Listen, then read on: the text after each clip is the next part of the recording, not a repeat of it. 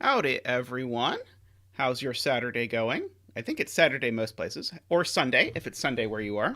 How's your Sunday going? Hopefully Ranks had a good stream today. It seems like he wrapped up a little bit earlier than usual, but I am happy to start and happy to have all of you here from Ranks' stream. As we were talking about a little bit in the chat, if you're interested, our math video just went up, and so that is on complex line integrals. So if you're interested in learning about complex line integrals, or if you've learned about them before but they never quite made sense, or whatever, you can see my take on trying to make complex line integrals make sense, accompanied, as always, by just gorgeous animations by the lovely and wonderful Tristan. I see Finnish Guy in chat. Congratulations on your double feature today, Finnish Guy. Both featured by both Simon and Ranks. A rare honor. I think it happened to me once. I'm trying to remember. I think it's happened to me exactly once that both Ranks and Simon did one of my puzzles at the same day. All right, dude, we have other things to announce. I think coming soon, we have the setter video for the puzzle MIA, which is my most recent puzzle, although I've been tinkering with other stuff, but I'm honestly not quite exactly sure what I'm doing with my setting life at the moment. I'm certainly going to set more stuff, but I have a bunch of sort of like half ideas that don't quite lend themselves to like making a whole puzzle. So we'll see where it goes, but I'm really, really happy with MIA. And so, anyway, I encourage you to do MIA if you haven't yet. But whether you have done it or haven't done it, or a lot of people have told me they started it but couldn't quite figure out where to go, I'm happy to give you some hints. But the setting video will be up soon, which will certainly have many hints as to how to go about doing the puzzle. So you can look forward to seeing that if you're curious about how I go about setting some of these wacky, weird puzzles. But speaking of wacky, weird puzzles, today, my supporters on Patreon and YouTube members voted that they would most like to see the puzzle Thonk by Memeristor. So this is the first puzzle to ever receive 5 votes in favor of seeing it. So it is done today. Technically, there was a puzzle that received 6 votes, but it was also a puzzle I had already done.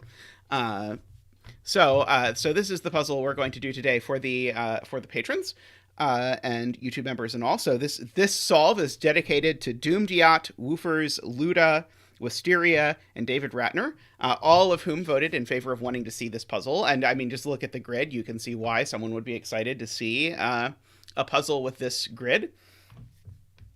I am admittedly moderately intimidated by this puzzle, but we'll see. I'm not 100% sure if we'll get to a second puzzle today. So we'll see. I do not know quite how adventurous this is going to turn out to be, but I expect that this is going to be quite an adventure. Anyway, I always sort of like go back and forth on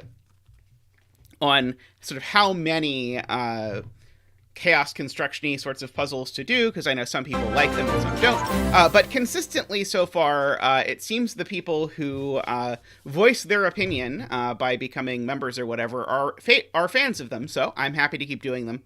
There is no end to the amount of... I think every week, probably 12 5-star chaos construction puzzles that are rated 98% or higher on LMD come out. So I will never be able to even scratch the surface of doing anywhere near all of them or all of the good ones or all of the great ones. But I do enjoy doing them. So I try and do, one every now and then. And certainly whenever people vote on them. So anyway, if you'd like to gain your fancy voting powers by becoming a windmill, you can do that by clicking the join button down below, or you can become a patron by going to patreon.com/zetamath. These things also unlock access to the Zetamath exclusive Discord channel where people have been talking about nonsense lately. So if you'd like to be part of the exclusive nonsense, as opposed to the inclusive nonsense, you can by all means do that. Thank you to David for a donation in favor of Finish's double feature, which is awesome. I'm very happy to have that commemorated here by David. Especially happy to have it commemorated by a donation to me. So thank you very much, David. Thank you for your support. All right. So I think I have run out of things that I can say to put off attempting to understand the rules to this puzzle. So I think we're going to have to try and understand the rules to this puzzle. So normal Sudoku rules apply. Good. All clues outside the grid represent any digit between... Oh, this isn't a chaos construction. Somehow I thought this was a chaos construction. But it is not a chaos construction. Sorry, I think I was confused because I saw these question marks that were red and black, and there was this whole thing going on that I think was started by Colot to attempt to make a chaos construction puzzle with only clues that were question marks, which I thought this was that, but this isn't that, because there are actual regions that contain the digits 1 through 9. So all of these question marks represent a digit between 1 and 9. And so black clues give the number of digits between 1 and 9 in their row or column. So it is like a sandwich, except instead of the sum, you just get the length of the sandwich.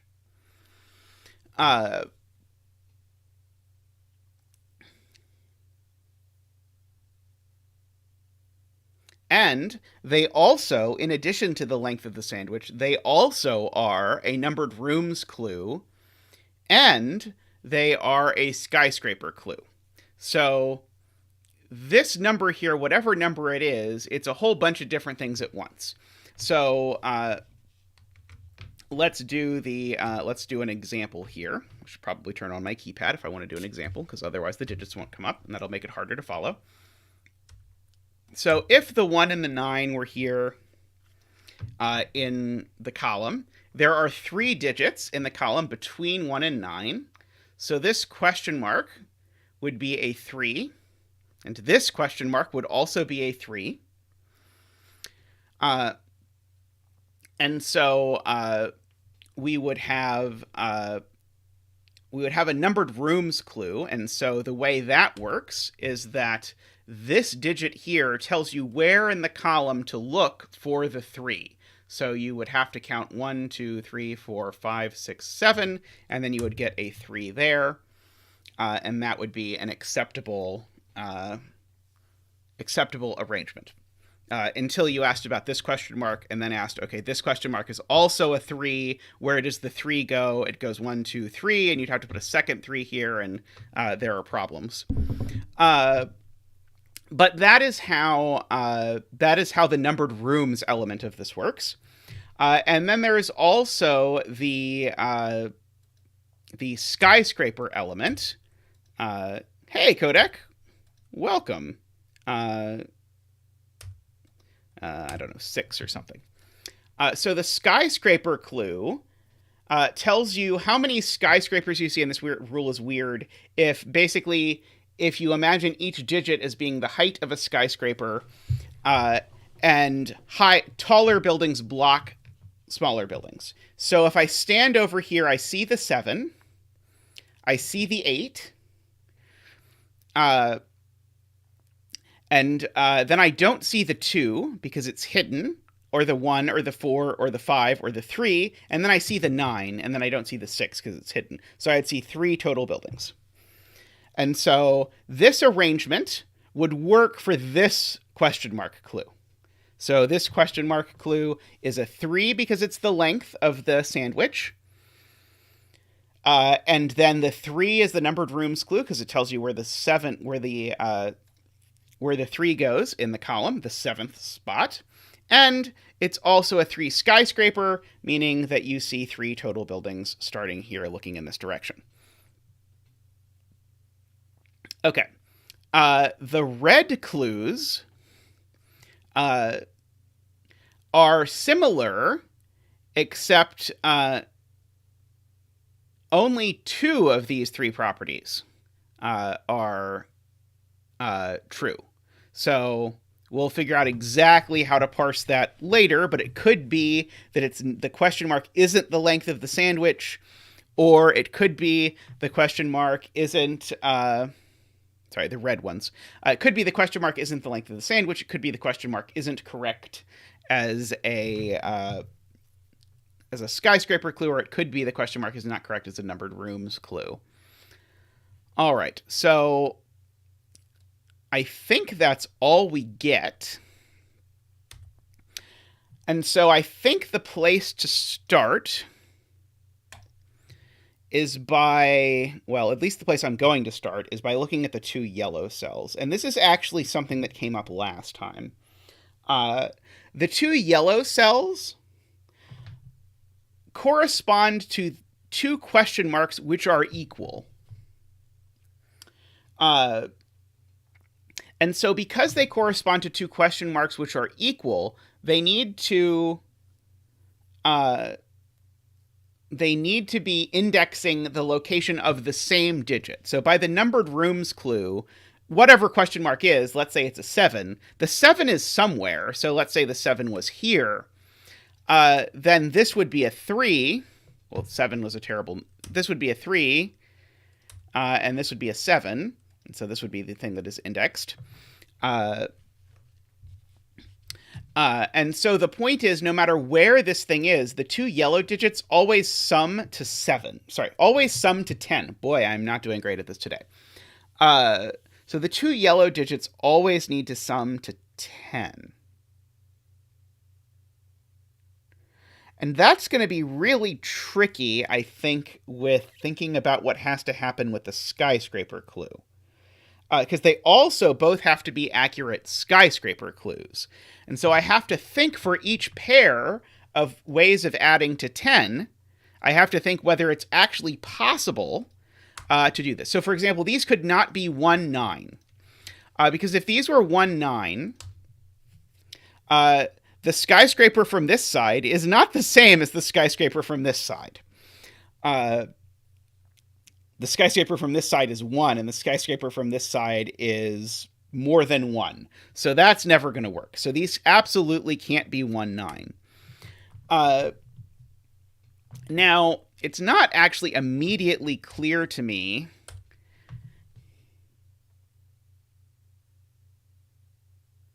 Wait, no, I'm thinking about this wrong. Sorry, I've misunderstood. I think the thing that is these aren't the skyscraper clues. Sorry, that's the key. These aren't the skyscraper clue. It's question mark that is the skyscraper clue. So the yellow digits do add to 10, but my proof that these aren't 1, 9 was completely bogus. I do think they can't be 1, 9 because I don't think either of them can be 1, but I have to think about it more carefully than that. So I guess the only thing I know for sure is I know the skyscraper clue is the same from both directions. And so if they were 1, 9, the skyscraper clue is certainly not the same from both directions because it is 1 from this side and it is not 1 from this side. So it is not 1, 9. So I'll at least fill in these are 2, 8, 3, 7, or 4, 6. Those are the options. So 2, 8 is at least vaguely possible if I think about, let's see. And by the way, the same is true in lots of other places. Hey, ELSF, great to see you again. I know you were sad you missed last stream, but happy to have you back. Let's see. Excuse me. I'm just highlighting all the places that this sum to 10 rule applies. Thank you. These two sum to 10, these two sum to 10, and so on. So same thing. So 2, 8 is really suspicious with how this has to work. So if this is 2, 8 in some order, then, well, because this is... so what is the skyscraper clue? The skyscraper clue is a 2, right? From this side, I definitely see 2 buildings. And so then the 9 is in one of these 2 cells.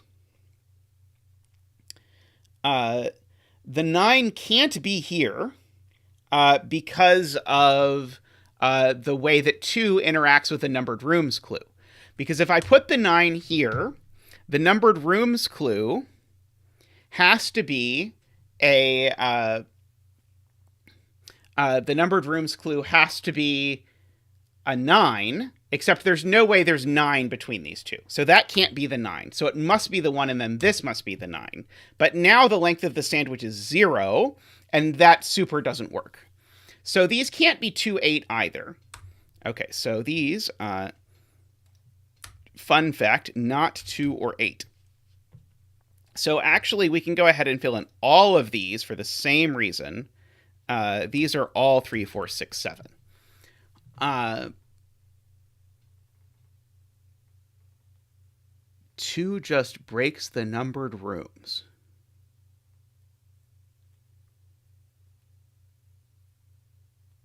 Oh, right.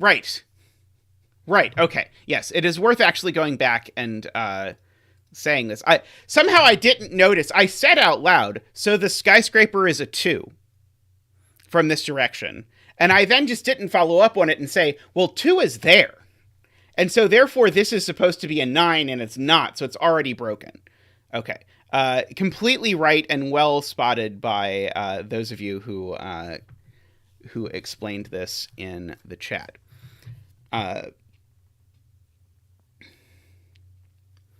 So we have this sort of pattern.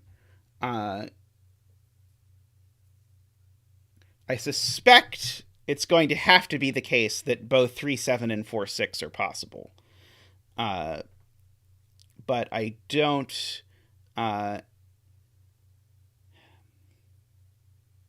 Okay. Actually, I want to look at 3, 7 some more. By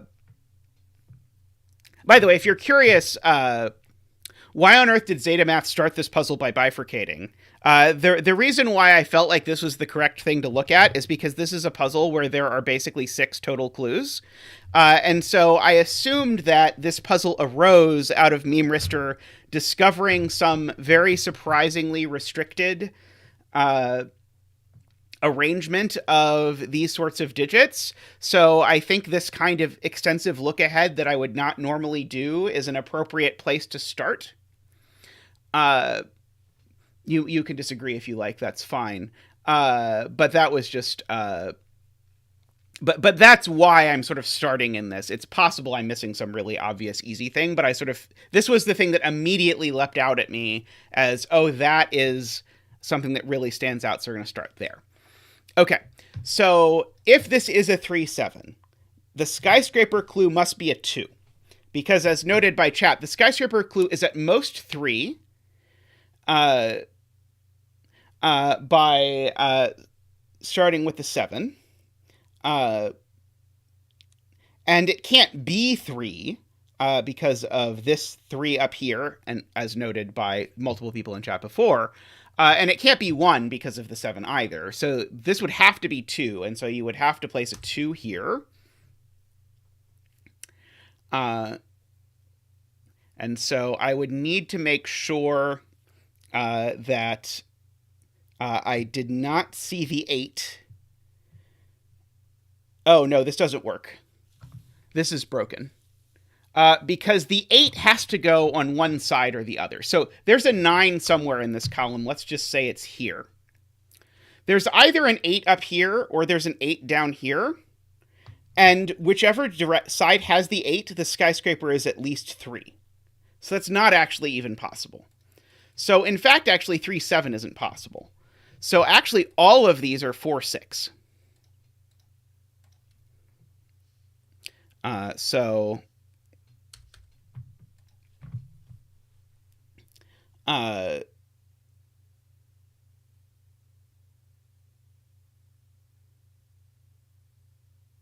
Why not 1 in row 2, column 3? You do have to put an 8 in the column. There's no way that both the skyscraper from both sides is 2, afraid not.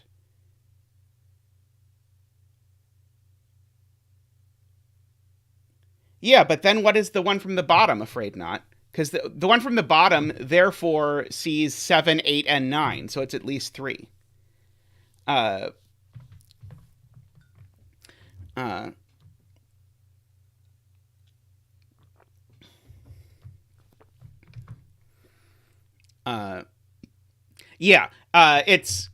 It's one step more complicated than you can't make either of them. I think you could make either of them a 2. You just can't make both of them a 2.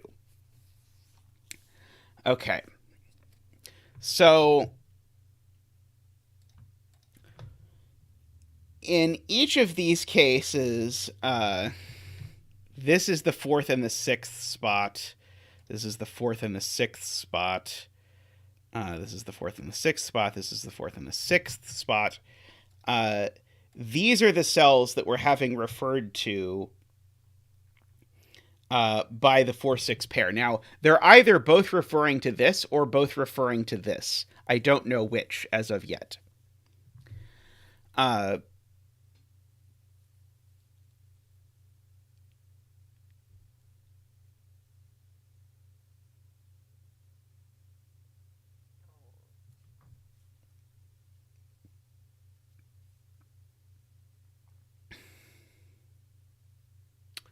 Let's see. So Jay now says, don't all clues have to be 3? Okay. So I think Jay is right. Jay is one step ahead of me. Okay. So what's the maximum that the clue could be? Well, the maximum it could be theoretically is 4, because 6, 7, 8, 9 is the most I could see. However, we already know it can't be 4, because if this is 6, there's already a 4 up there, and it's not ever going to match the numbered rooms clue. Good enough. Okay, not 4. Not 1, plainly, but also not 2 for the reason that we just proved. Because if it were trying to be 2, I would need to make a 2 skyscraper from both sides.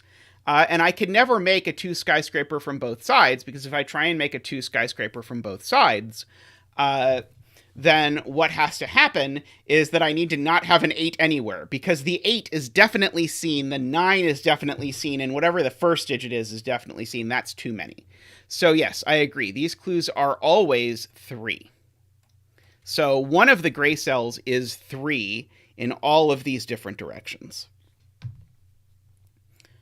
Fascinating. And now there's sort of immediately, because of this, there's 2 different worlds. There is this world, and there is this world. And in both of those worlds, you can see that we have placed a digit here in the center cell. Namely, the center cell is going to have to be the 3. Or I guess you could look at it as there's a 3-3 pair in this column and a 3-3 pair in this column. So the 3 can't be in any of these places. And likewise in the row, the 3s can't be. So the only place for a 3 is here. And so we get to bring in Zach for the 3 dance. 1 3 dance, please, Zach. 3 dance. 3 dance. 3 dance. 3 dance. Woo! Woo! Woo! Woo! Digit dance. Thank you, Zach. Very appreciated. That was much faster than I thought we were going to get a digit, I'm going to be honest. We're probably not going to get another one for a very long time, but... Okay, so...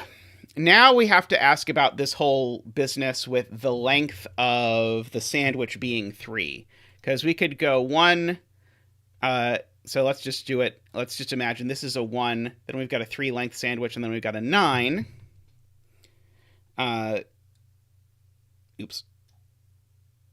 So that would put the 9 here. We could also do... starting at the other side, 1 3 length sandwich, starting there. So I guess the whole point here is that this cell is never a 1 9.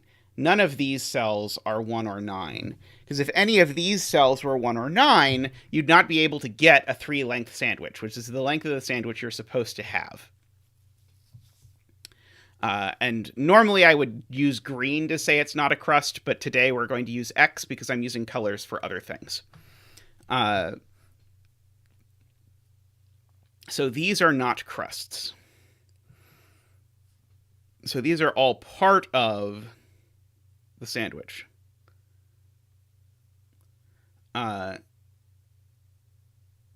Okay. So I probably at this point am going at... I mean, I'm at some point going to have to look at another clue. I can note, by the way, there's lots of 4 6s that are forced into these places. So maybe one of those sets of 4 6s is going to be there. You're confused by the argument as to why I can't fit a length 3 sandwich from here? If this were crust, then the furthest away I can put the other crust is there, and that's only a length 2. Am I wrong?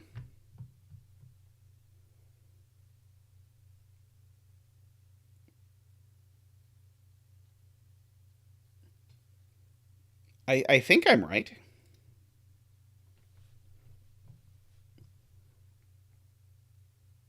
No, the sandwich is not the sum. The sandwich is the length. No, the sandwich is the length, not the sum. In this puzzle, the sandwich clue is the length.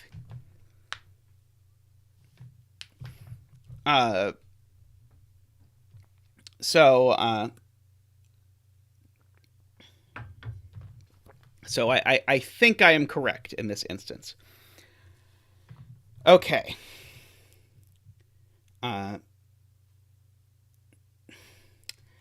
Now, I'm trying to decide which of these is useful. Like this question mark or this question mark. I don't think so, afraid not. I think I could start my sandwich there and then have my sandwich go this way and end up there.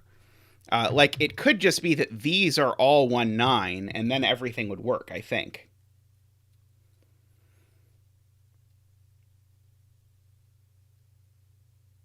Does that not work? Does that, if these, because I'm noticing if this is 1, 9, so I think that's probably, I think that's the right question, actually, is can this be a 1 or a 9? Because in the world where this is a 1 or a 9, it immediately forces all of these to be 1s and 9s. And that might break the skyscrapers, exactly as Tristan says. So, like, I might have a 9 and a 9. So if this was the 9, I'd need to have a 7 or 8 or whatever here.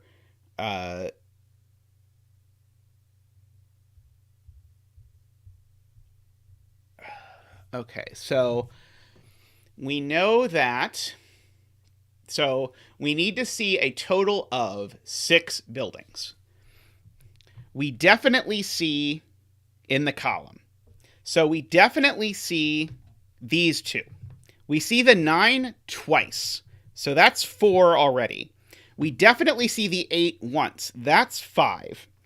So we only get to see 1 more building. So we somehow have to figure out what that is exactly telling us. The fact that we get to see, because we need to see 6 total buildings in the column from both sides. So we have to figure out exactly how to phrase that in such a way that it makes it obvious that this has to be a 9, or whatever the correct thing is.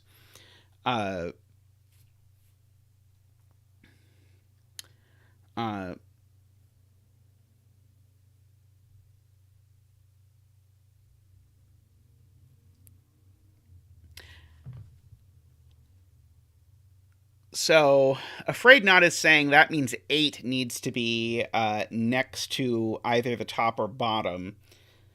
I agree that's the most efficient way to do it, but I don't see a way to prove that it's necessary yet. I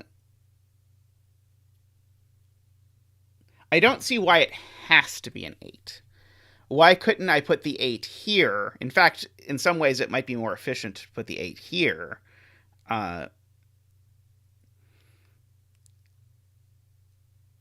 might be able to convince myself that I need an 8 in one of these 3 cells. Yeah, as J40 says, there's digits lower than this. Like, if this were a 6, then I could hide the 8, for example.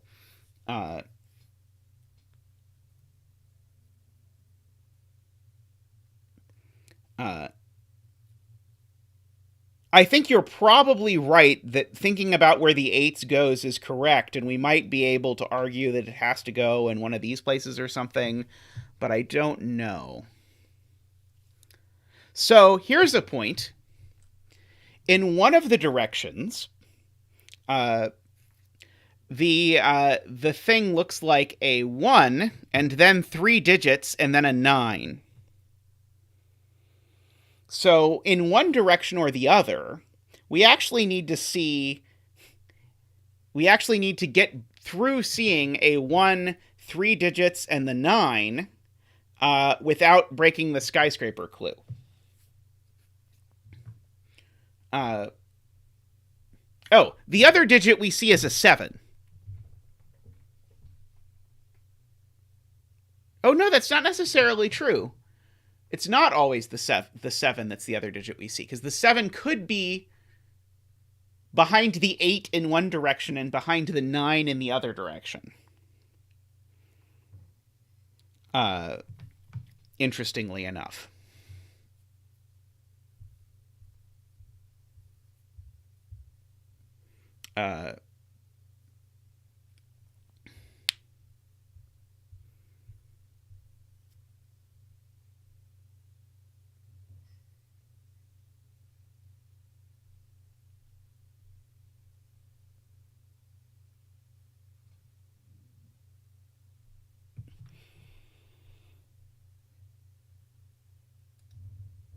Okay, Jay has an interesting point, which is that this could be crust, but it can't be 9. Because if this was a 9, then, of course, the skyscraper clue would only be a 2. This can't be a 9 either. Aha! This can't be a 9 because it would because one of these, no, darn it, I'm wrong. This could be a 9, I think, because one of these, I could make an 8, and the other I could make a 7. And that's plausible, right? If this is a 9. And I don't think that's actually broken if I make this like a 7-8 pair. Unless I need to look further to see it.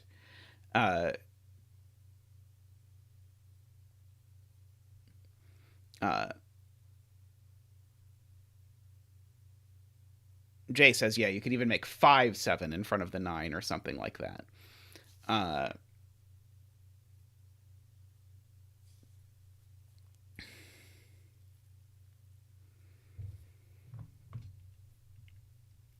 Let's see.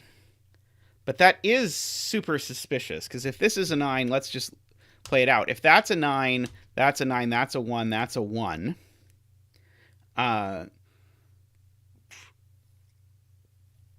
Just immediately. I'm trying to decide if that... this is the situation I'm continuously visualizing in my head, and I'm trying to decide if this is problematical. It would force that all of these are from 5, 6, 7, 8, but that doesn't seem like an immediate problem to me. Yeah,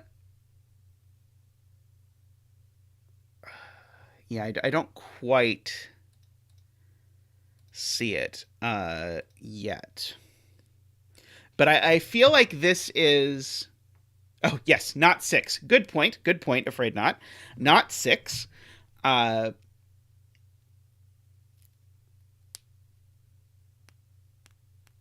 Incorrect, Tristan. The 9 is seen twice.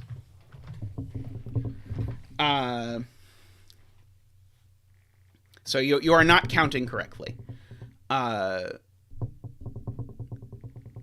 Yes, so Garion has it correct. You cannot see both 5 and 7. And you'll always see the 8 exactly once. So yeah, you'll see. So I think Garion has the way that I was saying it before, which is I think the way I want to think about it, which is that you see the 4, the 6, the 8 once each. You see the 9 twice. And so you have one more digit left to see. So and as Josh says, you never see 1, 2, 3. So 5 and 7, you see one of 5 and 7 and not the other.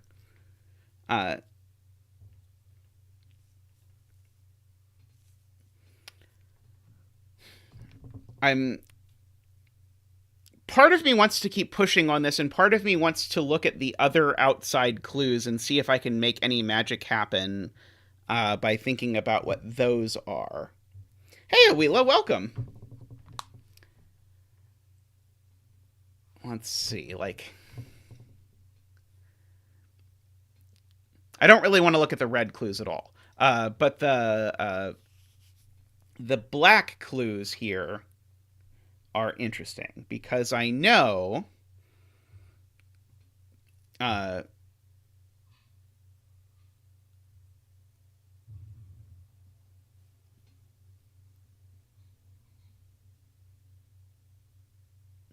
do I know that this question mark can't be a 3? I want to say I know this question mark can't be a 3. But it might be able to be a 3, in fact.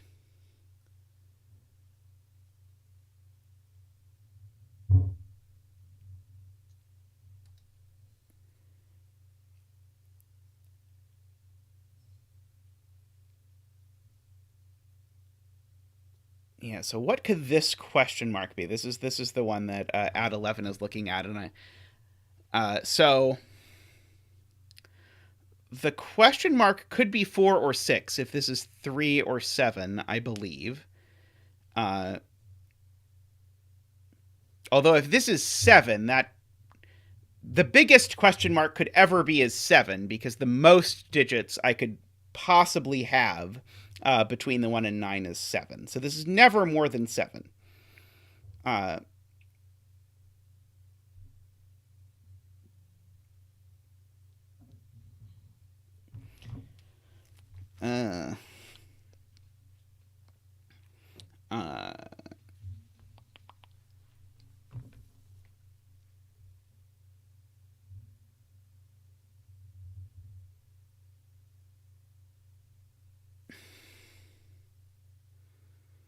Oh yeah. I don't think it's true that a skyscraper is never more than 5, is it? If so, I would like to know why.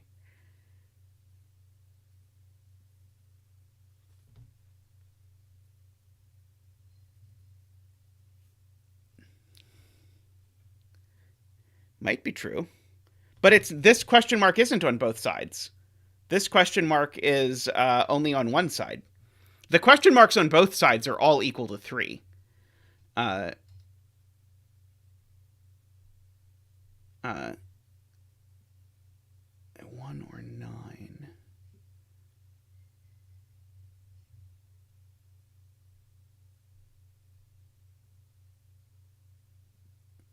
Yeah, okay. It can't be 7. Because then this numbered rooms clue is either a 1 or a 9, and neither works, because these are 1 and 9. Okay. So the question mark, actually, J. Dyer's proof, I believe, cannot be 7. So the biggest the question mark clue can possibly be, I think, is 6. And I do think, by the way, in this instance, I think... No, question mark can't be 1 either. So I don't have any way for... I don't have any way to write this down. Actually, I'm just going to grab a random cell that could not possibly be this and write down... Okay, so question marks clues can never be 1, because then the skyscraper clue would have to be a 1, which would require a 9. Oh, no, they can be. No, they can't. Right. If a question mark clue is 1, that means the skyscraper clue is... I'll get you a bet cell in just a second. So 1, 2, 3, 4, 5, 6 is what these things can currently be. Note, this has nothing to do with the value of this cell. This is just my notepad over here. If question mark is 1, that means that from this side, the skyscraper clue is 1, which means this digit's a 9. But that means this is a 1. But then that means that this clue isn't 1, it's 7. So that doesn't work. So this is not 1. Okay. I don't believe the claim that this can't be 4 or 6 by Sudoku. I think it can be 4 or 6. If it is 4 or 6, then this digit needs to be a 3 or 7. 3 to go there, 7 to go there. It can't be a 7. So if it is a 4 or a 6, this digit is a 3. Which, I mean, I know there's a 3 over here somewhere. I will go ahead and pop in a bet cell, which I think is going to go here, for lack of better place to put it.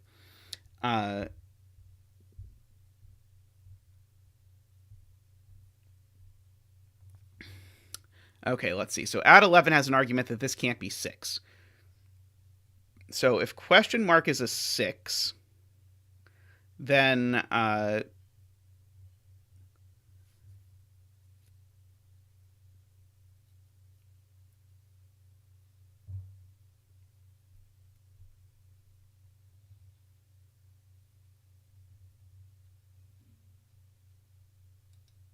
okay, then... the skyscraper clue is... okay, then... so if this question mark is a 6, J40's argument is, then this needs to be a 3 or a 7. So if it's a 3, then... sorry, if it's a 7, we're just broke right away, because we have failed to make our skyscraper clue. If this is a 3, then this is a 6. And so then we can go 3, 5, 6, and then we need to see the 7, 8, 9, and it just works. So annoyingly, as Jay says, I think it just works. I think it's plausible.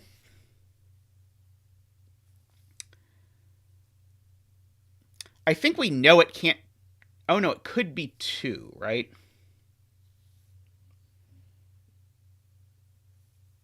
Oh, sandwich. Okay, sorry. Let's play this out again. So the only plausible universe where this works is 3, 5, 6, and then I need a 7, 8, 9 somewhere.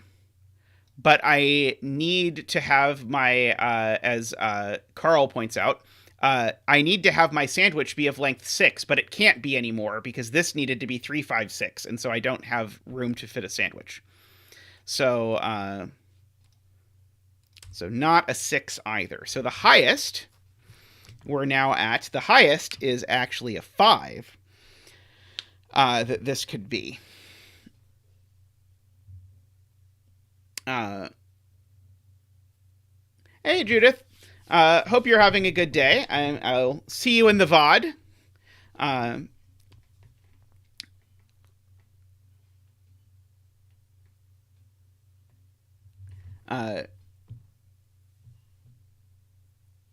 So Hawila is asking, can a 1 ever go in one of these spots? So we've already argued a 9 can never go in one of these spots.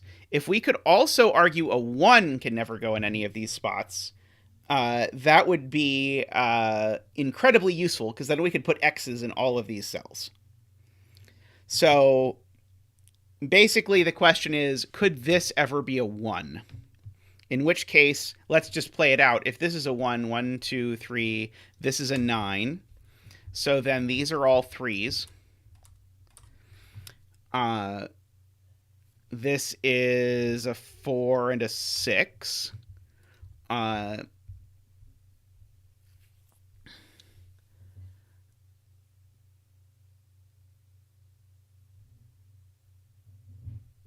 Okay, so I need to make sure in this direction, I need to make sure I see 2 things. So,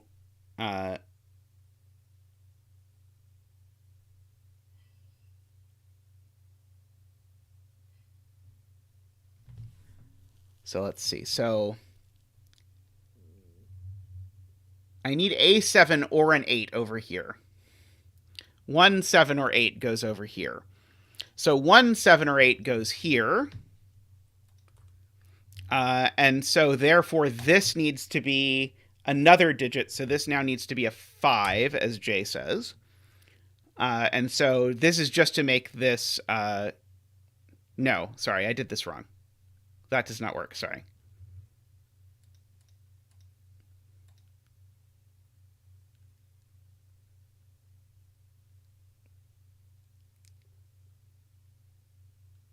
Sorry, I was miscounting. I was trying to get to a clue of 7, apparently.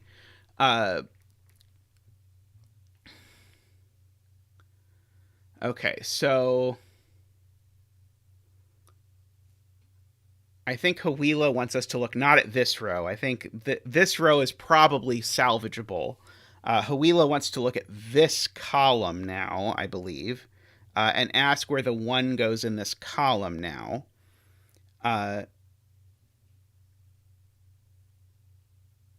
So the 1 in this column isn't here or here, and the 9 in this column isn't here or here.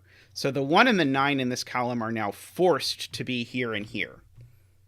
And so, because these are the only places in this column, these are the furthest apart 1 and 9 can be in this column now. And so they're forced to be that far apart, which means that this is the 1 and this is the 9.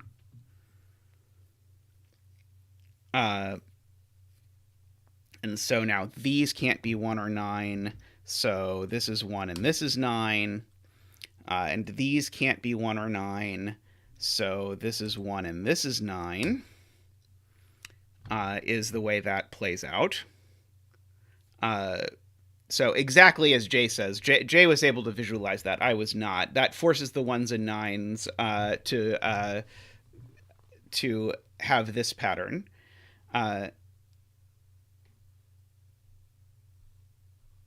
And then the reason this breaks, Hawila saw one step further, is that now I have to put a 9 here and I can't.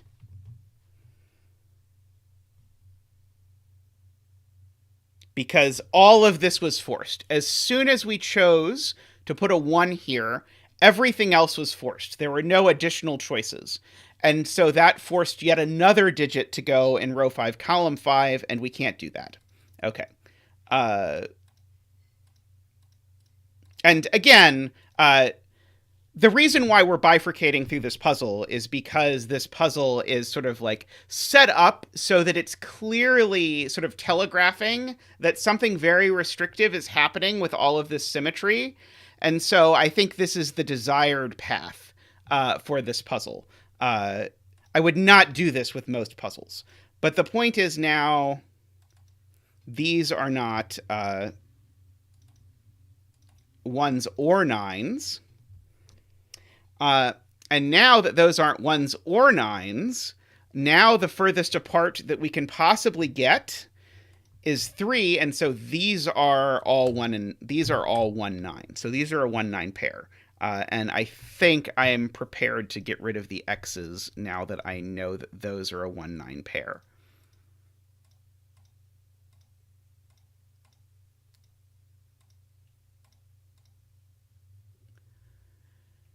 Okay.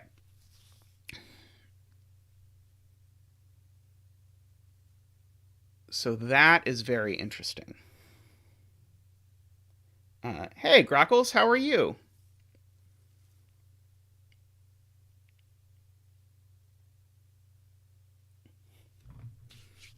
Or are you the snarky one? Okay, 2, we've got the 3, 4, 5, 6, 7, 8. So these are all from, in fact, I should just go ahead and do this. These are all from, okay, I'm going to just try and remember that we had gotten down the question mark clues to 2, 3, 4, or 5. Okay. 2, 5, 7, or 8 is what all of these are.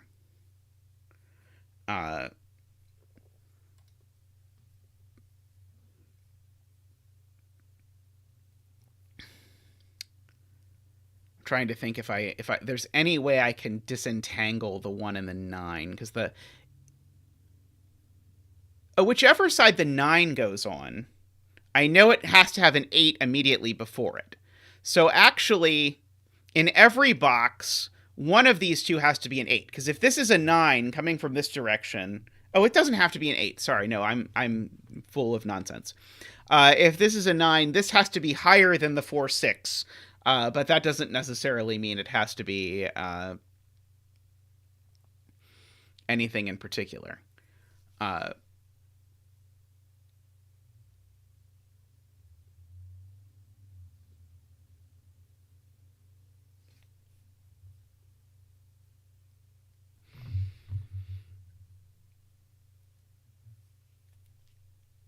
Squint.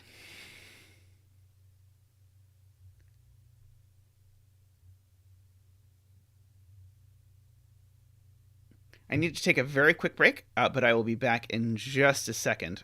So when I'm back, you can tell me what the next step is.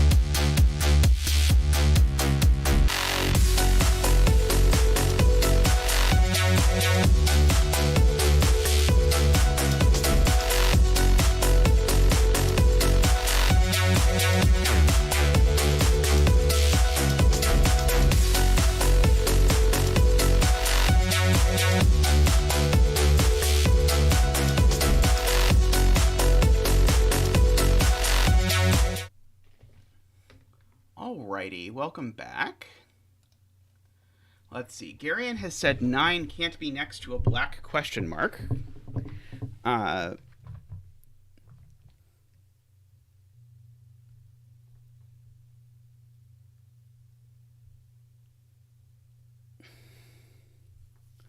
okay, there's lots of useful comments going on. All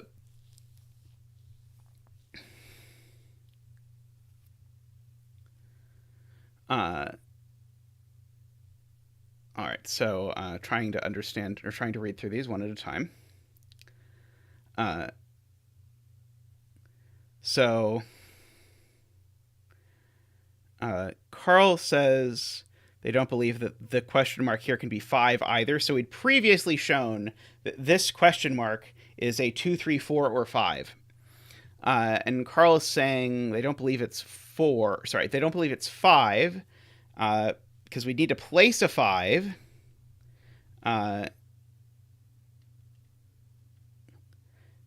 And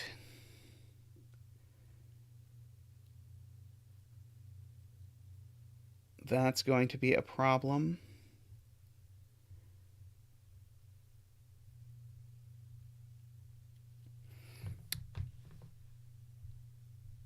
Okay, and there's also a suggestion, which I think I'm going to take, to lose this coloring and instead color more traditional can't be crust is crust. So more traditional sandwich coloring. So all of these are not crust. This isn't crust. And the reason why people are suggesting that is because this, for example, can't be 1 or 9. So it can't be 9 because then the sandwich clue... It can't be 9 because then the skyscraper clue is a 1. So then the numbered rooms clue would place a 1 there. And so now the question mark is a 7, except the skyscraper clue is a 1. So that doesn't work.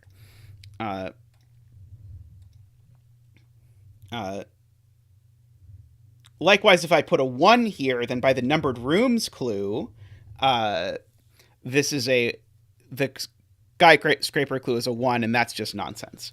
By the exact same thing here, that's not a thingy thing. Unfortunately, that might be all of it, but it is very helpful to note that we've got either a 1 or a 9 over here somewhere. So should we be thinking about what we can get out of this red question mark, maybe?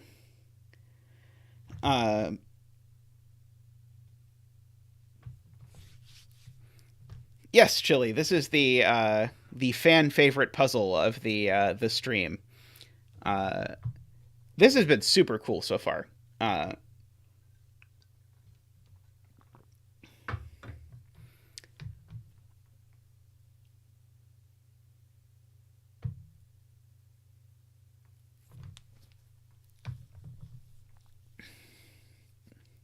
Same with row 9, columns. Oh, yes, same with row 9, column 6. I just did not see that. I looked around and every other question mark I saw was red.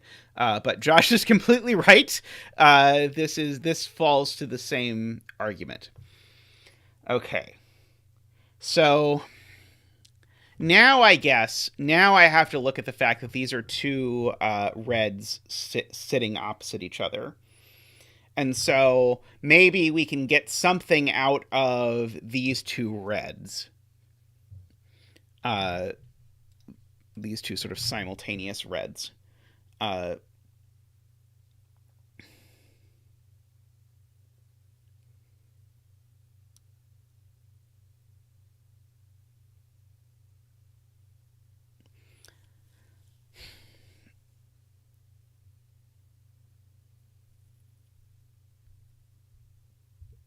So we've got the skyscraper. I'm just trying to think. Okay, so skyscraper matches numbered rooms, matches length of sandwich.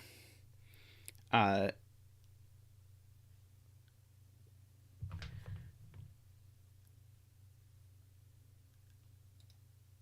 I agree with Carl. Now the longest the sandwich in row 9 can possibly be is 4.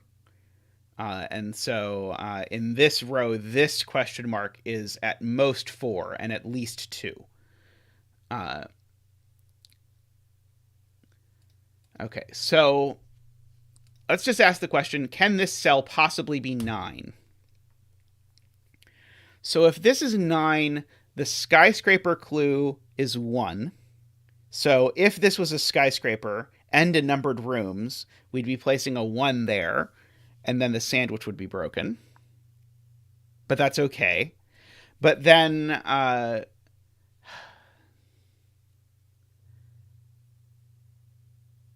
feel like this is pushing it in my brain, because I feel like now, instead of doing look ahead on a very symmetric grid, I feel like now I'm doing case analysis, which I am less enthused about.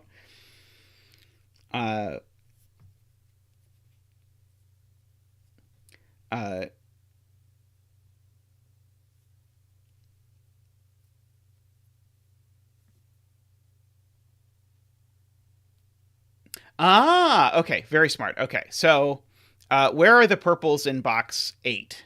Chat is asking. And so in box 8, I can't put both of my purples down here, because then this question mark clue would need to be a 0. So there is a purple up here, and so there's a purple here, so there are no purples over here. Very good. Okay. That is going to help a lot, I suspect. At least potentially. It may cause some helpage.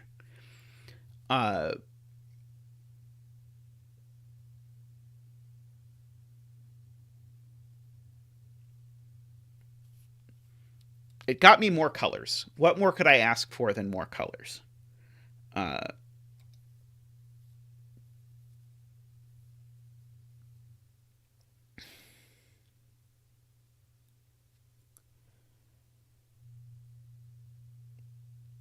And now we do have to keep in mind that if there's a red question mark, one of the 3 is definitely wrong, although that seems like the sort of thing that's only going to be useful in the very, very, very late stage of all of this.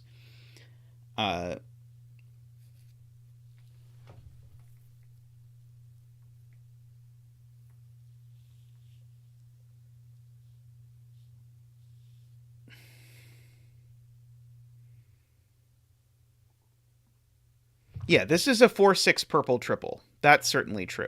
Because there's a 4 and a 6 and a 1 or a 9 in here. So that's a good point. So this is 1, 4, 6. These are only from 1, 4, 6, 9. That's a good point. I can fill that in.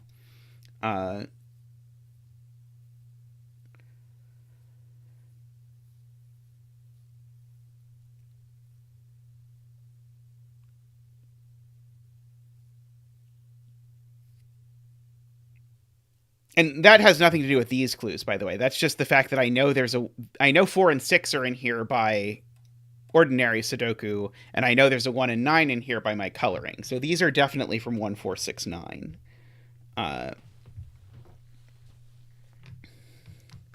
Could this be the 9? If this was the 9, this skyscraper would be a 2. Is that a problem? Or this would be a 2. So if this were a 9, the skyscraper would be a 2, and so I would have to have a 1, 9 in particular. I'd have to have a 1 here. I don't necessarily see a problem with that.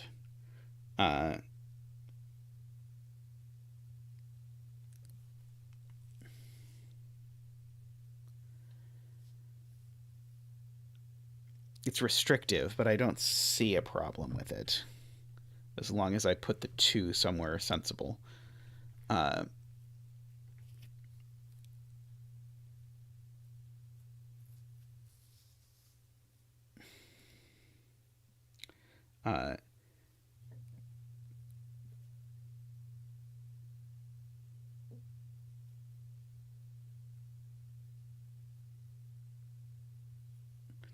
Okay, so at 11 is asking, so we've said this is 2, 3, or 4, this question mark. And So add 11 is asking, okay, well, if this is 2, 3, or 4, what happens if it's 2? Well, if it's 2, we need to put a 1 or a 9 in these two places. And so then what's this cell? Because the numbered room cell is, or the numbered rooms clue is supposed to be telling me where the 2 goes. But I don't see why this can't be... Well, I see why it can't be 8.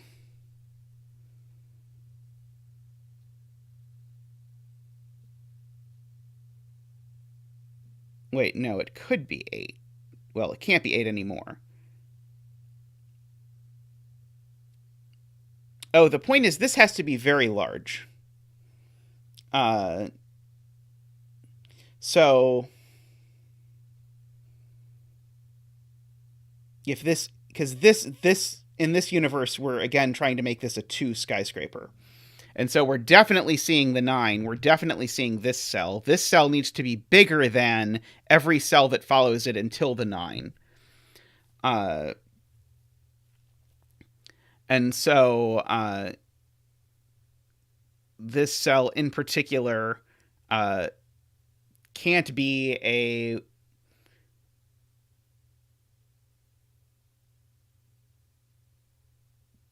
Well, if that's the 9... 8, 7, 6, 5. This was, even if this is the 9, this still has to be at least 5. So this cell's always at least 5.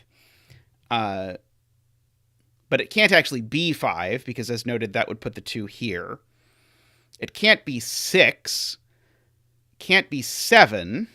Can't be 8, and it can't be 9. Okay, yes, I agree. That is a little bit messy, but I agree. This can't be 2. So this question mark is a 3 or a 4. Those are the only options.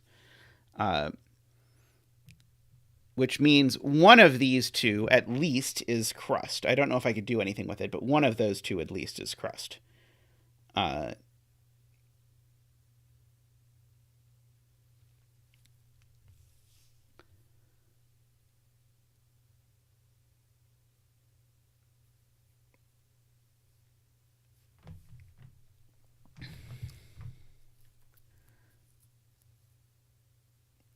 Is there any hope that 3 also breaks? If this question mark is 3... If this question mark is 3, what do I know about this cell?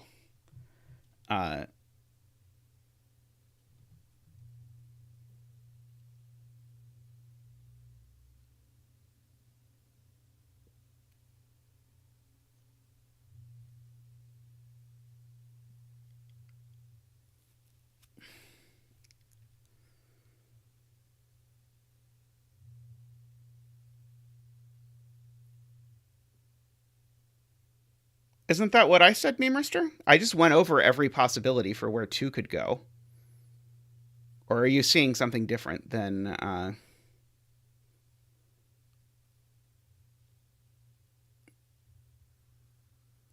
I was seeing?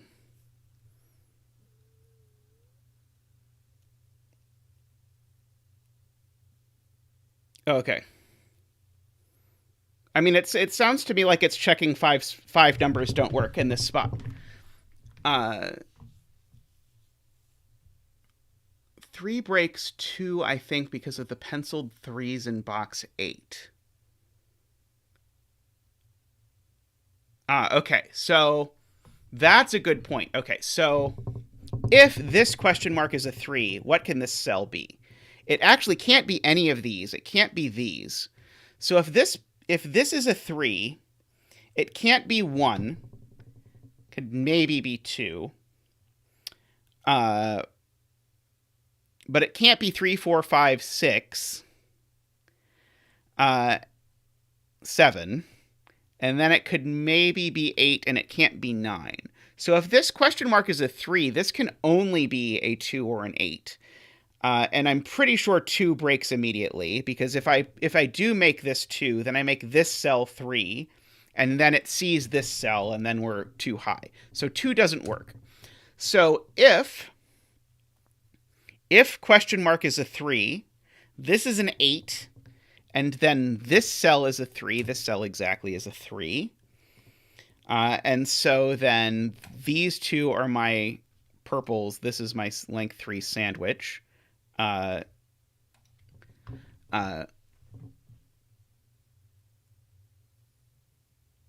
and it can't be an 8 because 8 immediately breaks the skyscraper. Yeah, okay.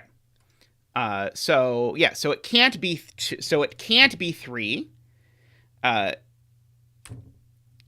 And so it is 4, which means that these are the two. These are my two 1-9s.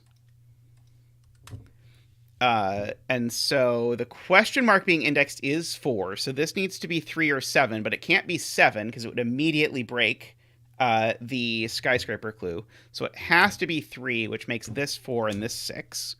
That 4 makes this 3, and this 6, and this 4, and this 3, and this 4, and that 3, and that 6, and that 3, and that 4. So we can get rid of our grays now.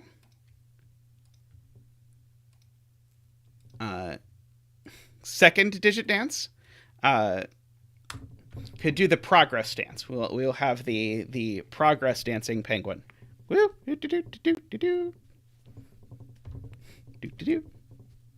I feel like this has to be essentially the intended path, although I suspect that it's the sort of thing where when you're writing the proof the second time, you could write the proof in a cleaner way than the first time.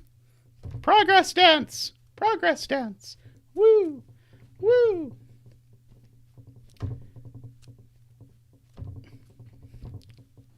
Woo! Thank you for the progress dance. Also, I will ungray the 3 because as it was pointed out here, that 3 needed to be ungrayed as well. Okay. Now, something about 4s and 6s sorting out 1s and 9s I need to look at carefully. Oh, also this is a 6. I just missed that one for some reason. Okay, so row 9, column 4 has to be a 1 because otherwise the skyscraper is broken. Right. Okay, very cute. Okay, great spot. So if this is a 9, now I would need to see all 4 of these, because remember this question mark is a 4. I'd need to see all 4 of these, but I can't possibly because there's nothing I could put here. Gorgeous. Okay, so that's 1, that's 9, that's 1, that's 9, that's 1, that's 9. Okay. So this can't be 2 or 5 anymore because remember this question mark is a 3, so this needs to be seen. Likewise, this question mark is a 3, so this needs to be seen. So this is now a 7-8 pair, actually. Sorry if you bet 7 or 8 for the bet cell. You have lost.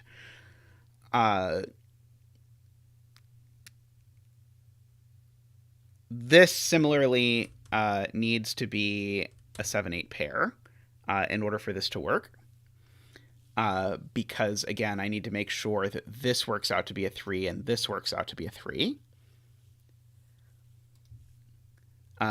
Why not row 2? Oh, I missed some 5s. Sorry. Everyone is completely right. In front of the 4, I could still have a 5. So these could still be 5. So the answer to the question, why can't those be 5, is because I didn't math good.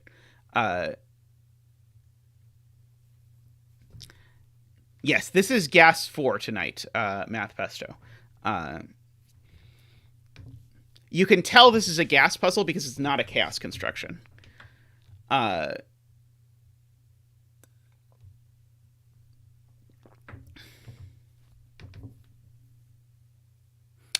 So this is now a 4-6-9 triple. Excellent spot to a Lima.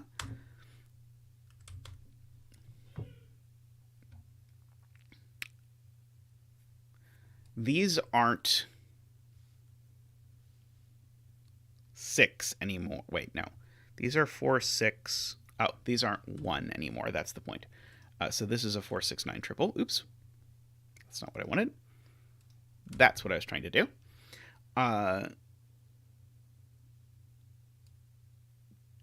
No such luck over here yet, although forthcoming. Hey, Sam, how are you?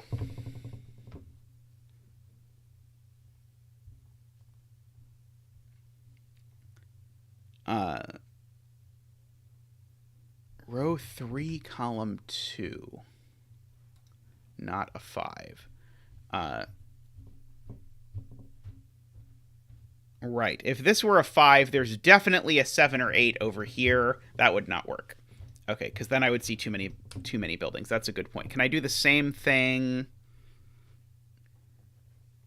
in one of these other directions? Can I do the same thing here? I bet I can do the same thing here, right? There's a 7 or an 8 in here, so I can't make this a 5, or we'll see too many buildings.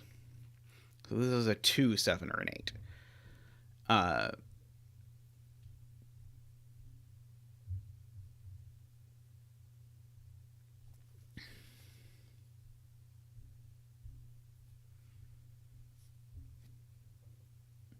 So the length of the sandwich in this row is 1, 2, 3, or 4 at the most.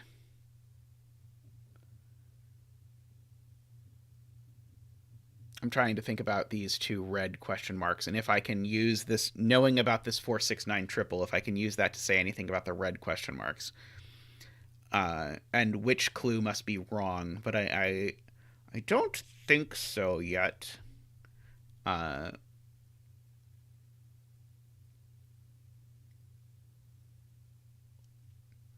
can fill in that these are from 2, 5, 7, 8.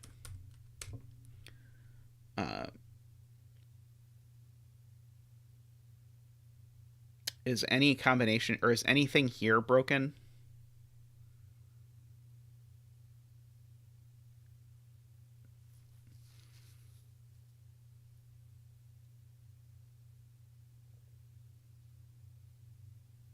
I don't think so.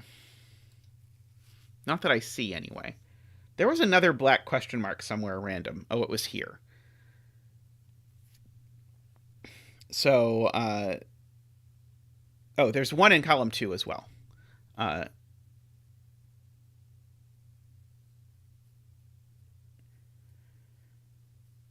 yeah, maybe this one we can think about. Okay, so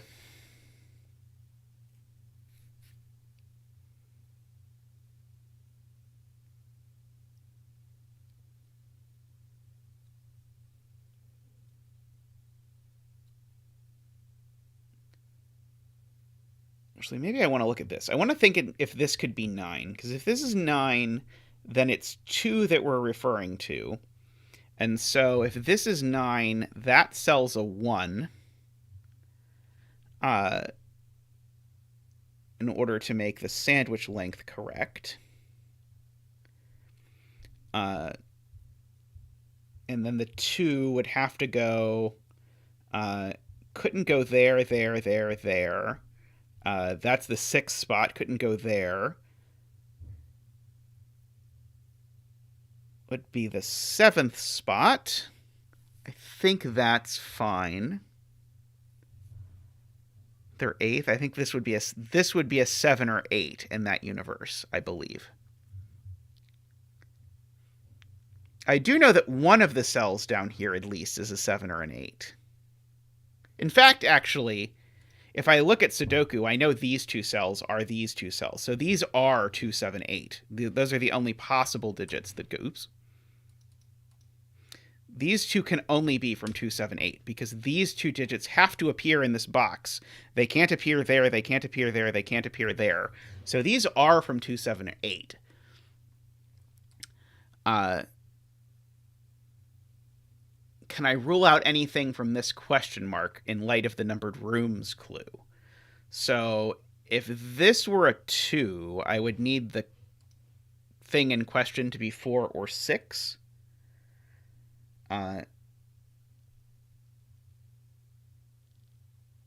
This being 7 is a little bit odd.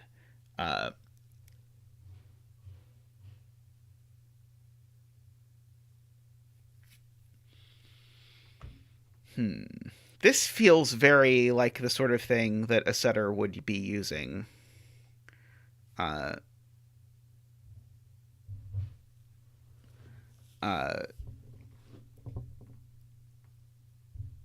So if this is a 2,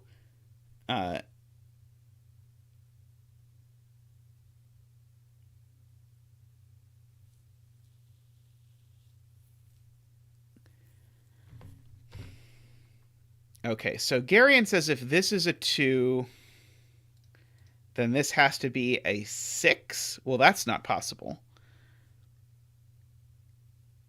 If this is a 2, so I see if this is a 2, this can't be a 9. This can't be a 6 because the sandwich can only be at most 5 long. So if this is a 2, this would have to be a 4.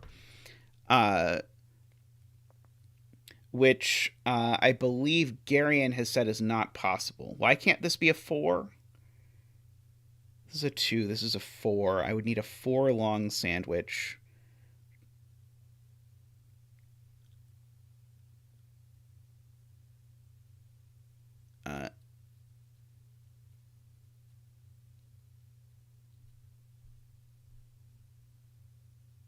Oh, you did say it would have to refer to 4. Sorry, I internalized it backwards. So yeah, if this is a 2, this is a 4. Yeah, okay, yeah, so...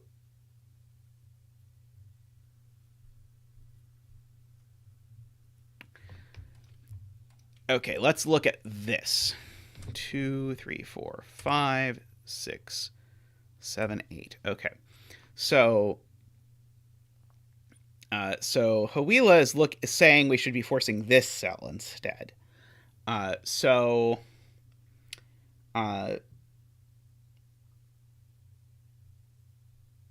we rule out anything from this cell?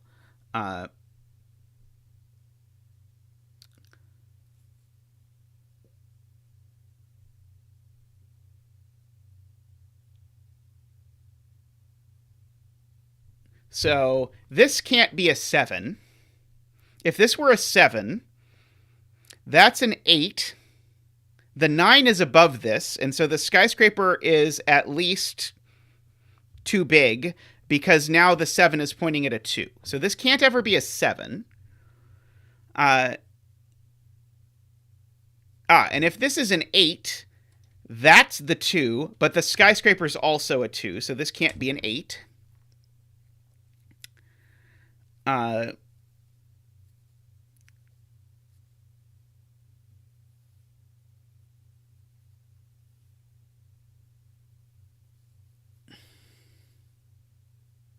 If this is a 2, I definitely see... Oh, wait. If it's a 2, this is the length. It's not saying the length is 2. It's saying that the digit there is the length.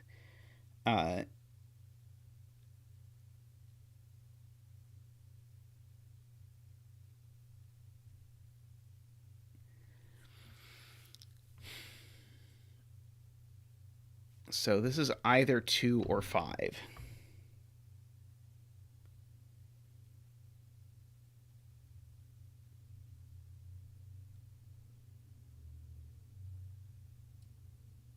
I suppose I can fill these in.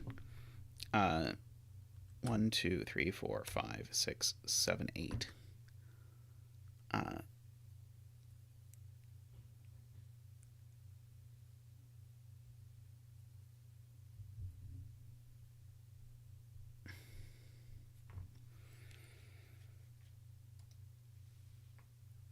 If this is a 2, okay. If this is a 2, then that forces the sandwich clue to be at least 5.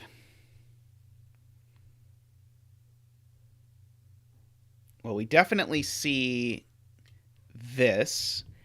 Right. If this is a 2, then now this digit is the sandwich length. Could it be 1? No, because the skyscraper can't be 1, right? If this is a 2, this is the skyscraper clue, which is certainly at least 3, so it's actually at least 5. But that doesn't work because actually the maximum here is 4 for the sandwich length. Okay, So I see now why this has to be a 5. Okay, that was a little bit painful, but we got there. I'm sure not nearly as painful for us as it was for Memeristor to watch. As just biting their tongue, saying, like, just look at the thing, just look at the thing. We've all been there. The Sutter folk. Okay, so the 5 here is pointing at... this is... these aren't 7, 8. That's a good point. And the 5 here is pointing at this digit. This digit can't possibly be a 1 or a 9, right? I guess it could be a 1, can't it? Can't the sandwich length be 1? No, the sandwich length can't be 1 because then the skyscraper clue would have to be 1. And it's not 9. So this cell is green, whatever it is the point. It's at least 3, but it's not 3. Because the skyscraper is at least 3. Because we see the 5, the 7, 8, and we definitely see the 9. So it's at least 3, but it's not 3. So it is 4, 6, 7. And it can't possibly be more than 7. And it can't even be 7, because the only way we'd get a 7 sandwich is if this were a 1-9 pair, which it visibly isn't because this is a 5.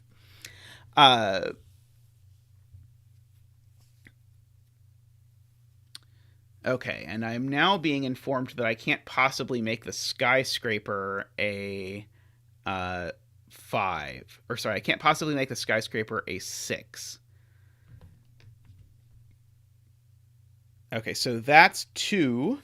And then I could see 8 and 9. Right, okay, so yeah. Because I see, if I just start up the column, I see this, I don't see this, I see this. But now this is at least a 7, so this is at most 4. And so this is 4. Good, good. Thank you, chat.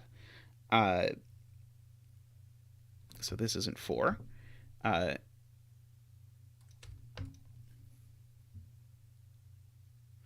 This would be a fantastic puzzle to be doing on, like, a Zoom collab so people could write on top of the grid and annotate. Like, it's very rare that I wish to annotate more than I am actually allowed to, but I actually, I would like to be able to annotate or have someone else annotate on this.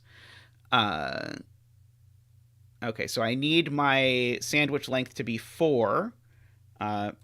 If this were a 1... I'd go 1, 2, 3, 4, and I need that to be the other one. That doesn't work. So this is a 2, and that's a 1. So green and purple. And so now the only way this works is if these are the 2 purple cells. And so that is the 9, that's the 1, that's the 6. To make the length 4 here. And now this needs to be an 8, because if it's a 7, then my sandwich clue... Wait, no, sorry. This needs to be a 7, because if it's an 8, my sandwich clue won't work. So this needs to be a 7, so that I see the 8. So that's an 8. So that is not a 7. This isn't a 2, by the way. One of these is a 2 for the column.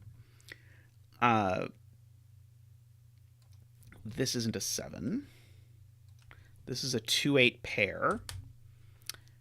So this isn't a 2 or an 8. It is a 5 or a 7. These digits are 2, 3, 4, 5, 6, 7. That's too many digits. Oh, there is a 6 already in the column. Okay. 2, 5, 7 is it. No, 3, 8. Oh, 1 second. I did all of this wrong. Okay, sorry. This is not 2 or 7. It is 8. And this is 3. Much better. So that's a 7. So this is not 7. So in fact, actually, for once, This very rarely happens. The fact that chat caught that I misentered a digit actually made things better, because now everything is more filled in than it was before. 2-5 go here. Let's see. 2-5-7 go here. These get greened.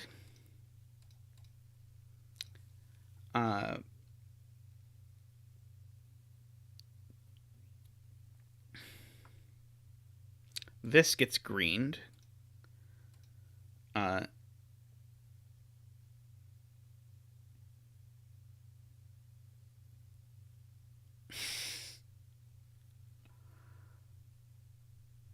This gets greened because it sees both 1 and 9. These are 2, 5, and 7.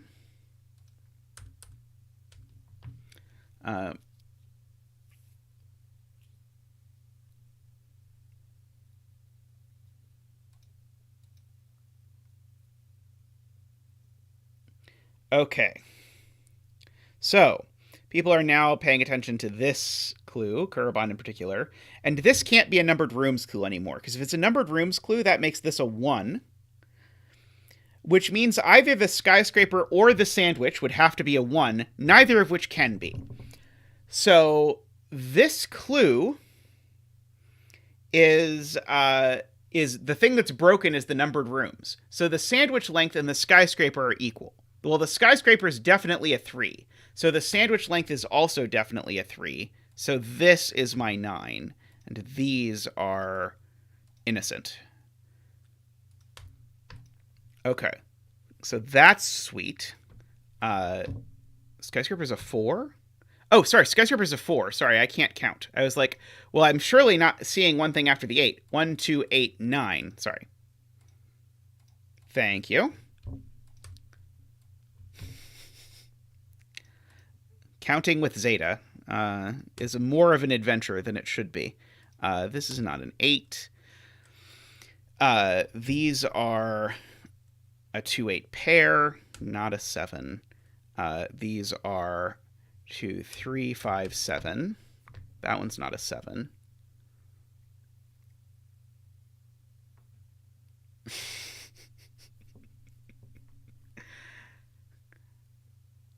I have no idea why. I mean, it should have been easy enough, but yeah, somehow I did.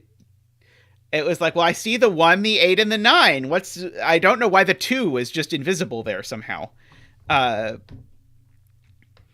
Okay. So what about from this side?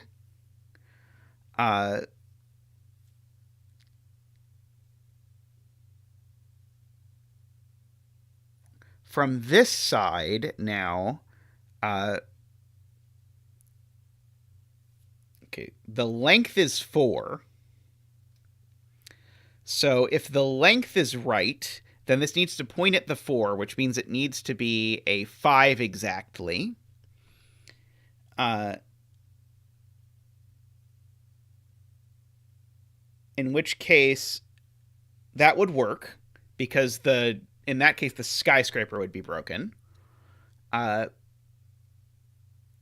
Otherwise, I need to point at the skyscraper clue, which, in any event, this is never a 7, because the 7 points at the 8, which is not anything. So this can't be 7. So that's a 3-5 pair. So that's a 7. I don't think I articulated that super well. But if this was a 7, I could not find any 2 things to make work. So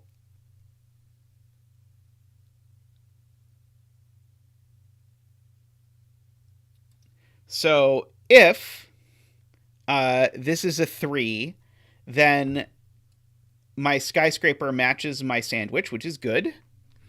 If this is a 5, and that's a 4, then my numbered room matches my sandwich, and that's good. So I think this is undisambiguatable at the moment.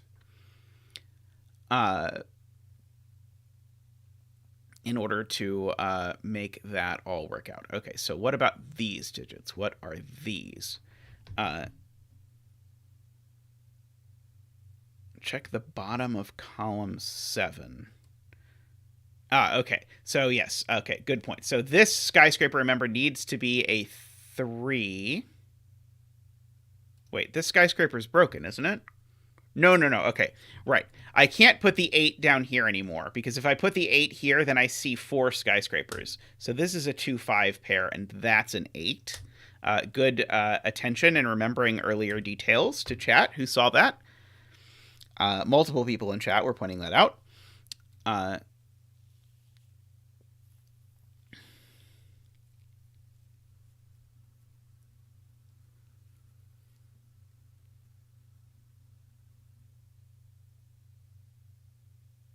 Okay, this is green now because it sees a 1 and a 9.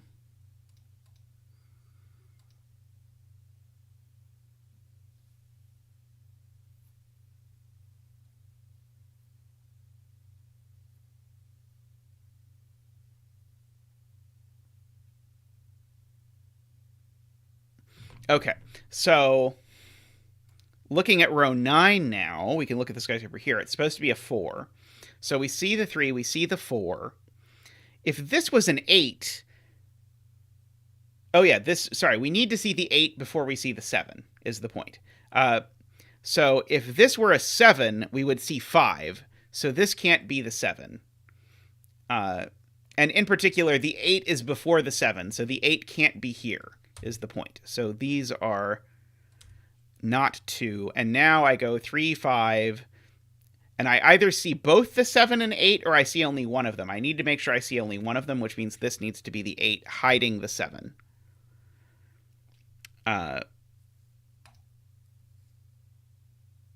Okay. And so now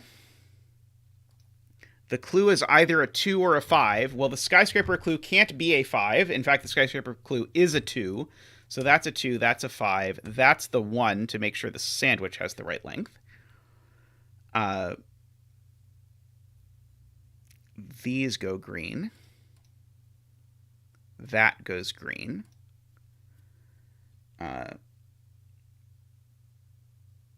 In fact, actually, the 1 is now placed here in this box. These go green.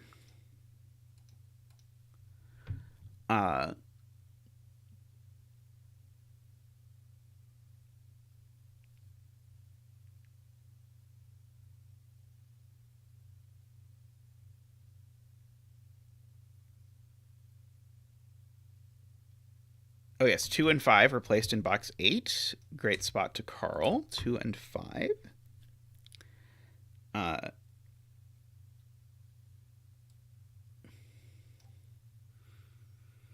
Let's see.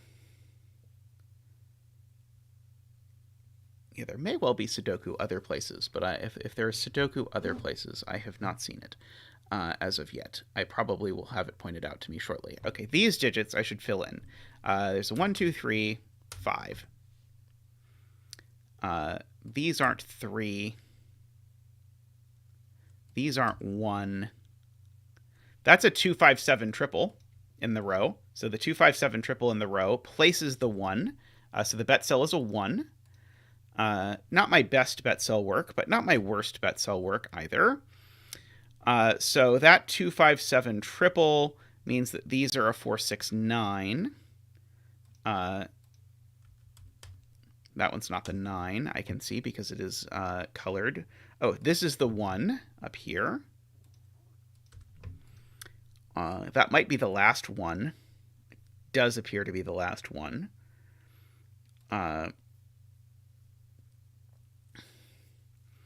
This 1 is on a red clue, so I should probably look at it.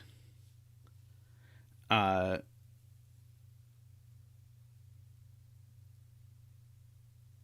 so this can only be a numbered rooms clue if one of the things is a 1. Neither thing can be a 1, so it's not a numbered rooms clue. And so the skyscraper clue and the sandwich length clue are equal. Well, the skyscraper clue is not a 0, so this can't be the 9, and so therefore this is the 9.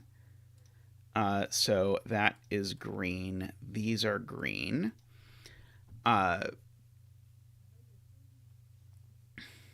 So, in fact, actually... No, wait, this is confusing. Okay. Oh, that's a 4-6 pair there, so I can fill in what these are. 2, 3, 4, 5, 6, 7, and 8 are the remaining cells here. And 9. Sorry, 7, 8, and 9? No, 7 and 9. 7 and 9 is what's left. If this is the 9, then... Well, it's not. It can't be the 9, because if this is the 9, they're not equal, because the skyscraper clue is at least 3, and the sandwich length clue is 2. So this has to be the 7, and that has to be the 9. Okay, so now I need to make the skyscraper clue equal to 4. And so if this were a 4, the skyscraper clue would be 5, so this had better be a 6. So now the skyscraper clue is indeed a 4, as it's supposed to be. So this is not a 7. Let's see, this 9 tells me actually these are both green. That's not a 9. I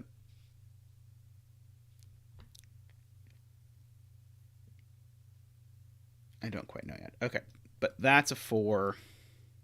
That's a 6. Okay, and now I can look back over here because now I'm either placing the length here or the skyscraper.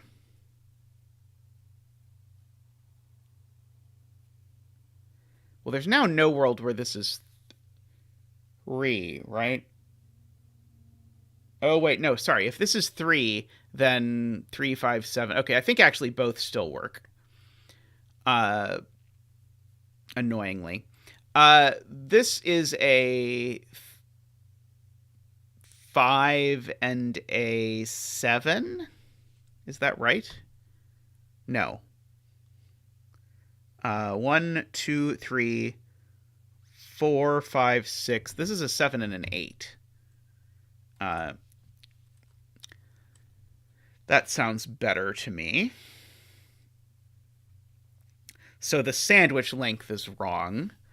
Oh, wait, no, the sandwich length or the numbered rooms could be wrong.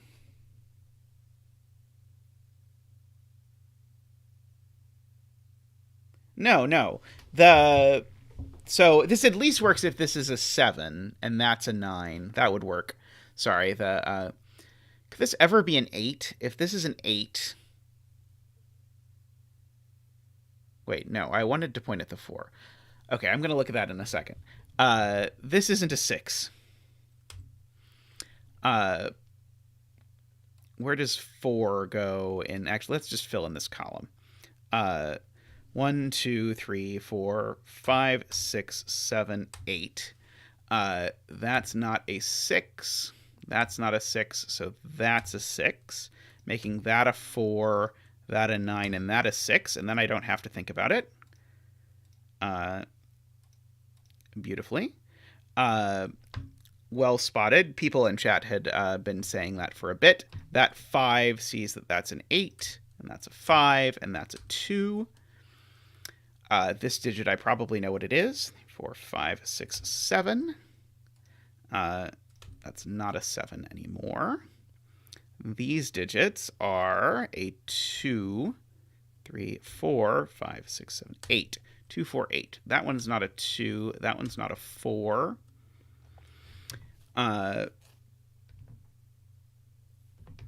This is a 2, 5, 7, 8 quad, I believe.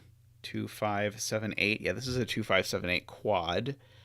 So this must be the other digit. This is the 9. Oh, I guess that should have been evident by my coloring that this was where the 9 was going to go. But I got lazy on my coloring, apparently. This is a 4 or an 8, but it's not a 4 by the box, so it's an 8, and that's a 4. This isn't a 2. So this is a 5 or a 7. This is a 5 or a 7.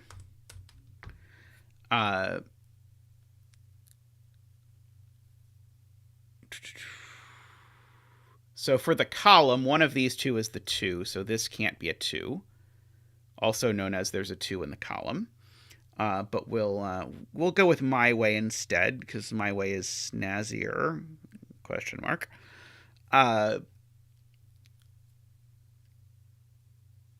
Let's see. Okay, and now I probably actually do have... Oh, no, I can still get rid of the 4 from there. I probably do actually have to think about this red question or this red question mark, actually. I can think about either. Row 7, column 8. Oh, hey, that's an 8. Thank you, Afraid Not.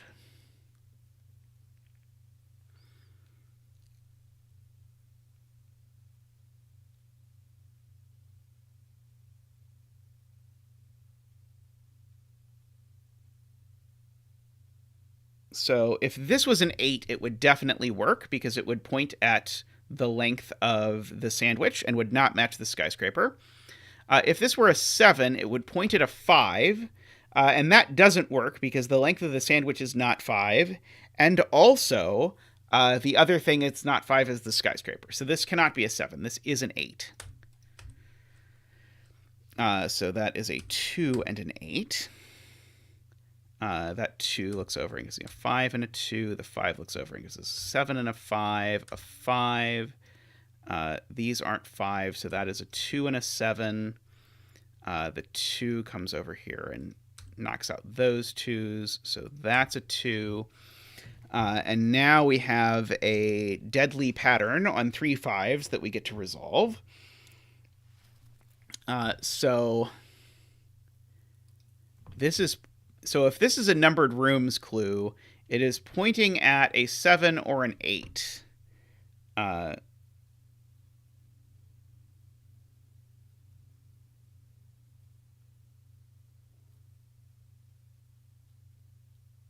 But there's no way, because the sandwich length here is 2. The skyscraper can't possibly be as low as 2. So the skyscraper here is at least 3. So the numbered rooms clue has to be right. And so this sorry, did I say that wrong? I think I said the wrong thing. The numbered rooms clue has to be right. So this is pointing at a 4 or a 5. It must be pointing at a 4.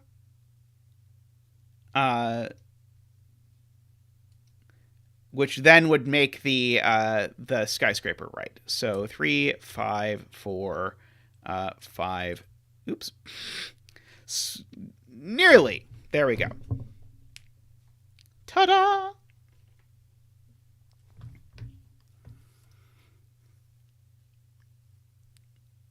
I enjoyed that one. Skyscrapers always hurt my brain. I think that's sort of how they work. So blending them with all of these other things was just an extra brain bendingness. But this was a super fun puzzle, and it was at all points, I think, clear what to look at. I think that as much as a puzzle that has like 6 question marks can be well telegraphed, I think it was well telegraphed what to look at. So I enjoyed that one quite a bit.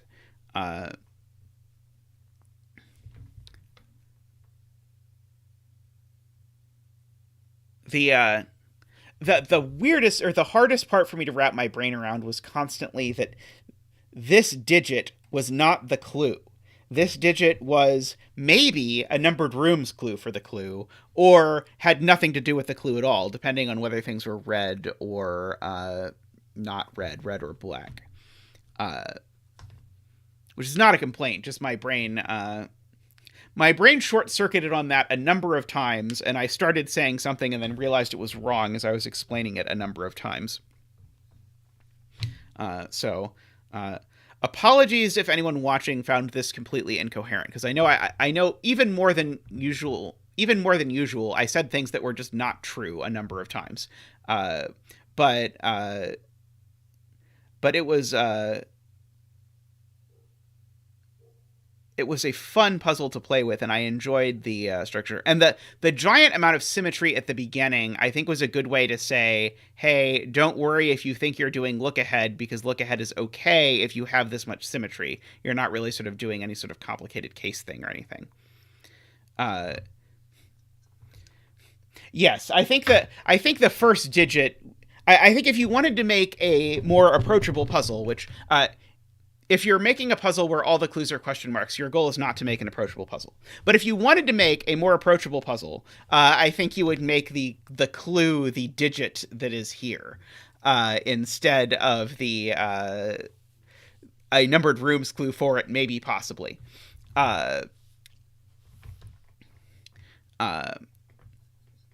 Which is, again, not a complaint. I mean, you're making the puzzle you want to make, and I think this is an excellent... I think you made exactly the puzzle you were trying to make with this puzzle. Yeah, you can do notation a little bit easier in Penpa. Oh, we got a Thonk, a Thonk you super chat from Glum Hippo. Thank you, Glum Hippo. Much appreciated for the donation. And hey, Doomediot, we did this puzzle because you voted for it, so you can go back and look at it in the pod. But I hope you're having a good weekend, too. Yeah, so, Franco, the etymology of this puzzle, if I understand it right, Memeristor, correct me if I'm wrong, is that Kolot made a puzzle that was a chaos construction, too, where the only clues were question marks on the outside of the grid, but one question mark was a different color because it indicated something slightly different. And so this created a challenge to create puzzles that are only question marks as clues. And I think Kolot's challenge was to make a good chaos construction, which has only question marks and only one color of question mark, if I recall correctly. But no, that's not correct? Okay, I apologize then to Memeristor for my misunderstanding of the story. Oh, it wasn't a chaos construction. Okay, so maybe I just completely invented the idea that these question marks were related to chaos constructions, because I also thought this was a chaos construction. Oh, Kolot's was inspired by this one. Oh, okay, interesting. Okay, I do not have my history correct here.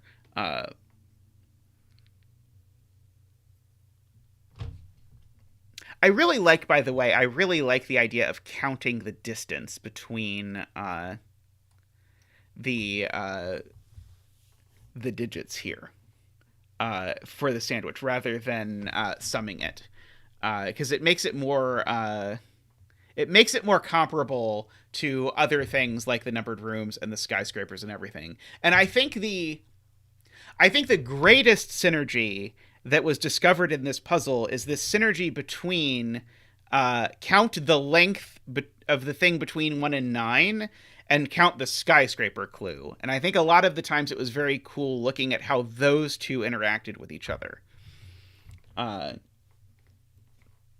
Numbered rooms, by nature of what it is, interacted with those less.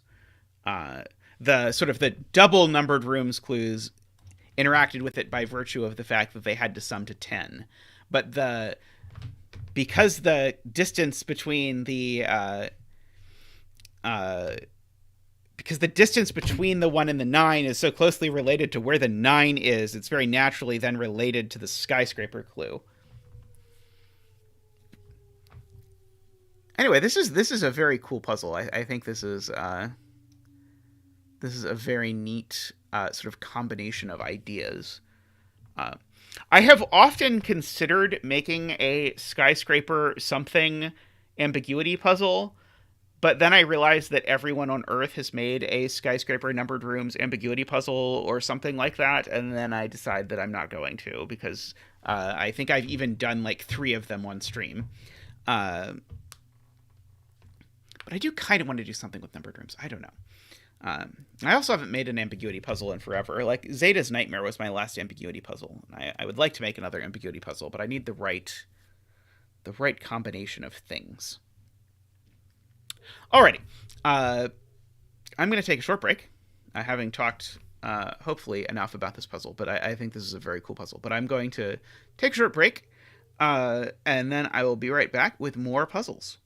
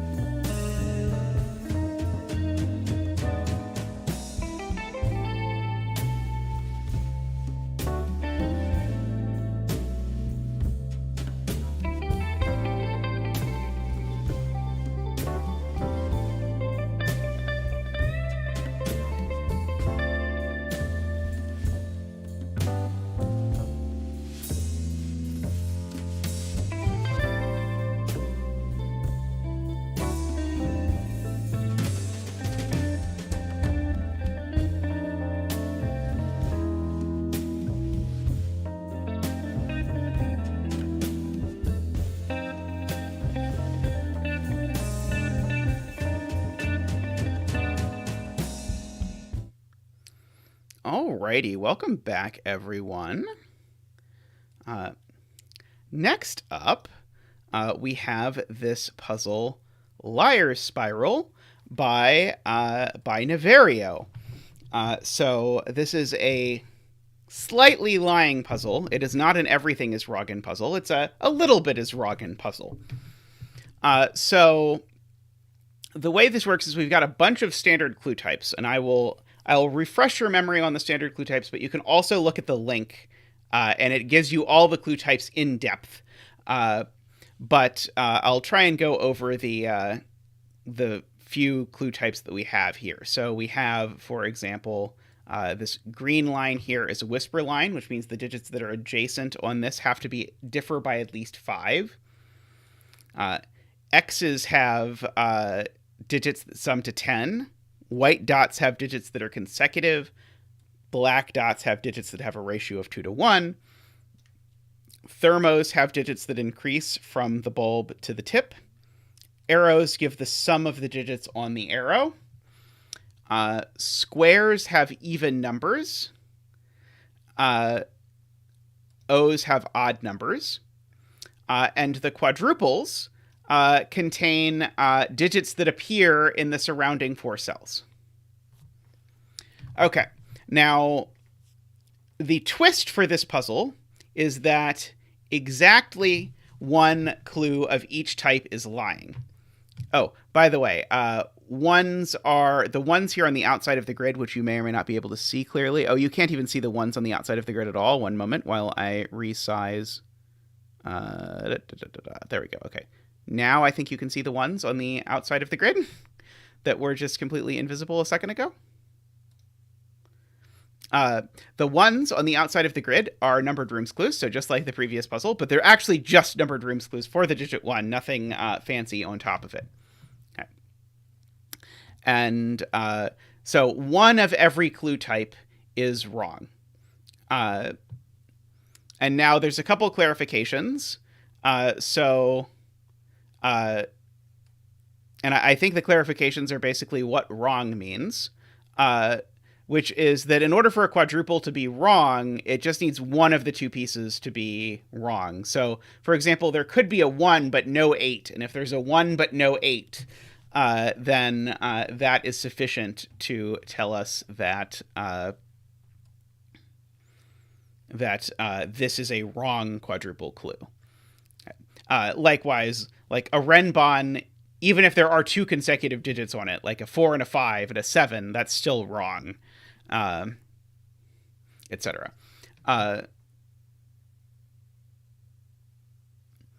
yeah, every clue type is different. So one of the odds is wrong, one of the evens is wrong, etc.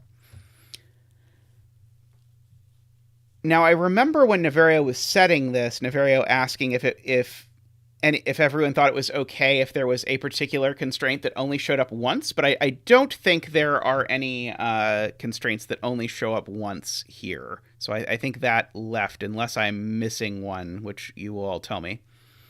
The thing that I notice immediately is that the X and the... oh, no, that's not true. Never mind. I was going to say the X and the Renbon can't both be true, but no, that's not true. The X and the Renbon could both be true. But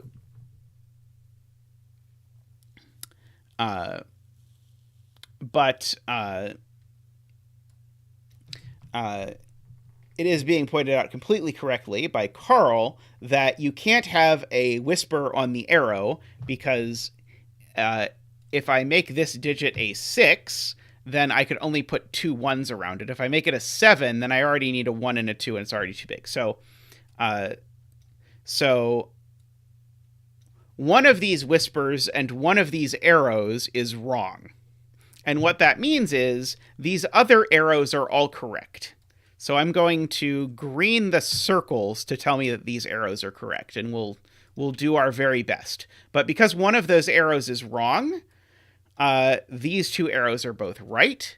And so these have to be from 6, 7, 8, 9 because of that.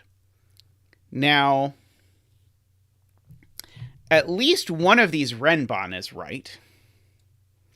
And if one of the Renbon is right, then this has to be a 6 or a 9, and not any of the other digits.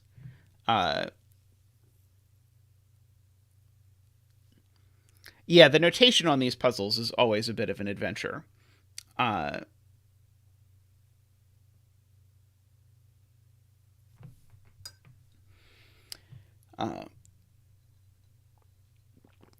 always wanted to set... Someone suggested a puzzle where there are clues in the puzzle where the digit tells you how many of the clues are correct. So, like, there'll be a cell that indicates how many of the X's are correct and a cell that indicates how many of the V's are correct. I've always kind of wanted to set that puzzle, but it sounds like an absolute nightmare.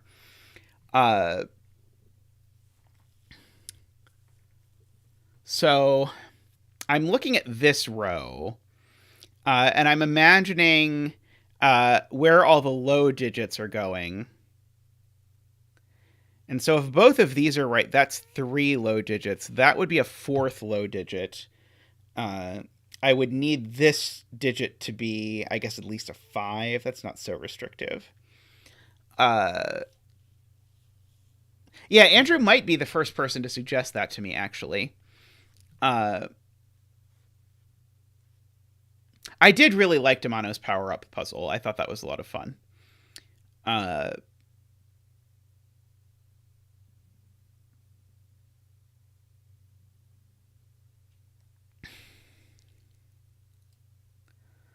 see. Hawila is suggesting I look at column 1.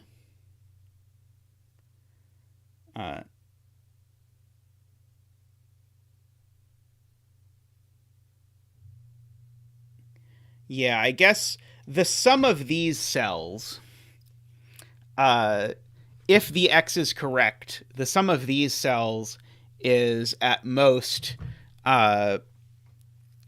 too little. It's at most 19. Oh no, that's not right. This is fine. This can sum to 19. If the v is correct, let's do if the v is correct. That's the smarter place to do it. If the v is correct, the sum of these 5 cells is at most 14, 5 plus 9, but that's not possible. So this v is wrong. I'm going to put an x over it. That v is wrong. So this v is correct. That's because I know this arrow is correct. And so it's not possible for this arrow and this v to simultaneously be correct, but this one is correct, so this is wrong. So this is right. I'm not using the Renban. Sorry, I'm using the arrow. I have no idea if the Renban is right or not, but I didn't use the Renban at all. I was only arguing that because the arrow is right, the arrow plus the v would need to sum to at most 15, and that's not going to work. So now this arrow is the wrong one, because if this arrow were right, I would have exactly the same problem with the v. So this is now the wrong one. We're going to go ahead and put an x there. This arrow now is right, which means this whisper is wrong. I'm just not even... Actually, maybe I'll put an x across the middle of the whisper. Oh, bet cell. Yeah, let's do a bet cell. Row 5, column 5 looks like a good bet cell for this puzzle.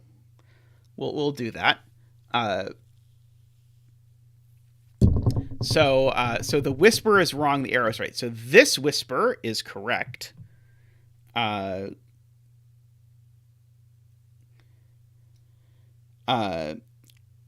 Do I know anything? So there's 2 lows over here. So if these were low, it would break the X, but that's okay, I think.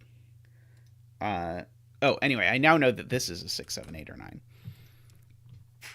9.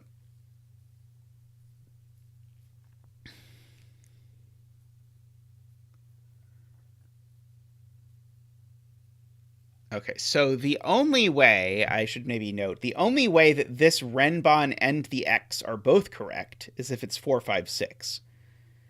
But who knows?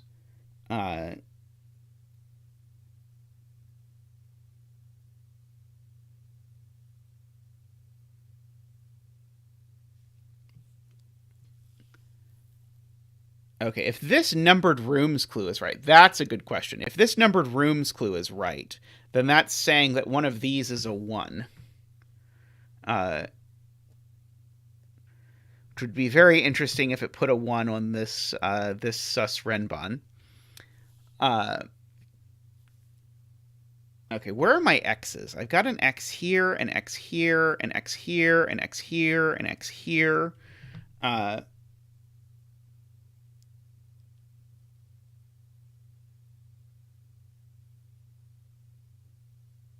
I only have 2 black dots. And this black dot is in a really unfortunate position. So it must be that this is the black dot that we prove is wrong somehow.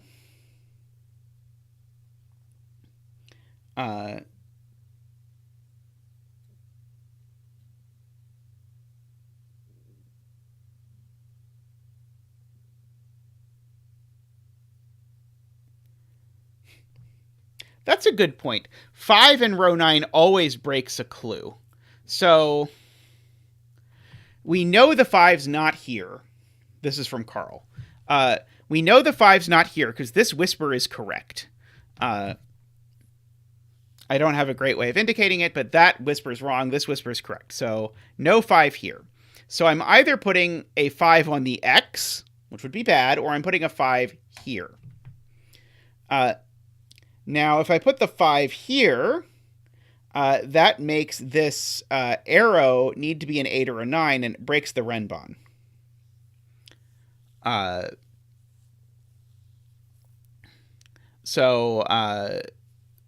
So either this renbon or this X is wrong. That's the point. One of those two is wrong. And so because one of those two is wrong, one of these two is right, which feels like the thing that we're supposed to be looking at. So in box 1, either the X or the renbon is correct. Maybe both. But at least one of them is correct.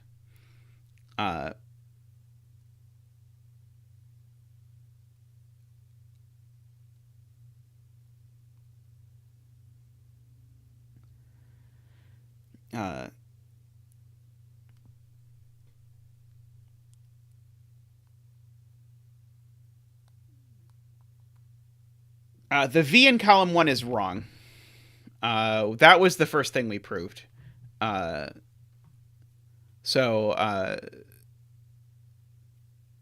You can sort of kind of squint and see there's an X over it. Notation's a bit tricky, but the V is definitely wrong.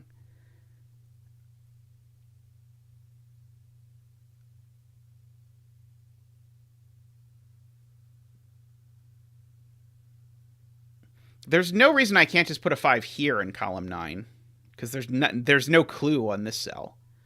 The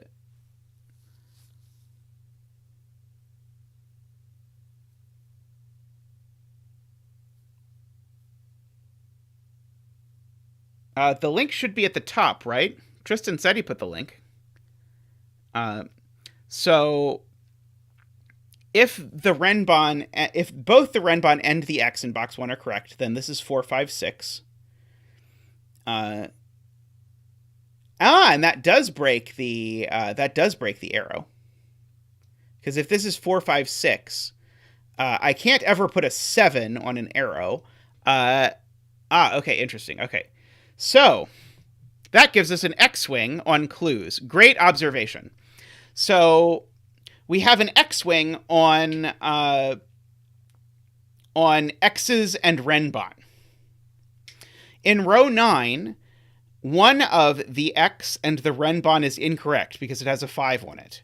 And in box 1, one of the X and renbon is wrong because if they were both correct, they would be 4, 5, 6.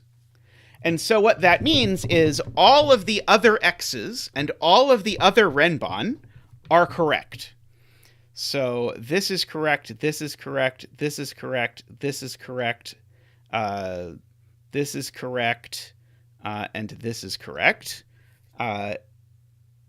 Unknown about the dot, but these are all at least correct for now.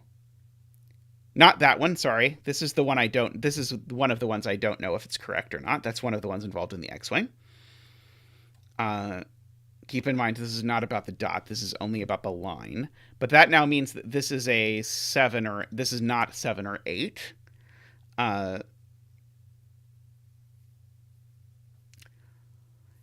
So this is 1, 2, 3, or 2, 3, 4. So this black dot is wrong. Because every low digit now is gone. Because this has 3 low digits on it. It's either 1, 2, 3 or 2, 3, 4. The X has a low digit on it. It's either 1, 9 or 4, 6. And so now all the low digits are gone. So this black dot can't be filled because every black dot has at least one small digit on it. Garion also got there. So now this black dot actually is right. So it cannot be 4, 8 or 3, 6. So it has to be from 1 to 4. And it definitely has a 2 in one of those two cells. And so this cell now is, it's either 1, 2, 3. Oh, this digit's always a 3. This digit's always a 3. Ha-ha! We get to do the 3 dance again. Woohoo! Zach, come on in here. You get to do the 3 dance. I know you already did the 3 dance today, but you get to do the 3 dance again. Whoop. 3 dance. Whoop. Whoop. Whoop. Whoop. 3 dance. 3 dance. Woo! Ba! Ba! Ba! Bop, bop, bop, bop, bop. 3 dents. Woo! He fell down a little. But he's okay. Don't worry. He's fine. Thank you, Zach. Now, several people in chat have figured out what happens, which is that if this were 1, 2, 3, then this whisper would have to have as its only low digit a 4, which is not going to work. So this is in fact a 1, 2, 4. So this is in fact a 2, 3, 4. That digit has to be the 1 in order for this whisper to work. So this V is a 2, 3 flavor V. So now there's a 2 or a 3 in this box, so this can't be a 6 anymore. Let's see. So these are, of course, 6, 7, 8, 9. Let's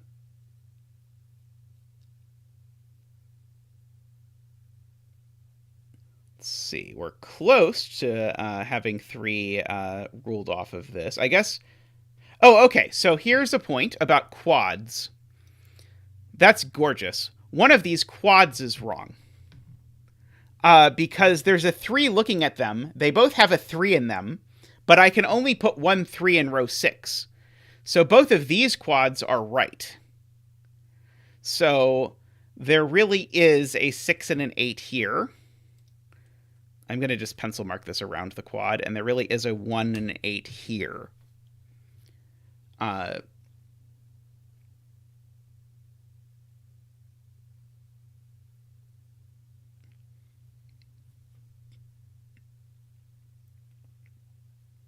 Good point to chat. This Renbon is now wrong.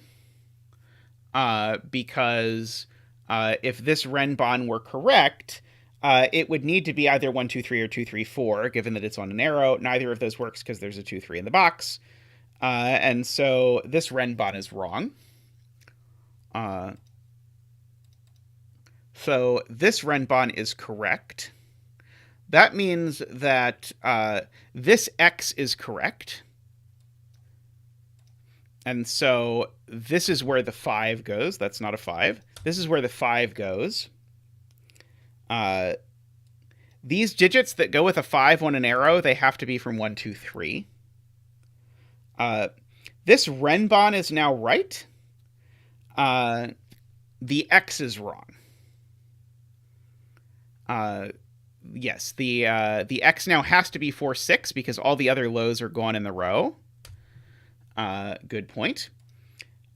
So this Renbon is right. The X is wrong. Okay. I will try to remind myself of that unsuccessfully.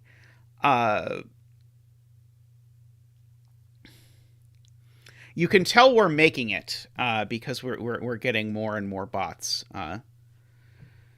in the thingy.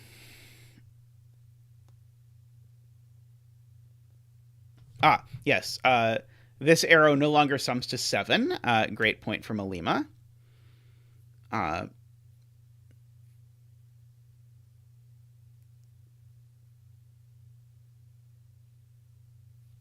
This digit's not a 3 because it has a 3 looking at it. This digit's not a 2 because it has a 2 looking at it.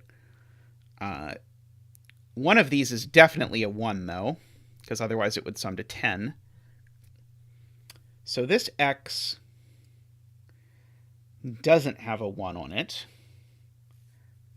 Then it doesn't have a 5 on it either. So it's either 2, 8, 3, 7, or 4, 6, for whatever it's worth. Let's see. This arrow has a 2 and a 3 on it because it's from 1, 2, 3, 4.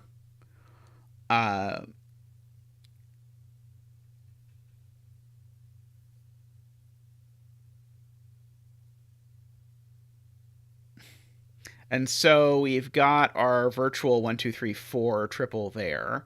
So these digits are all from 5, 6, 7, 8, 9. Just for purposes of writing that down.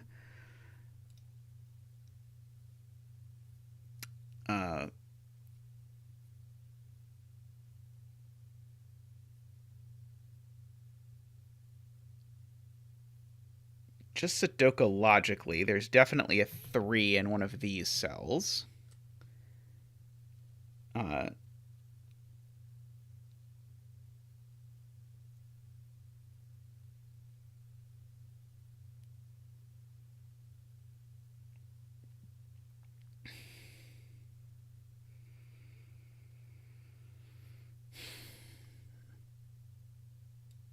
Okay, so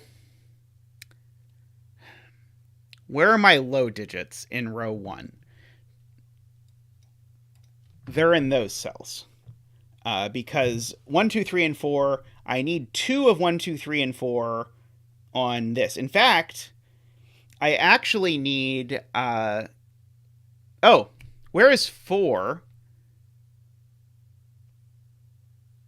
No, sorry, I think I was going to say something wrong. But I need 2 of 1, 2, and 3 here, actually. And so I need one of them to go here, and this X, and I need one of them to go here. Panthera is correct to point out that now that actually pushes up the minimum of this arrow, because I can't use... I have to not use 2 of 1, 2, 3, 4, because I need 1 for the X and 1 for this cell. So that means my minimum sum is actually 8. So this isn't 6 or 7, it's 8 or 9.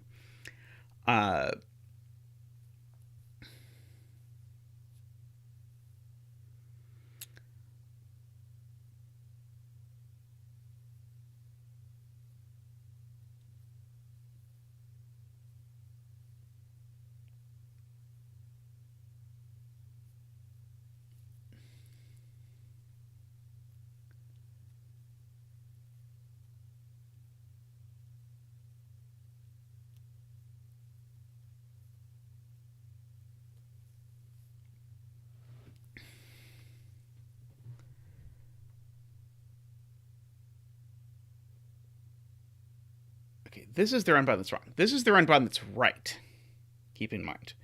So if this is the run bond that's right, its digits can't possibly involve anything lower than 4. It can't even go down to 4. Its digits can't involve anything that's lower than 5, at least. Yeah, so this renbon actually is from 5, 6, 7, 8. Because otherwise I break the arrow. If I try and go down to 4, then I rule out 4, 5, and 6, and I force this to be a 1, 2, 3 arrow, which it can't be. And if I go up to 9, then I break the 8, 9 cell here. So in fact, there's always a 6 and a 7 on this arrow. And so now I ask, where does 6 and 7 go in column 1? And so... oh, no. 3, 4, 5. Oh, no, I'm wrong. Because this could be 3, 4, 5 with 1, 2, and 6. Oh, crap. Well, that was going to be so cool until it doesn't work at all. Because I could have 1 and 2 on here, and then 3, 4, 5 here, and then 6 up here.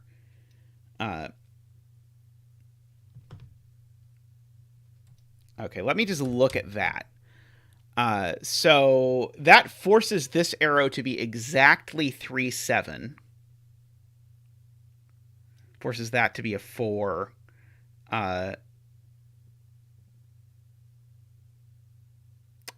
Etc., etc.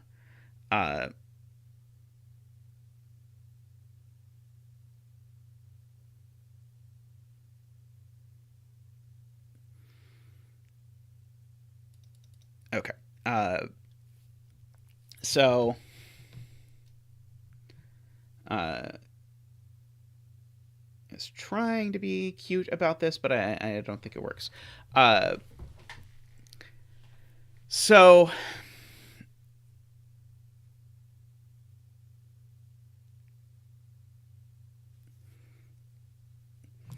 this is a 1, 2, 3 triple. So let's fill in the remaining digits in this box. So 1, 2, 3. I need a 4. I've got a 5. I need a 6, 7, 8, and 9 are the things that I need left in this box.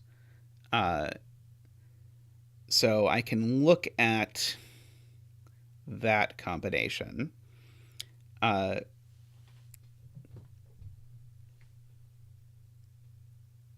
know my 9's not going here. So the 9 in this column actually can only go in these 3 spots.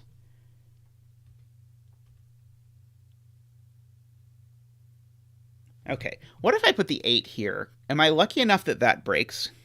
I would love for that to break. If this is an 8 and a 2, then this becomes a 1, 3, 5, 9. I don't think that breaks. I certainly don't see. I'm trying to use this X-Wing on 8s, because the whole thing we have that we've not used yet, but that we very deliberately got, is this X-Wing on 8s. So I know the 8 in this column is in one of these places, but not one of those places. So the 8 is either here or on the X. And that feels very deliberate. But how on earth am I supposed to use it? So if the 8 is up here, does that tell me something about this? Like, I don't think I know if it's 1, 2, 5 or 1, 3, 4.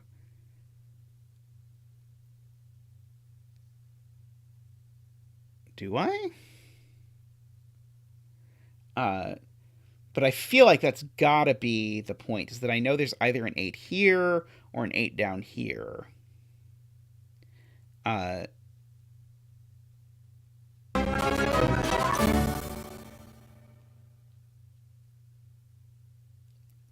Hey, thank you, Dr. Bobtastic, who does a super chat to note that they've been binging through my math videos and saw I was streaming, and so have been enjoying the content. Thank you so much. Greatly appreciate it, and I'm glad that you are enjoying the math videos. Those end up taking us a lot of time, but I really enjoy putting them together, and I'm glad people are finding them informative.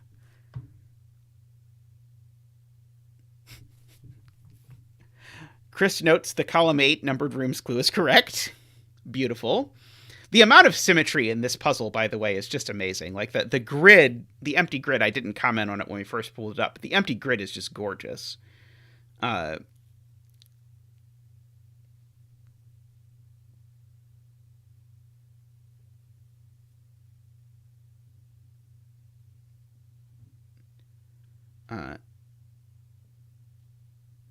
Wait. Wheela says something about 1, 2, 5 breaking. Is this one?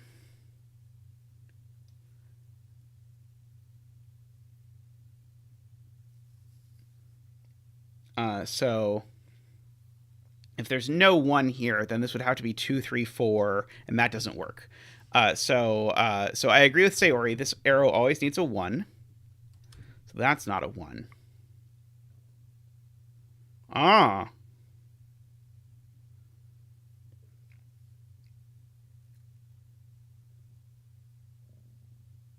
Maybe? And this can't be the 1.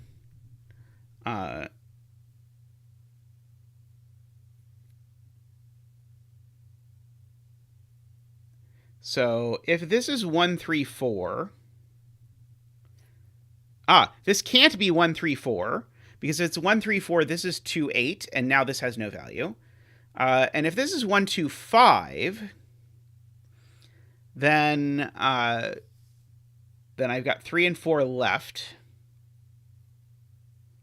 This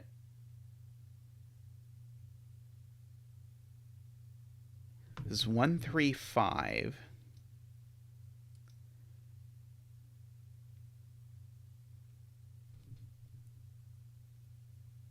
Okay, if it's 1, 2, 5, right. If it's 1, 2, 5, then now I've got 3 and 4 left over, and 6, 7, 8, 9.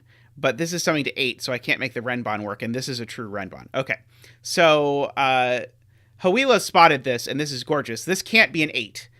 because both ways of making 8 break. One breaks the row, and one breaks this renbon. For whatever reason, when people kept saying it broke the renbon, I kept looking at this non-real renbon, and et cetera, et cetera. This can't be an 8. It's a 9.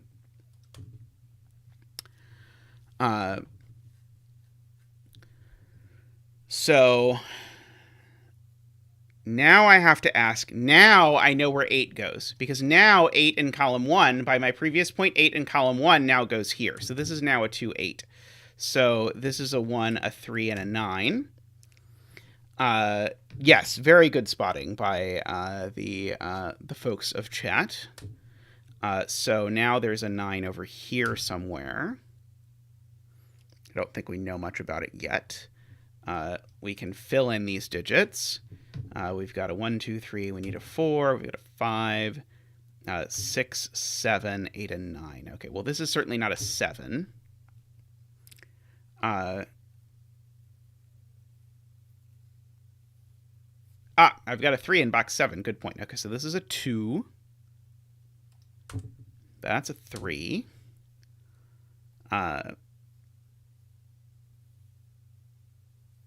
So that puts a 2, I guess not on the renbon. It puts a 2 in one of these cells. But I don't know which one. Oh, this can't have a 4 on it. Gorgeous point. If this were a 4, I know there's a 1, and it would be 414. Gorgeous spot, Carl. So this is a 6 with a 1 and a 2. So this is a 9 with a 2, 3, 4.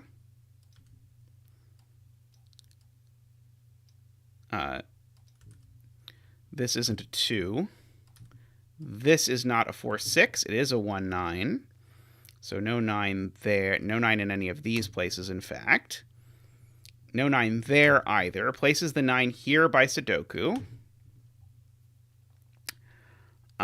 Places a 9 in one of these cells, or at least lets us pencil mark a 9 in one of those cells.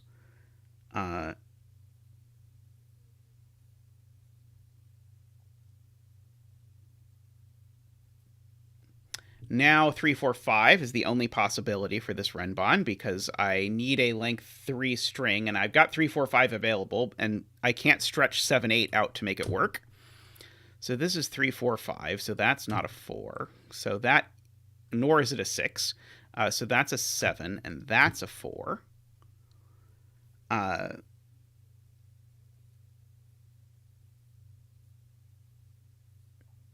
So this digit is known. Unfortunately, it's an 8.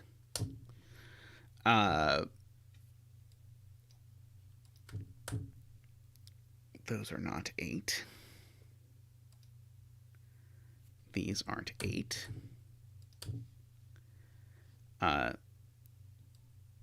These aren't 9. Those aren't 9.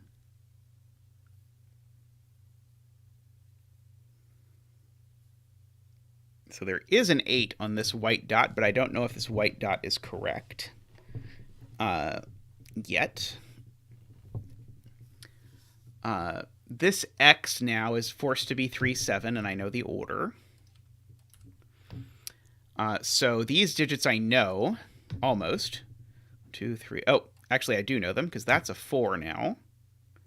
So these digits are 3, 4, 5, 6, 7. No, 5, 6, 5, 8. These digits are now 5, 8. 5 and 8 are not consecutive, so that is wrong. Bad white dot. So this white dot is good, which means that this is a 7, 8 pair. I don't know the order, but I know it's a 7, 8 pair. So this is a 4, 6 pair, so that's not a 4.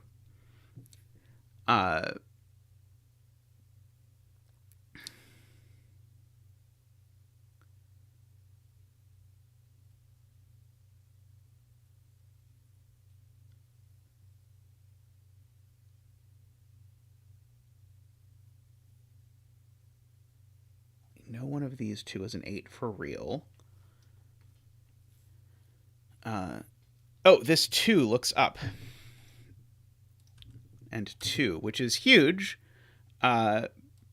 because as is being pointed out by Carl, no even numbers can go here. So this is the wrong even cell. And so all the other even cells are correct. So I can go ahead and pencil mark the other squares with 2, 4, 6, 8. This one is not an 8, of course. That might be... Oh, this one's not a 4 or a 6.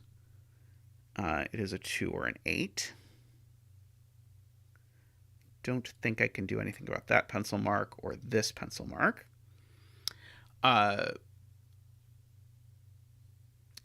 This numbered rooms clue is wrong, Jay points out. So this numbered rooms clue is right. So one of these two cells is a 1.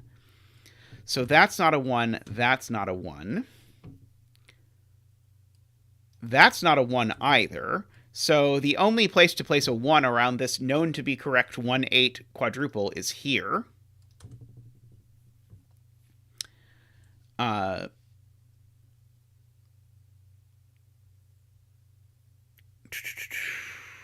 Okay.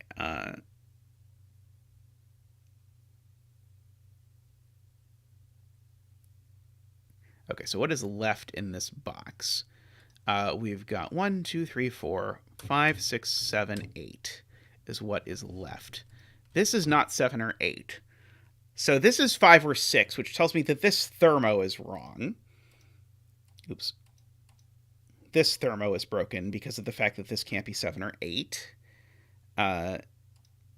So now this thermo is right, so we can use Directionary's point to disambiguate this thermo. Does very little.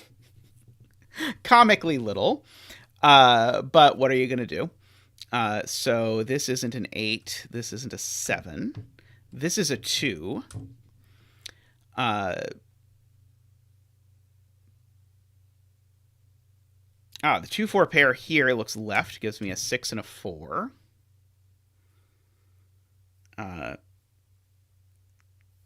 Thank you to Directionary. This is not a 6. It is a 5 or an 8. There's a 7, 8 pair, so it's not a 5 or an 8. It just is a 5, right? This is a 5. This is not a 5 or a 7, so it's a 6.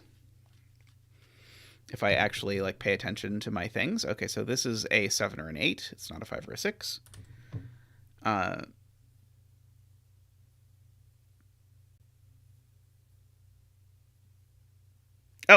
This white dot is correct. Thank you to Liz for pointing that out.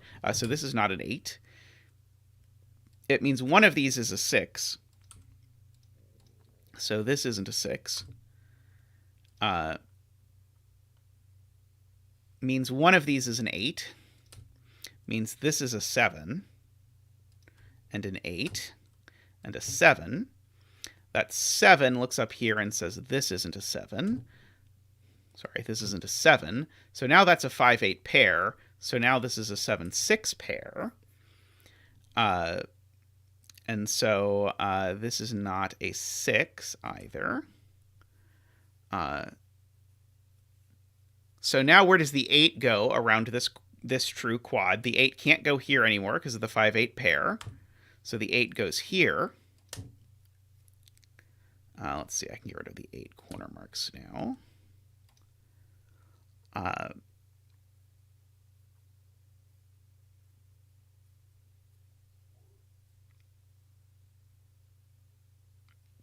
That 8 comes up here and fixes the 5 and the 8 and the 5, which places a 5 over here. So that's a 3 because it's not a 4, so that's a 4. These digits are something. 1, we've got a 2, we need a 3, we got a 4, 5, we need a 6, 7, 8, and 9. These are 1, 3, 6. These digits are 1, 2, 3, 4, 5, not 4, sorry. We already have a 4. 1, 2, 3, 4, 5, 6, 7, 8, 9. Sorry, not 8 either. Just 5, 7, and 9. That was terrible. That was egregiously bad even for me. This odd dot is correct, which doesn't tell me anything. However, as many people in chat are pointing out, this quad has become incorrect. So this quad needs to be correct. So there needs to be a 3 around it, which can only go here. And a 6, which can only go here. So this is not a 3 or a 6, it's a 1. Great spot to those of you, at least 2 of you, who spotted that this 1, 3 had become broken, because there stopped being 2 spots that could have 1 or 3. I guess there stopped being any spots that could be 3. However you want to look at it. These digits are a 1, but not a 2, a 3, or a 4, or a 5, or a 6, or a 7, and they could be an 8 or a 9. This is not an 8.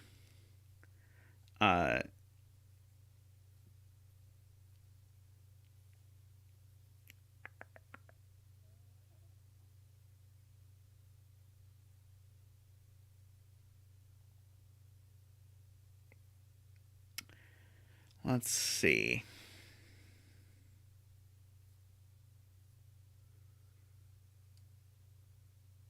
I think I want to fill in these. 1. Okay, so for example, this is a 3 just by sudoku. So these are 2 and 3, so that was a good reason to fill these in. What are these? These are 1, 2, 3, 4, 5, 6, 7, 8. 1, 6, and 8. That one's not an 8.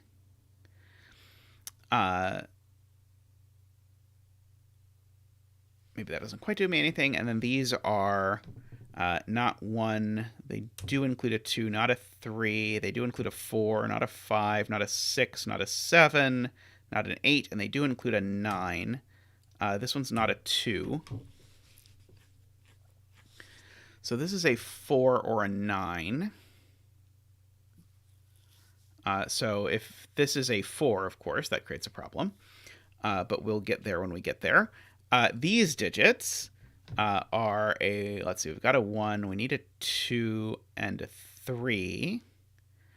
We've got a, no, we need a 4. We've got a 5, 6, 7, 8, 9. Okay, so these are from 2, 3, 4 only. That one's not a 4. Got that. Okay. 1 in box 5, I am being told, is resolved. 1 in box 5 is resolved. Thank you, Garion. So that's going to pachinko over here and get me a 9 and a 1. Tell me that's not a 9. It's a 5 or a 7.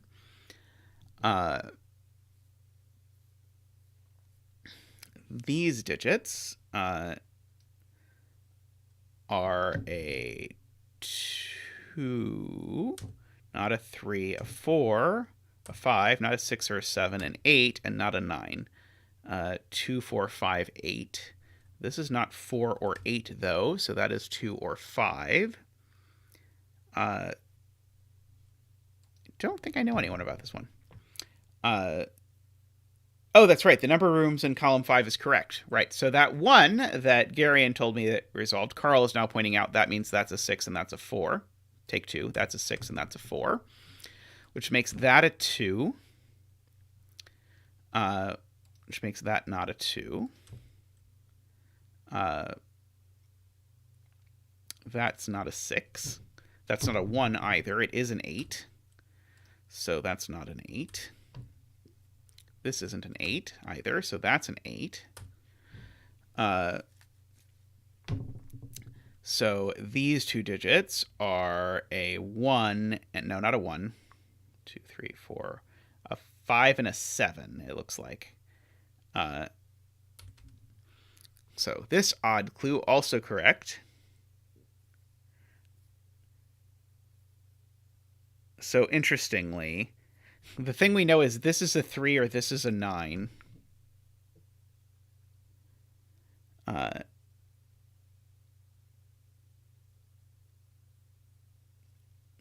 This 6-8 quad we know is correct, and it needs to have a 6, and it can only get it there, as is being pointed out by Kurabon. So that's a 6 and a 1 and a 6. That 5 looks down and gives me a 7 and a 5. This cell is a 1 or a 9 to finish the column, and it's not a 1, so it's a 9 and a 1 and a 9, which gives me the 4 and the 9. Oh, which means the odd clues were just there for symmetry. They served no purpose. Oh no, they did serve a purpose because one of them is definitely wrong. And so this one is definitely wrong, so it needs to be a 2. So that is a 2, and that's a 5. That 6 looks over and gives us a 3 and a 6. The 5 looks over and gives us a 7. This is not a 7.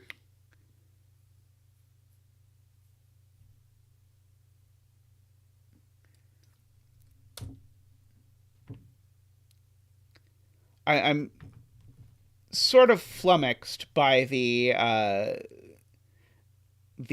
that is attempting to appeal to losers is the target demographic. But anyway,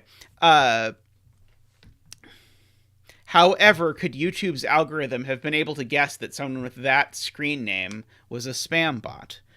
3, 4, 5, 6, 7, 8, 9. Okay, so these are a 2 and a 7. So that is a 2. And the bet cell is a 7, which makes that an 8 and a 2. So congratulations. It sounds like are in order to add 11. So these are not 2.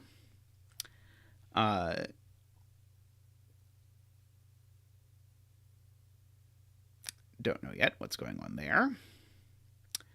Let's see. Okay, so the problem is I haven't pencil marked enough.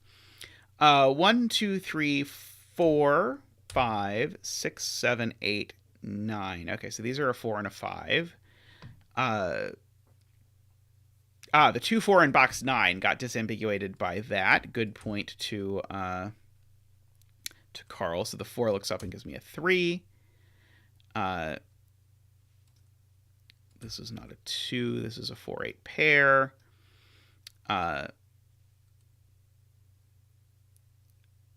Let's see. Oh, there's an 8 over here. So that's going to give me a 4 and an 8. That 4 looks over here. It gives me a 5 and a 4. The 5 looks over here and gives me a 9 and a 5. And it's done. Very nice. I liked that one a lot. And it was, as these sorts of puzzles go, fairly innocuous. Not easy by any means, but I think correctly 4 stars and not 5. Great puzzle, Niverio. And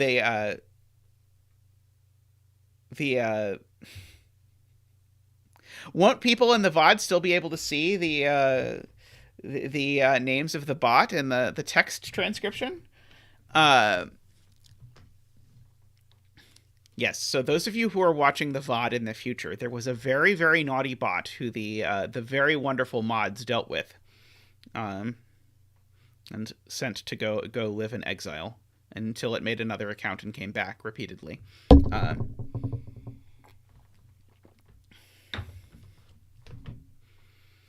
Oh, deleted messages are invisible in the VOD. Very fancy.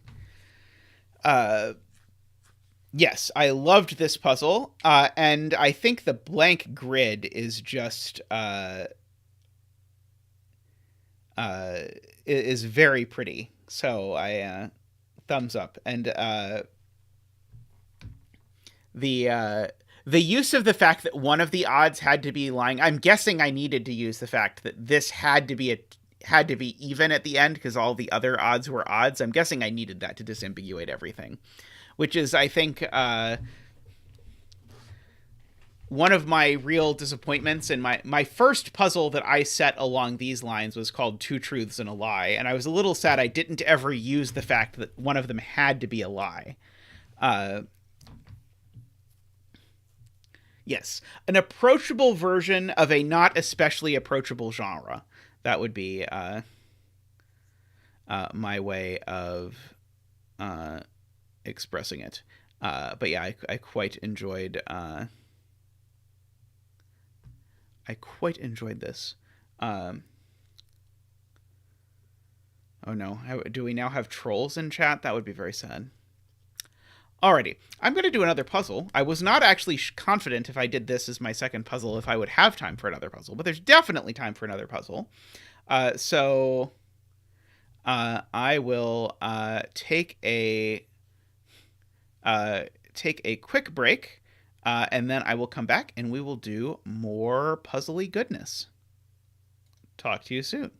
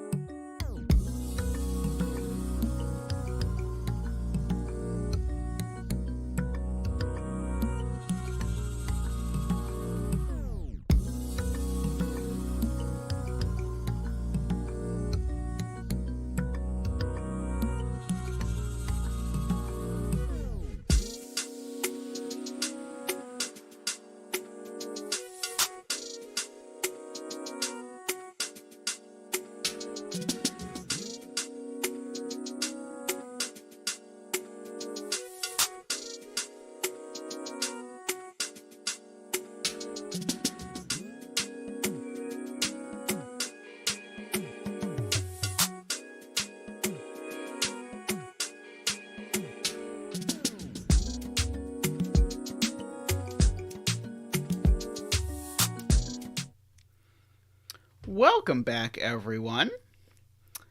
I'm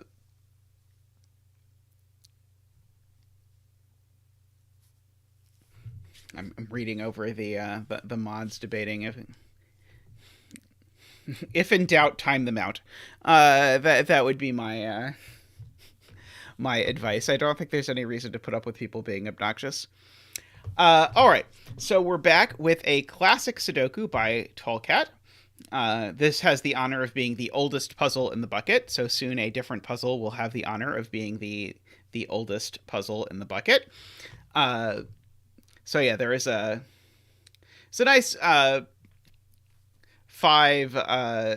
string of 3 classics by Tallcat. So this is the third. So we're going to attempt it. We'll see how it goes. So I have a digit. So if we ask where 8 goes in box 9, I believe we'll find that it only goes in this cell. And so that's an 8. And so we can bring in our digit dancing penguin to do the 8 dance, which I seem to recall is spinny, maybe, possibly. Zach is still learning all the choreography. But fortunately, Tallcat is helping Zach with the choreography. But this is the 8 dance. Thank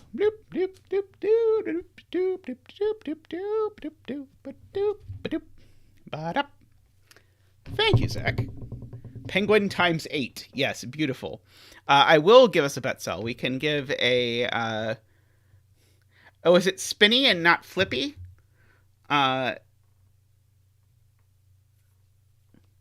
Wait, didn't we do spinny? Now I'm confused. Okay, where is a good bet cell? Maybe this cell? Let's see. How are we doing on 8s now? So there is an 8 in one of these two cells. That was not well done. There is an 8 in one of 4 cells over there. I'm definitely not going to mark that.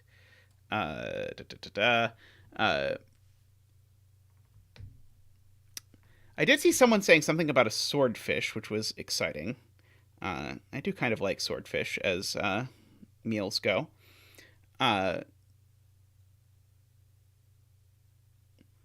see. Let's fill in this row. 1, 2, 3, 4, 5, 6, 7, 8, 9. Okay, so this is not a 9. That's not a 1. These aren't 2s. That one's not a 1 either. Nice. This one's not a 6 either, while I'm carefully doing it.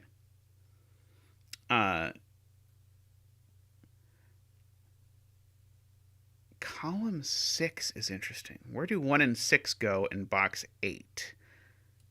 Good point. Okay, so 1, 6. Okay, great point from Afraid Not. 1 and 6 are a hidden pair in this box, because 1 and 6 can only go in these two cells, so therefore these cells can only contain 1 and 6.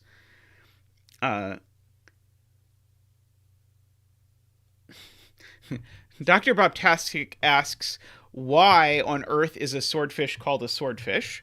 Which is a fantastic question, and one to which I have absolutely no idea what the answer is. I know that in general that kind of pattern gets called a fish, but that's really not a very helpful answer as far as why. I do not have a great answer as to why. 4, 5, 6, 7, 8, 9. Does anyone in chat have any insight as to why someone would see this and think swordfish? Okay, so then these cells are now 2, 3, 4, 5, 6, 7, 8, 9. Let's see, this is not a 7. That's not an 8. All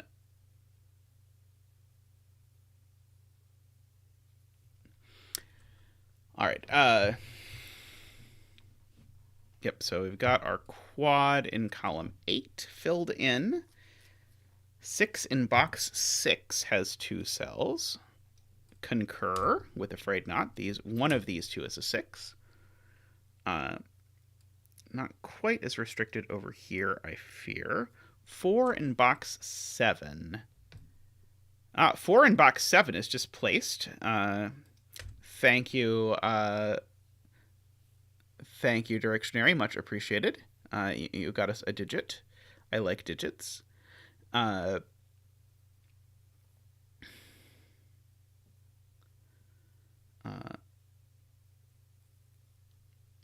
see.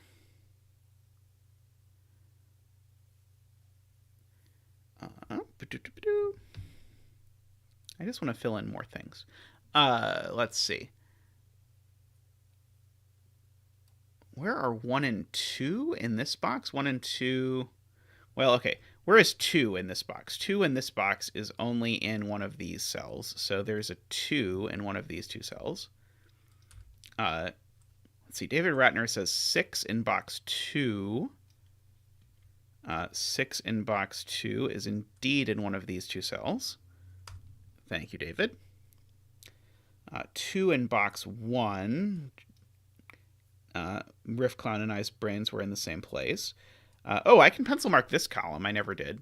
Let's see. We've got a 1 and a 2. We need a 1 and a 2. We've got a 3. We need a 4. We've got a 5, 6. We need a 7, and then we've got an 8 and a 9. Okay. These aren't 1. That one's not 7 either. This one's not 4 or 2. It is 1 or 7.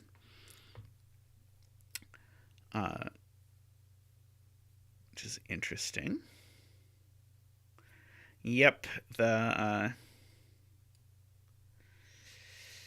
The bot is very very eager for more naked singles, as always. Let's see, 9, no. 9 up here is in one of two places. I'll mark.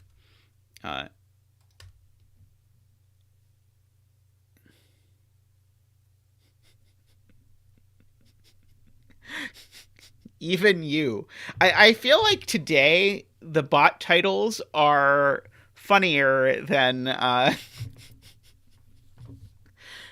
mean, funnier or sadder, take your pick, than the typical days. Let's see. Row 3, column 5 is only 8 or 9, says Riff Clown. Let's see. It's not 1, 2, 3, 4, 5, 6, or 7. It is only 8 or 9. That is an excellent observation to Riff Clown. It is at an intersection of a bunch of digits, so it is a very reasonable place to look. Let's see. Oh boy, Logan has something about a 2-string kite. So let's see. Row 2, column 4 isn't a 1. Row 2, column 4 isn't a 1 because there's a 1 in the box. I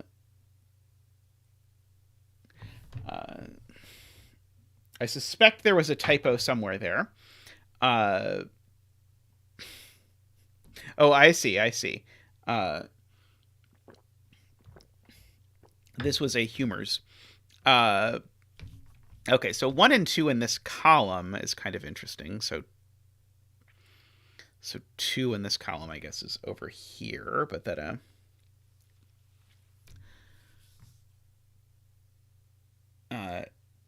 2's in row 8, column 7 and 9. Ah, yeah, 2 in row 8. Do I know this isn't a 2? See, tallcat humbly suggests that I just dump a bunch of digits in here. So let's do that. 1, 2, 3, 4, 5, 6, 7, 8, 9. I will quite happily gratuitously pencil mark these things. I usually won't until I am desperate pencil mark 5 things. But if the person who set the puzzle suggests that I gratuitously pencil mark 5 things, then I am more inclined to do it. Let's see.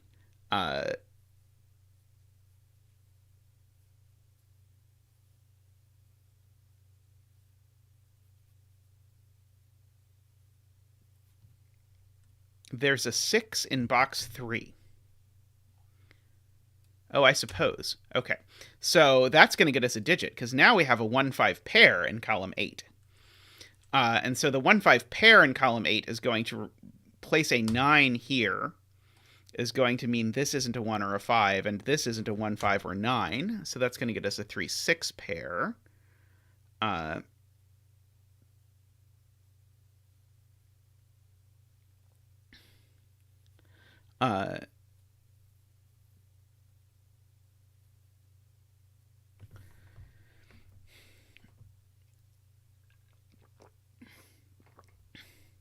So now I can definitely fill in these cells, because that's only 4, so I'm happy to do that. 1, 2, 3, 4, 5, 6, 7. That one's not a 1 or a 7. I maybe don't know literally anything about these. Let's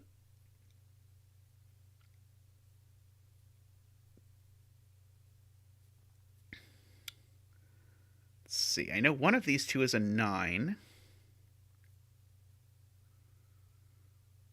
Row 2, column 8 can't be 1. I think row 2, column 8 is currently pencil marked as or currently filled in as a 9.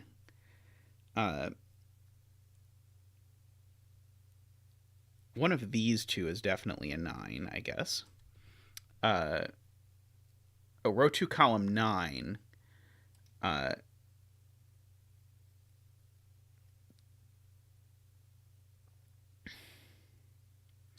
Can't be a 1 because it breaks either column 2 or row 9.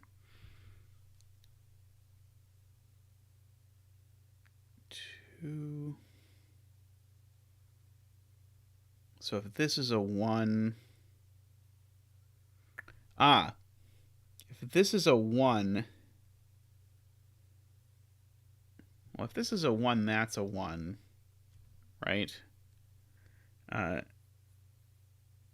the row 9 and column 2. Right, okay, yes. So here's the point that is being made, and it's pretty enough, I'm going to color. So in yellow are the only places for 1 in column 2. In purple are the only places for 1 in in row 9. And so here's the point, and I think this is what's called a two-string kite. If I put a 1 here, it removes both of those possibilities of being 1, and so it forces both of these to be 1, which does not work. At most, one of these two is a 1, and so at least one of these two is a 1, and so this isn't a 1. Yes, your joke was very nearly correct, Logan. If you'd have just persisted a little bit longer, you'd have been right there. So one of these is a 1 now.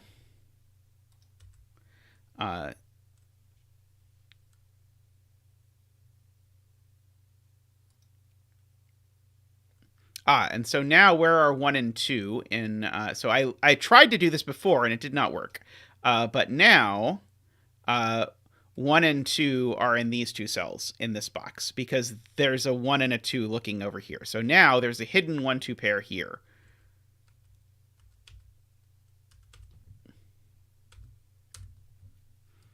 I did that eventually, after only many attempts at doing otherwise. So I believe the tallcat way is to pencil mark the rest of these.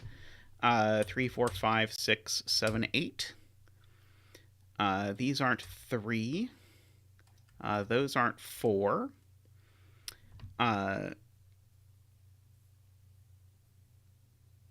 might be all I get for free. This isn't an 8, because there's an 8 that was given. I almost have a 3, 4, 5, 7 quad.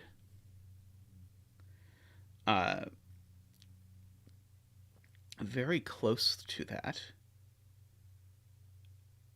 So I'm noticing along those lines, this cell can't be a 4, 5, or 7. So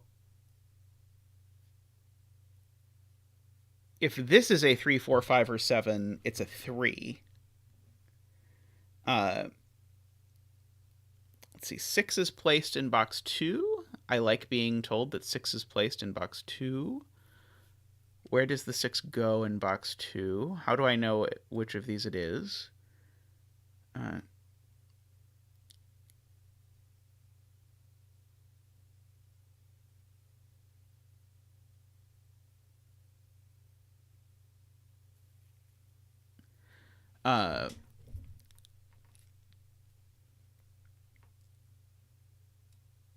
It's 3, 4. This 4, 5, 7 business is suspicious to me. Okay, I'm going to fill these in. Okay, so these are not 1, 2. They could be 3, 4, 5, 6, 7. They can't be 8 or 9, except this one is not 4, 5, or 7. So this cell's only 3 or 6, which makes a second cell that we have that's only 3 or 6. So we have all of these cells that are bi-valued, meaning they only have 2 possibilities. Let's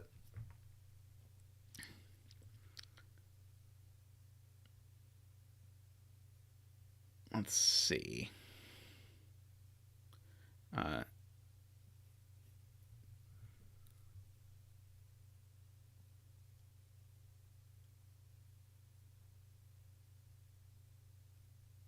Row 6, column 5. Okay, let's look at this cell. So this is 1, not 2, 3, 4, 5, 6, 7, 8, or 9. So there's only 1 or 9. Okay, so that's a great spot there by directionary.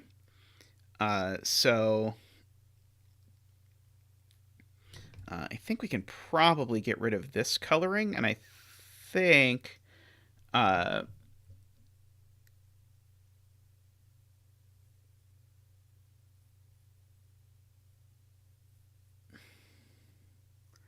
see, in box 4 says Ambrose 6 and 8 are confined to the same 3 cells.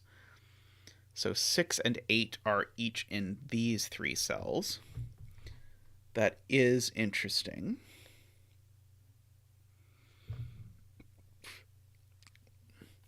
I'm wondering if I'm looking for a Y-wing. The 3 6s are very sus to me, because we've got all of these different 3 6s.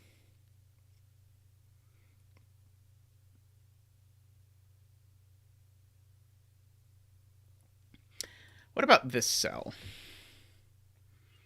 It can be 1, it can't be 2, I think it could be 3, but not 4 or 5 or 6 or 7. It could be 8, and it can't be 9. If these 3 6s were different, it couldn't be 3, which would make this a 1, 8, 9 triple, which would make that a 6, for whatever that's worth.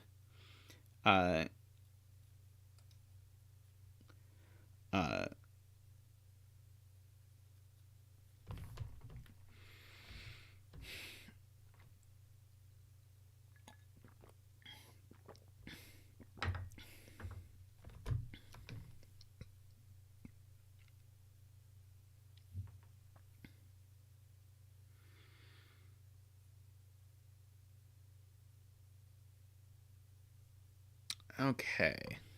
9 in row 7 is placed? I don't think so.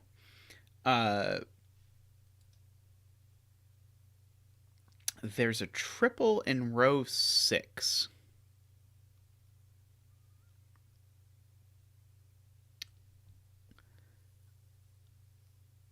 I may be missing a previous piece as to where my triple in row 6 is coming from. Row 6, column 1 is also 5 or 9. Okay, so this is not 1, 2, 3. It could be 4 or 5, not 6. Could be 7, not 8, and could be 9.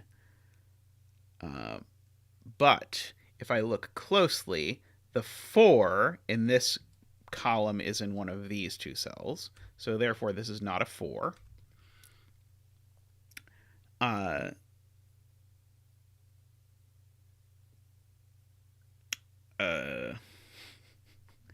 But unfortunately, it could maybe be 7, is the unfortunate conclusion.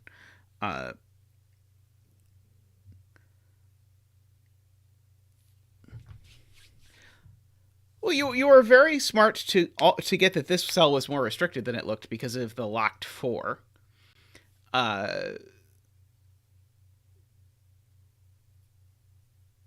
But if you were to be a loser, I know someone you could go talk to who could help you. So weird, so weird. Let's see. I'm looking for like an XYZ wing on this cell, but it's not super appealing. 3,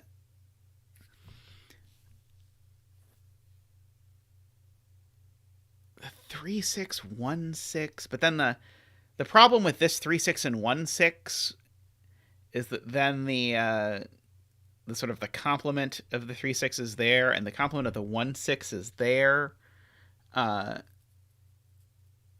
3 in box 7 in 2 places. True. 3 is in one of these 2 places. And so 3 is therefore in one of these 2 places. Thank you, Riff Clown.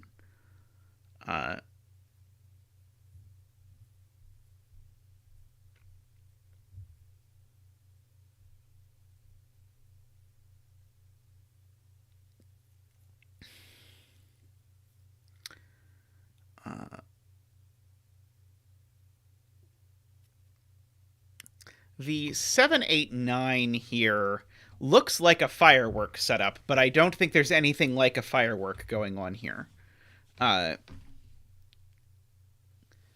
Okay, so 8 in column 5 only goes in 2 places.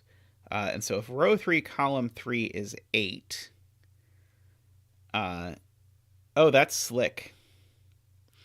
Garian points out if this is 8, then I place 8 here in this box, and that blanks 8 from being in column 5. So this is not an 8. Let's see. Tallcat now suggesting I pencil mark box. Oh, box 6. Okay, we'll pencil mark box 6. 1, 2, 3, 4, 5, 6. These aren't 6. This isn't 1 or 5. That's not 1 or 5. That one's not 3 either. That one's not 3.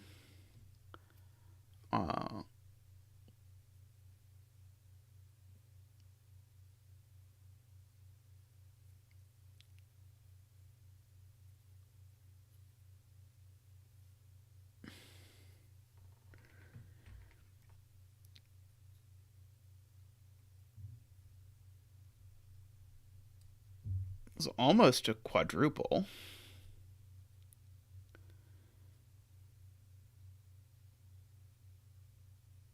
Which is, I guess, just saying that one of these two is 9.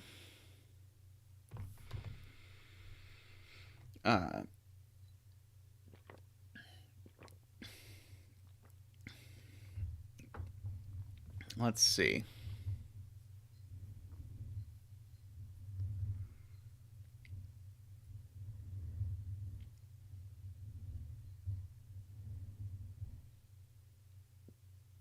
Oh, ominous. The pencil marks are enough if you know what to look for.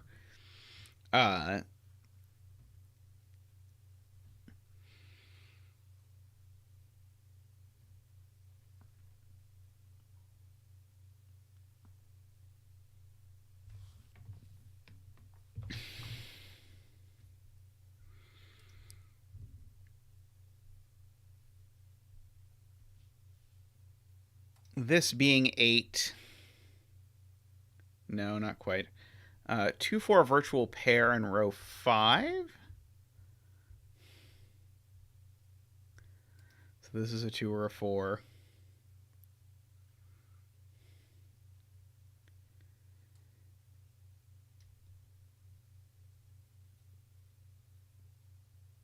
If neither of these is a 2 or a 4, then that'll be a 3 and a 6.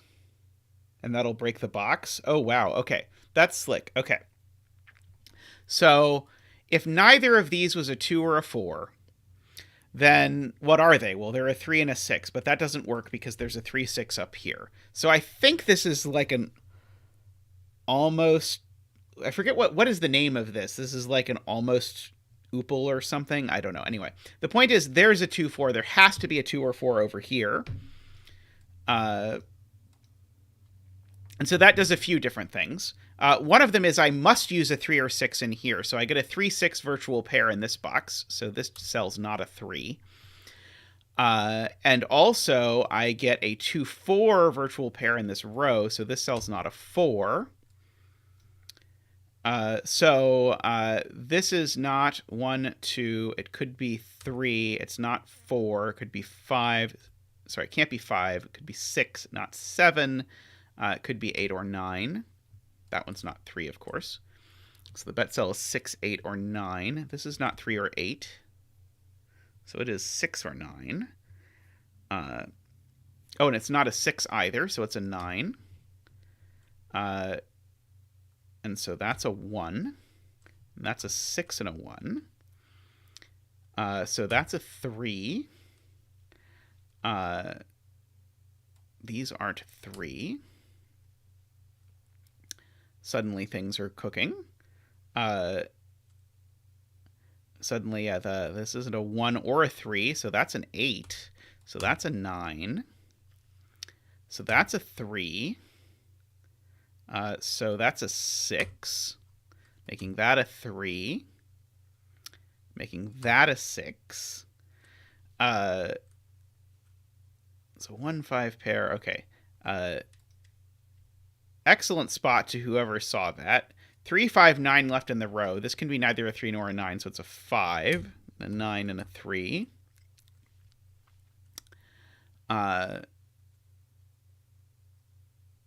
So left in this column, got a whole bunch of stuff. These aren't 5s. This isn't a 6.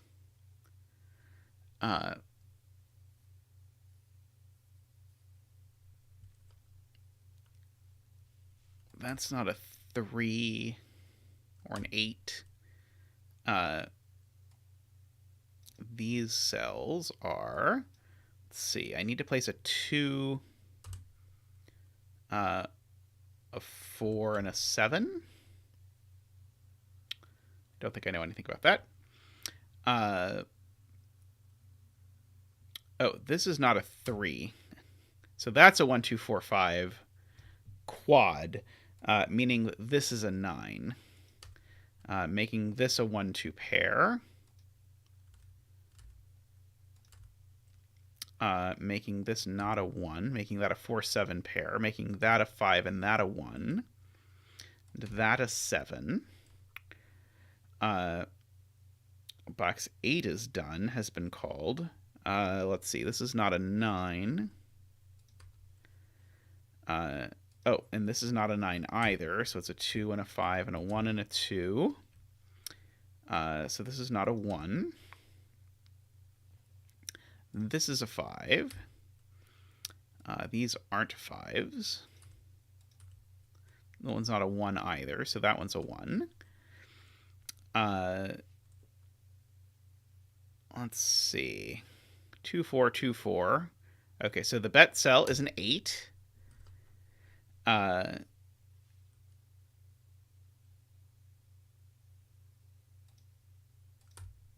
So that is not an 8. I was about to attempt to place an 8 in box 7, but I realized there's a problem with identifying a hidden 8 in box 7, which is that the 8 was not as hidden as I had thought it was originally. Let's see. This is not a 7 or a 5. So this is a 4 or an 8, and it's not an 8. So this is the 4. That's the 8. Let's see. Riff Clown says 8s can be finished, and they are. This 4 means that that's a 7 and that's an 8. Okay, maybe the 8s weren't as finished as I thought they were. That's a 4 and that's a 7. This is not 4 or 7. It is 5 or 6. This is not 4 or 7 or 3 for that matter. It is a 5. That's a 6. This digit we probably know. I think it's a 5. This is not a 5 or a 7, so it's a 3. This is not a 3 or a 7 or one of those other things, or a 5, so it's a 4. Let's see. Probably some more stuff. This is a 4, just by looking at it by close examination. This is not a 4, so that's a 2, 7 pair. So left in the row, if after the 2, 7 pair, we've got 1, 2, 3, 4, 5, 6, and then 7, 8, 9. So this is a 5, 6 pair, and we know the order. 6 and 5. So this is not a 5. Let's see. There's a 6 in this column, so this is a 9 and a 6. So we've got a 1, 2, 3, 4, 5, 6, 7. 1, 3, 7 to go. That one's not a 1. That one's not a 7. Or a 3, so it's a 1. 7, 3, 7. 1 looks up at a 2 and a 1. 7 looks up at a 2 and a 4. 2 looks over at a 7 and a 2. 4 looks over at a 2 and a 4. And we seem to have made it through with a 9. So the whole point at the end of the day was that this 3-6 here was dictating that these needed to have a 2 or a 4, which then paired up with a 2-4 to rule 2-4 out of the center.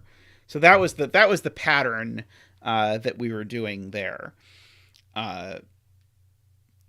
which is very very cute. And all the rest was just decoration. Apparently, this is the thing that people call sudoku. Is this like almost locked set or something? Isn't that the name of the general sort of class of stuff where you look at things which aren't quite ooples but are almost ooples or something like that? And then look at this kind of thing. Maybe I'm wrong. ALS. Okay, so yes, ALS, says tallcat. Have you set any classics since this classic?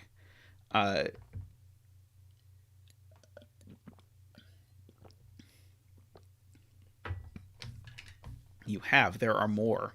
Oh my. I remember when tallcat first set the classics, I was very excited and sent them to me, which was probably around the time I was starting this stream. So I think it has taken me 50 some odd streams to make it through all of the classics that tallcat has set me. But I did do it. I made it. This is the last one. You can go back in much earlier streams. I've gone through the first and the second one. Alrighty. I'm going to take a short break, and then I'll pull up another puzzle, and then we will be back. Logan suggesting the Sudoku technique, American line language. And we'll be right back with another puzzle, and hopefully that next puzzle won't take too long, but we'll do that, and then we'll be done for the night. So I'll be back shortly.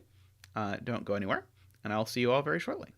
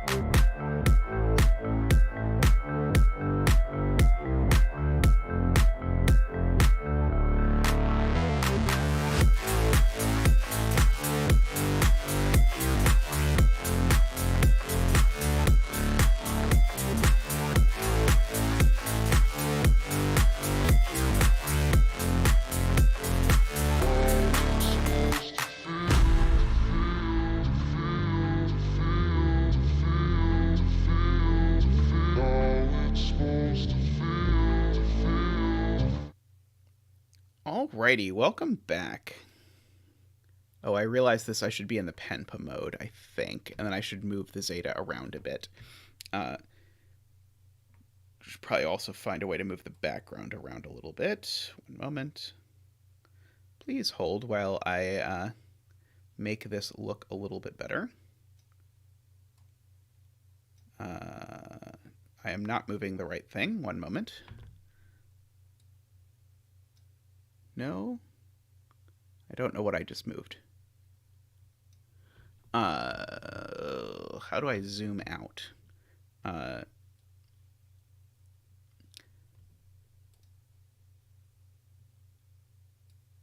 Okay, I can shrink myself.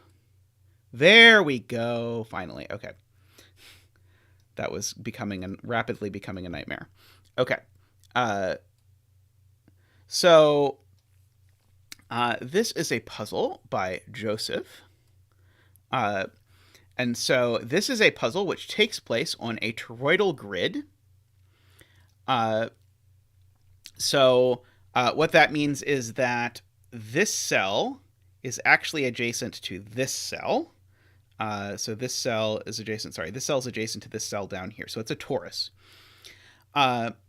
And just to help us remember that, This came in its own little program where you can see when I fill in the 3 here, it also fills it in down here. And also, if I scroll, it will let me scroll through the grid like that. So this actually implements the toroidal thing. And Tristan will post the link, I am pretty sure. Okay, so what are the rules that we have to follow for this puzzle? So for the so we have standard Sudoku rules. Digits can't repeat within a cage, so we've got some killer cages. Digits can't repeat within those. Inequality signs are inequality signs. Now we have a knight's move constraint. So now note knight's move is an extra potent constraint in this world because we have to worry about like this cell can't be the same as this cell by knight's move because of the torus. Cells a bishop's move from a box's center cannot contain that center cell's digit. So only center cells are anti-bishop. So that and if I kept going, I'd get that. So those are different. So I think those 2 cells could contain the same digit. And that is all of the rules. So let's see. Let's see how we're going to do this. And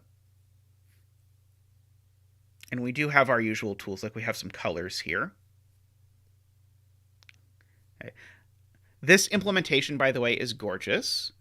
But I do have to complain that they kept light gray, medium ucky gray, and slightly less ucky gray as the colors rather than changing them to be actual colors.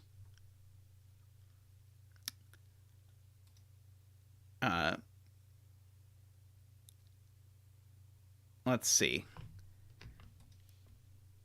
Are we claiming that these actually can't be the same?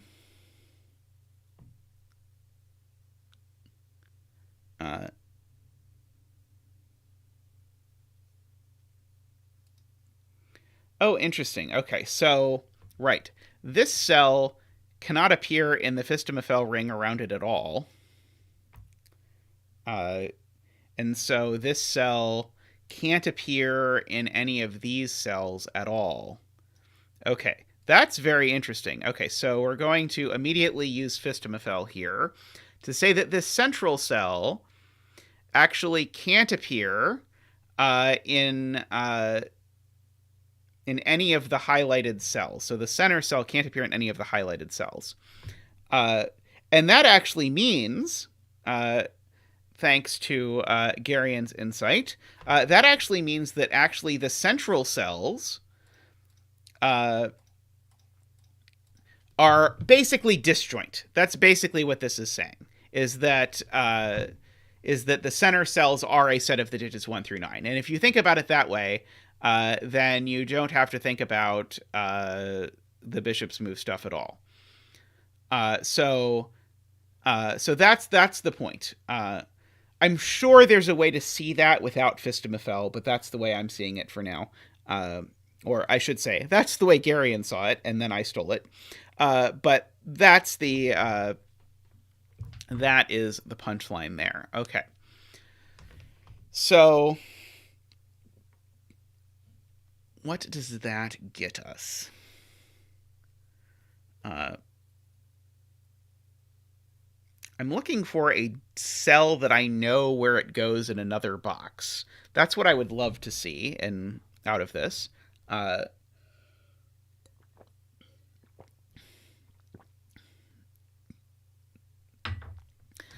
thought that too, Jay, but how did these two see each other? I thought that the first time. Oh, they see each other by the other diagonal. If this diagonal goes this way, it goes there. Okay.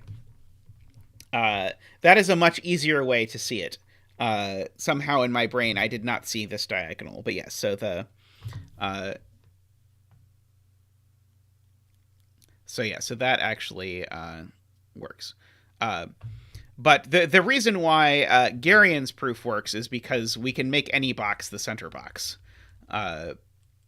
And so we can use it however we are so inclined. Trying to see, like, how am I going to use these cages to find these sorts of things?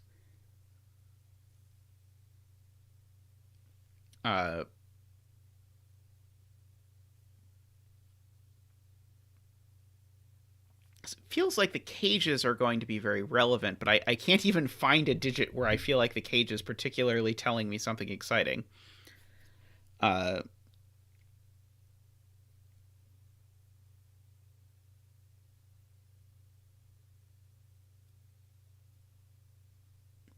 Yeah, it's just disjoint on center cells. That's what the anti-bishop is saying.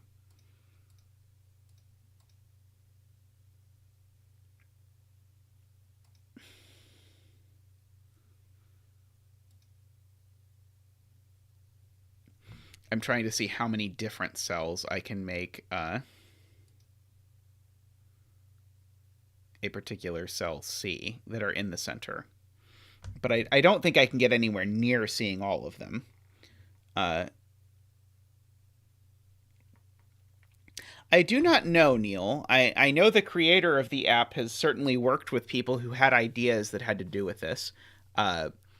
Like I think the interface here is really impressive and is certainly a very significant part of the reason why I was like, yeah, sure, that seems fun. I'll do this puzzle.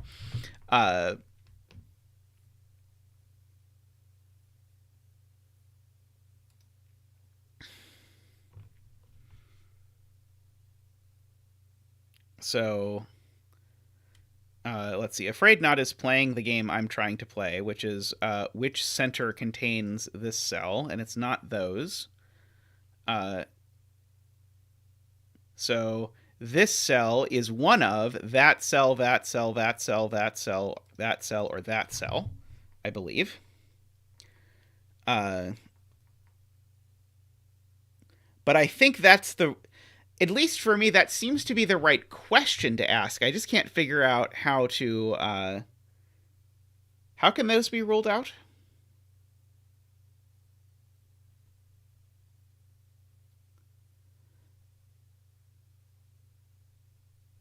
The diagonal only applies to center cells.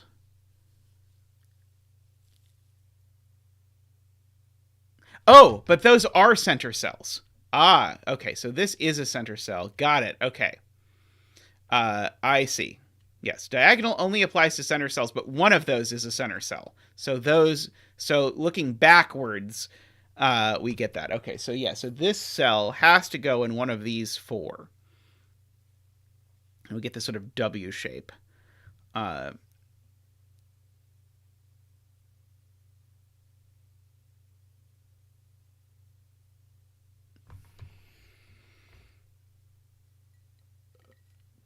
Right. It applies if either cell is the center cell, which is a center cell, which I had not appreciated.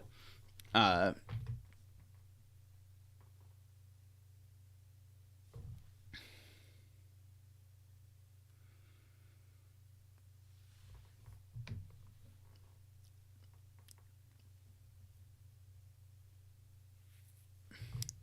see, row 8, column 2.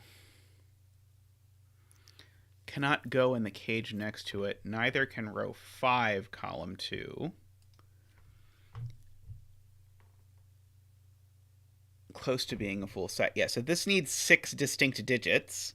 And Jay's point is, because of the combination of anti-knight and anti-diagonal for center cells, these two cells cannot appear in this cage.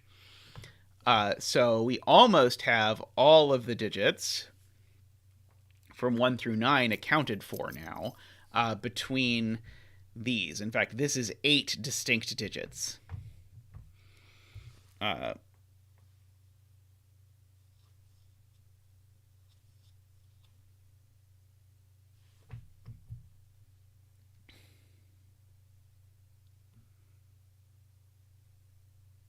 which is interesting. And of course, you can do the same trick over with these. Those are 8 distinct digits. Huh.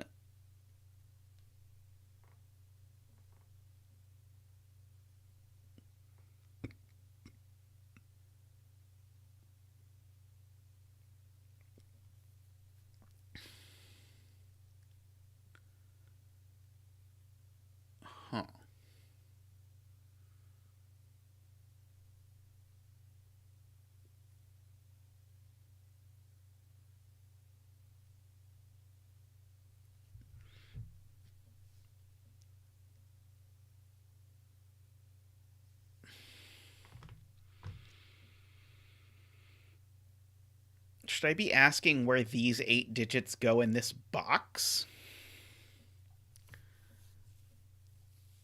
So yeah, where did these digits go in this box?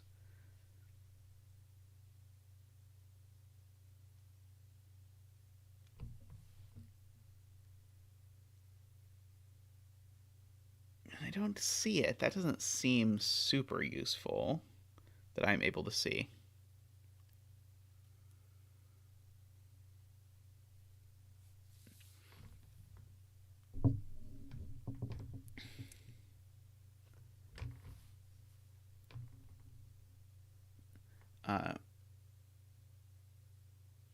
Oh, this cell. This... No, never mind. No, we already knew that.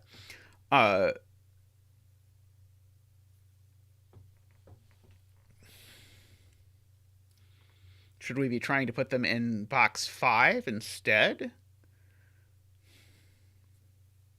That just seems worse, honestly.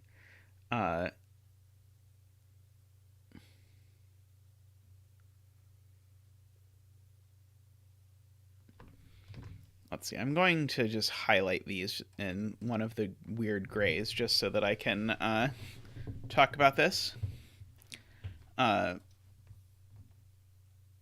So, yeah, I was looking at this, but I don't see anything I could do with it. But if this digit shows up in one of them, it's a central digit, so it is anti-knight, so it can't go in one of those. Sorry, so it's anti-bishop, so it can't go in any of those. It can't go there or there either. Can't go there, obviously. So if this central digit is in here, it is in one of those two. And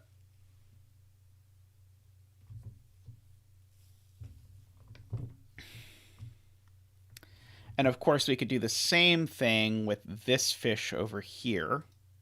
Oops.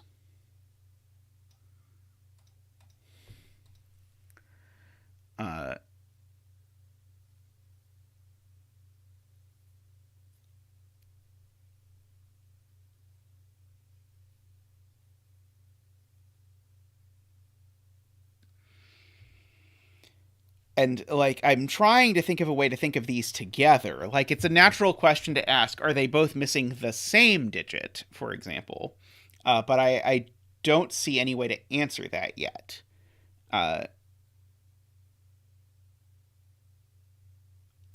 guess it's worth noting these 4 are all in our disjoint business. So those 4 are different.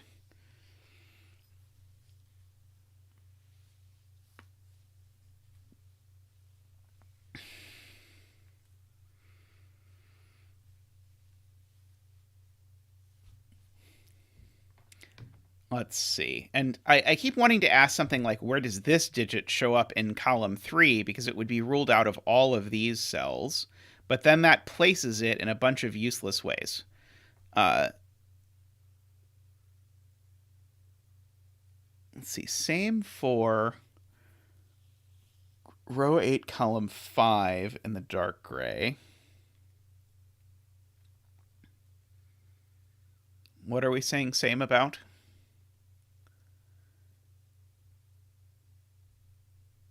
Row 8, column 5. Sorry, row 8, column 5.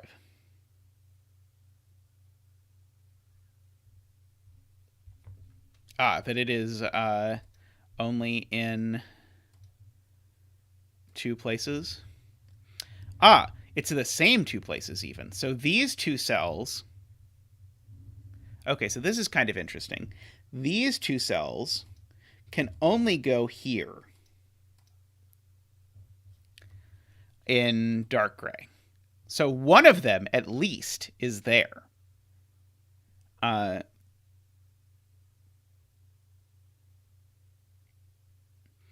then a similar effect happens here, because one of these two has to end up there, at least, if not both.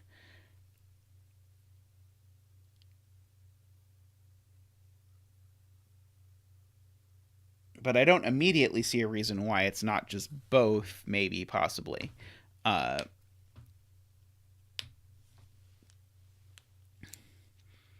see. Chip asks, how many of the 4-cell killer cage cells can be in the 6-cell killer cage? So, with the implication being that not all of these can be in the 6-cell killer cage? Possibly.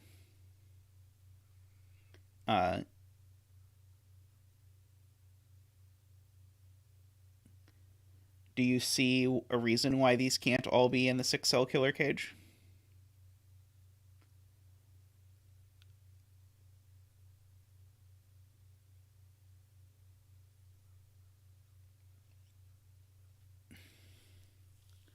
Are you looking at, maybe you're looking at these in the row?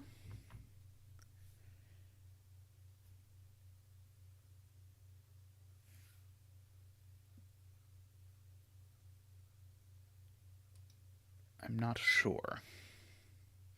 This seems like the kind of thing I would expect from this sort of setup, for whatever that means. I am very suspicious of the fact that this gets pushed into the same 2 cells.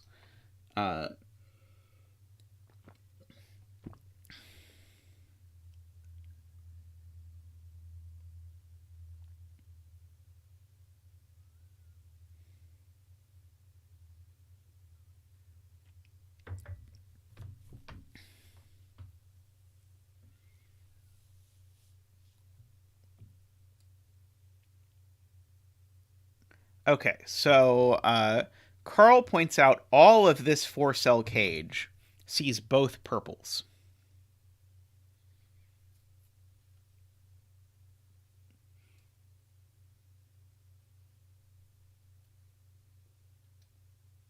I'm not quite sure what we can do with that, but and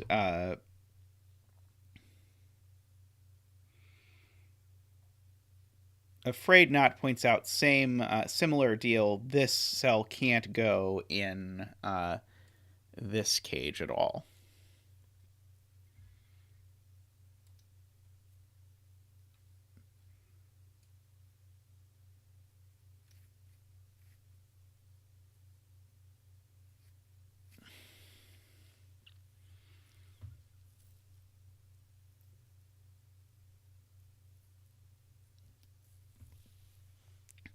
I'm trying to see if this is doing something in column 1.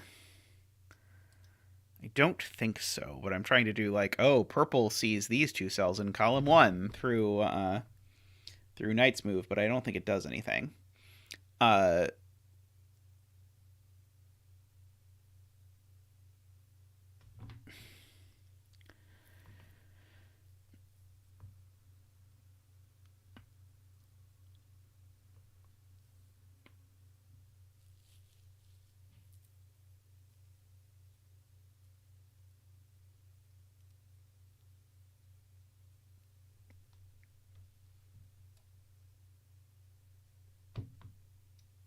So wait, are you saying that these have that there's no repeated digits in this rectangle?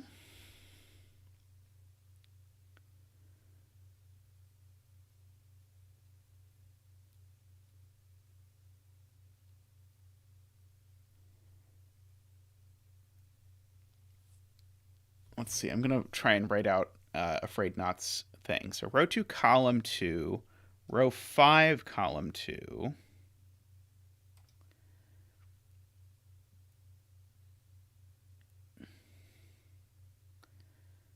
And then row 5, column 2 again. Row 2, column 5. Oh, got it. Okay. So this set of 8 is the one that Afraid Not is now looking at. These can't contain repeated digits. Contends Afraid Not, which I'm inclined to agree.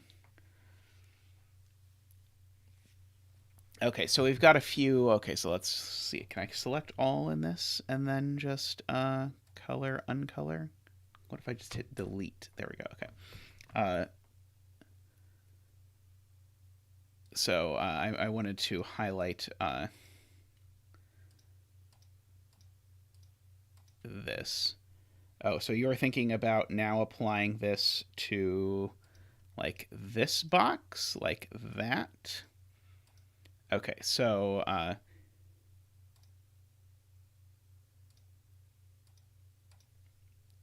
so there's no repeats in this 8 cells. I think this is just a different way of saying the same thing we were saying before, which is that one of these 2 cells has to show up over here.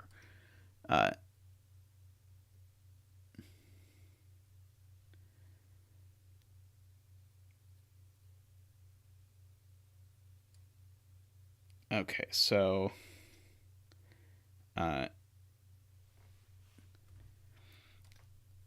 so let's see. J says, look at row 5, column 5.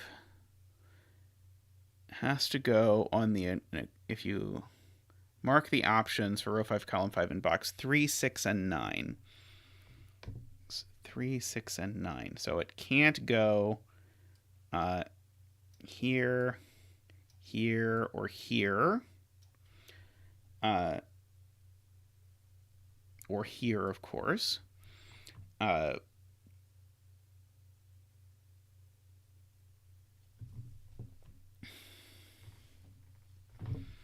for that matter, here or here. So yeah, so purple.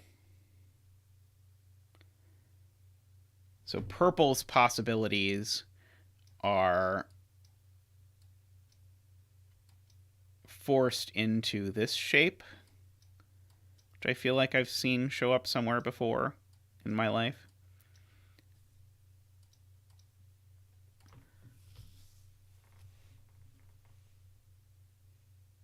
And so one of these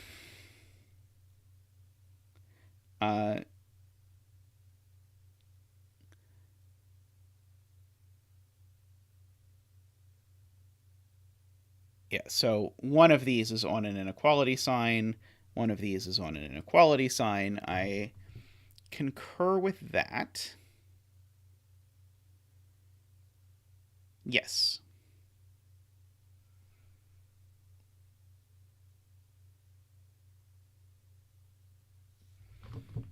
And not fewer than 8 either.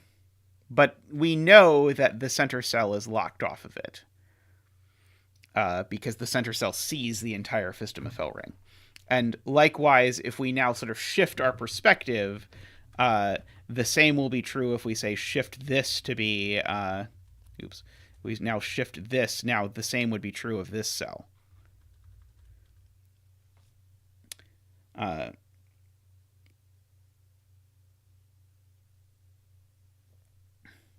But yeah, I think the trick there is the other direction, is now every other digit occurs here somewhere. Every non-purple digit occurs in one of these cells somewhere.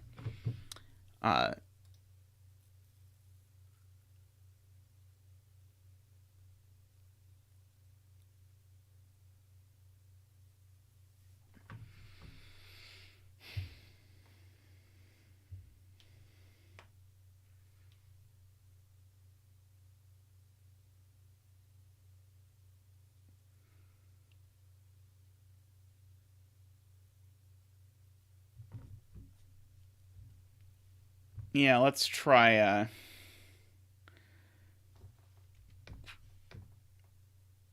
getting rid of this coloring, and let's try and center on... I know, let's try and center on the least useful looking box, and maybe it will turn out to be Yes, it's either in both 6-cell cages or neither. I don't think it's exactly twice each. Let's make this orange. And so, again, not on the Fistamifel ring means not in any of these cells.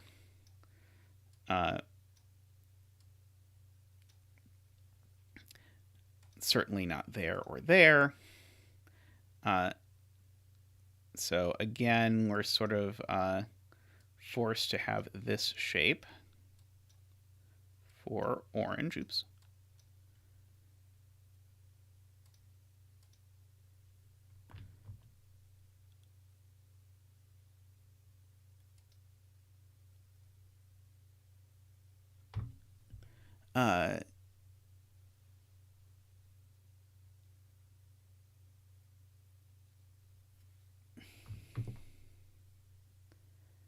Do the other digits have to show up twice each exactly? Is there a reason I couldn't have something show up 3 times, like there, and there?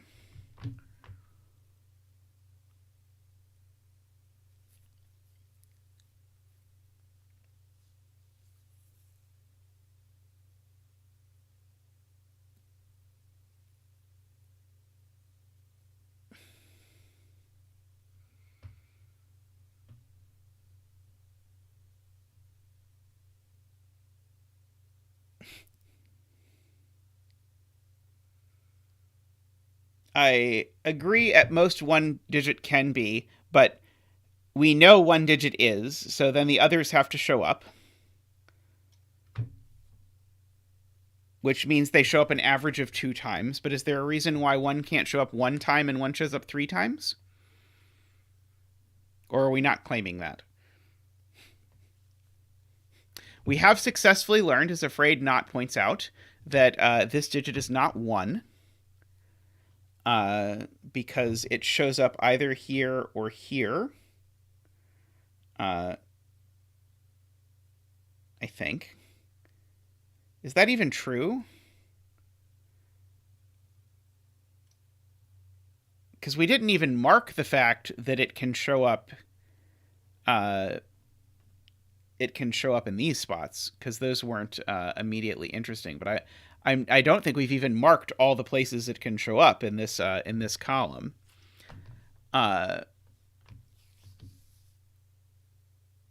It's true it can't show up here.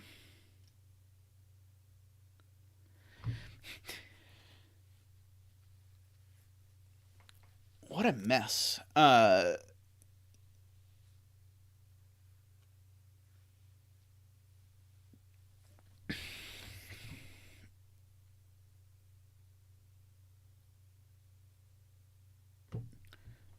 Yeah, so let's see. What other square do we want to overlay on top of this? I'm trying to see if there's any center squares that are obviously going to show up on inequalities in some useful way. Like, let's pick this one for no particular reason. Maybe do yellow this time. So in the outer rings, yellow is going to show up like this.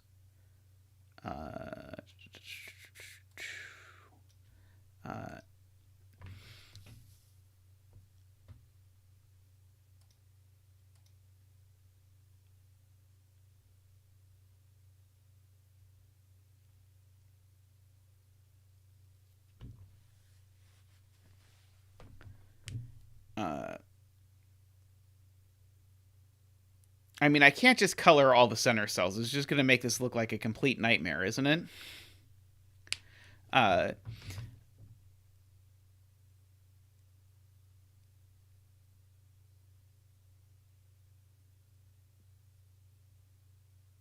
Why is yellow not 9?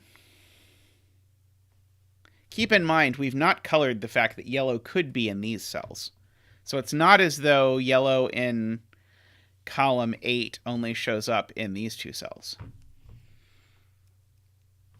It has been pointed out that my monthly setting challenge is, or that my current setting challenge is very Pride Month appropriate.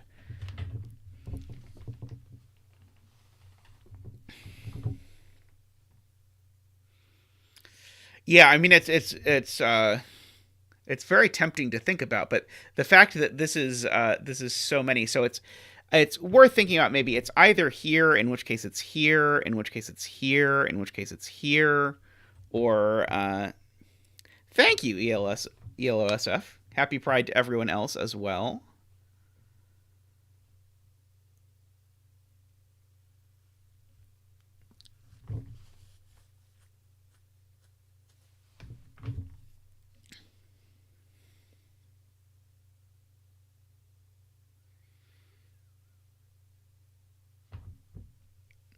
Let's see.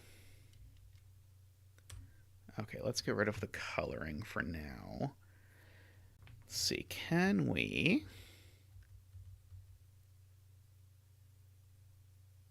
I can equate the 4 cell cages to the center cells that go in them. Okay, so Garion has an interesting observation. So these 4 cells, let's see. So the thing we already know, they're not those 4 cells. And so there's only 5 left. So the question is just, which of these is not purple? And so...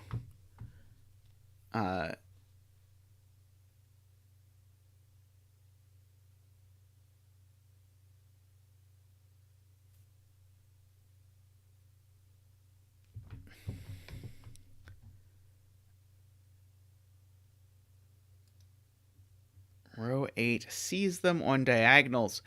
Yes, yes, yes, it does. Haha, gorgeous, gorgeous. Okay. I dig it. Okay, so Garion has an excellent point that the 4 purple cells, we know, of necessity, show up in these cells because this cell sees these 2 on this diagonal and sees these 2 on this diagonal. Very nice. Okay, so these 4 cells are these 4 cells. And likewise, these 4 cells are, and so let's do the same thing. They are these 4 cells. Sorry, not that one.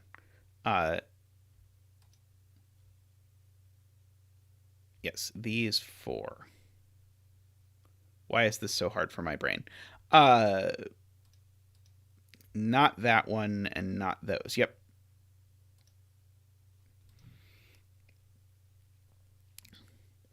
So there are 2 cells that appear in both squares. And of course, there is nothing to stop us from doing exactly the same thing with this and saying that the green cells show up here and here and here and here. And then coming over here and doing the blue cells, which somehow I've not used at all yet, and saying the blue cells show up here and here and here and here.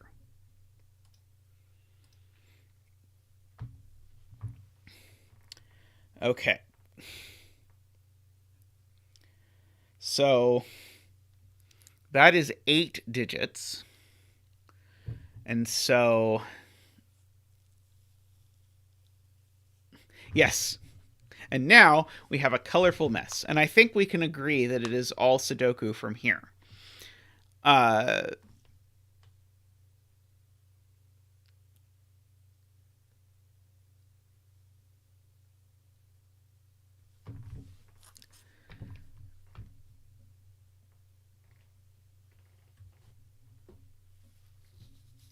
So the question is, can we use this somehow, some way to conclude something about what happens to this cell in these various cages? Like, is this cell in one of those 2? I do not know.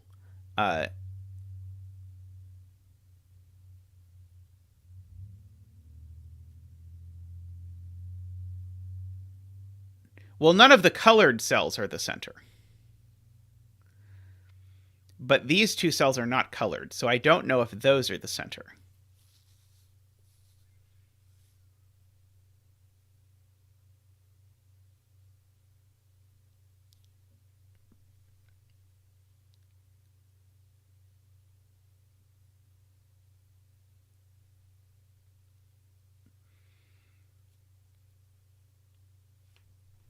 Let's see, I'm just trying to understand how this works. It goes that way. It goes that way, yeah, but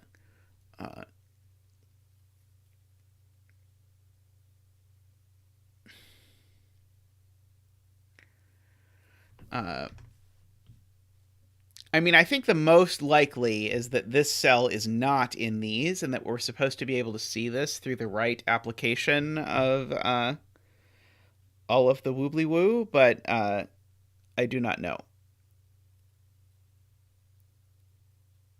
It is very pretty. Yeah, this is the 9th digit, and it's not on the Fistamafell ring. A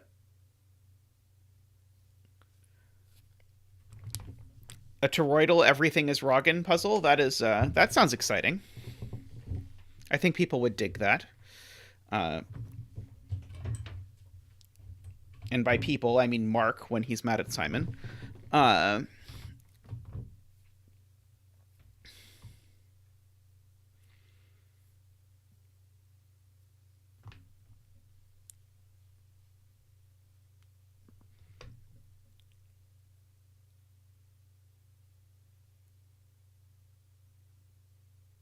So, where does row 5, column 3 go in the colors?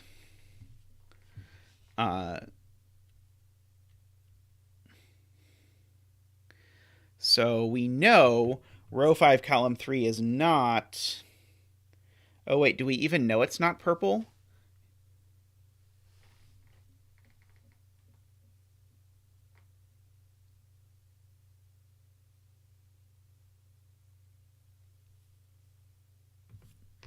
Sadly not, I don't think, because it could go... So this cell goes in one of these 4, I believe.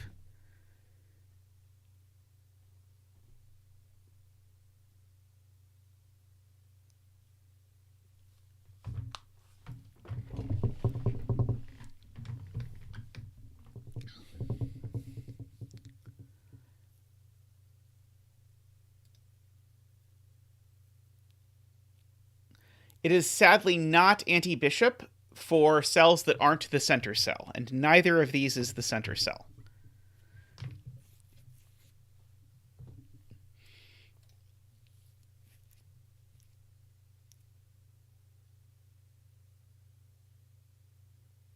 Yes, the center cells are disjoint. So these are 8 distinct digits. That is what we know, and this is the 9th digit.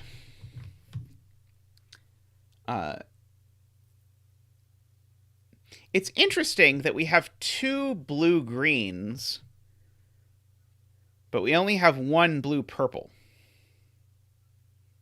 How is that? Does that just mean I screwed something up?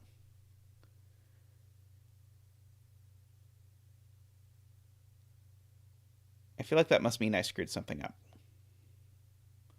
Oh, no. Okay, the opposites are there's a difference between the points that show up in these edges and the points that show up on the between ones. So corners and edges are different, which is interesting. So can I do anything with these? I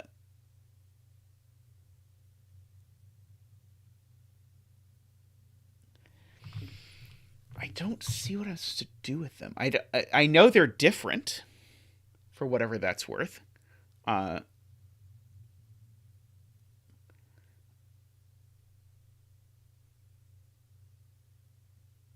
but I don't know.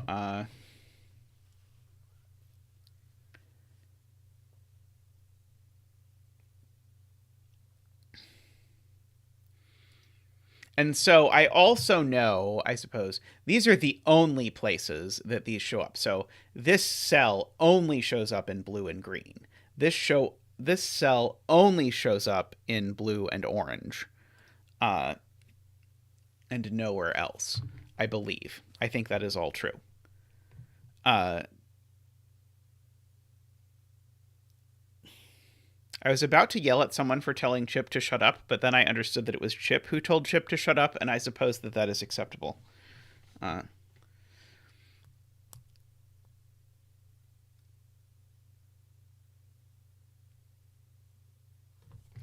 Boy, this is really mystifying to me exactly what is supposed to go on here. Uh, like, the inequalities, I assume, are completely useless until you have colored the entire grid. Uh, and I was looking at a Afraid Not suggestion to color the centers instead, but that just seems like an even bigger mess. Uh,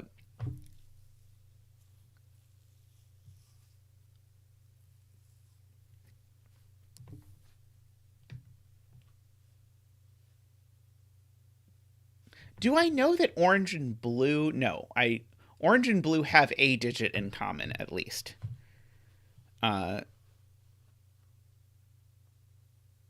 Right, orange and blue have. So, do I know that orange and blue have exactly one digit in common? Is that a thing I can deduce from looking at this?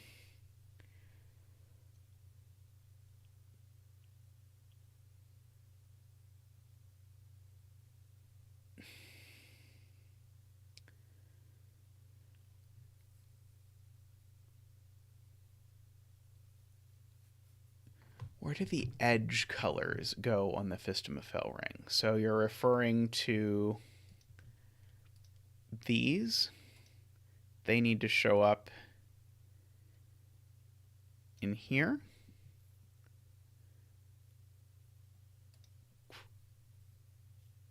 Yeah, so if purple and orange had a second digit in common, right. What we identified is the 4 cells in blue are the 4 cells that are colored blue. The 4 cells in orange are the 4 cells that are colored orange. So, right, they have exactly one digit in common.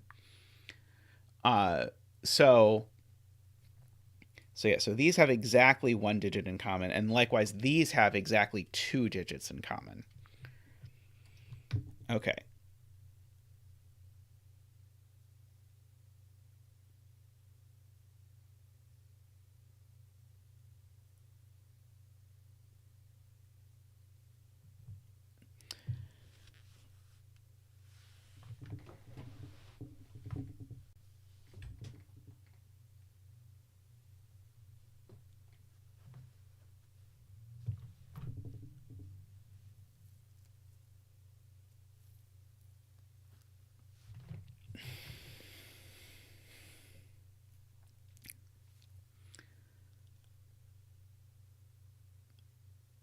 Notably, these almost all dodge inequality signs quite cleverly.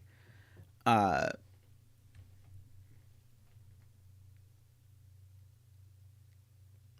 not quite sure I understand what Liz is asking. I understand the center cell can't go on the Fistamafel ring.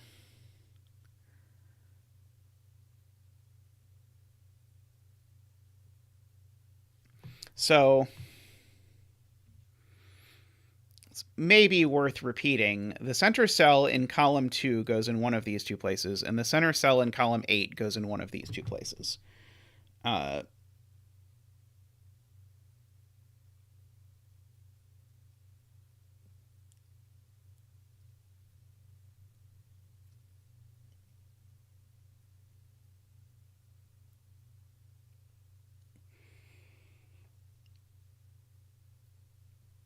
But I don't see how I am supposed to use that.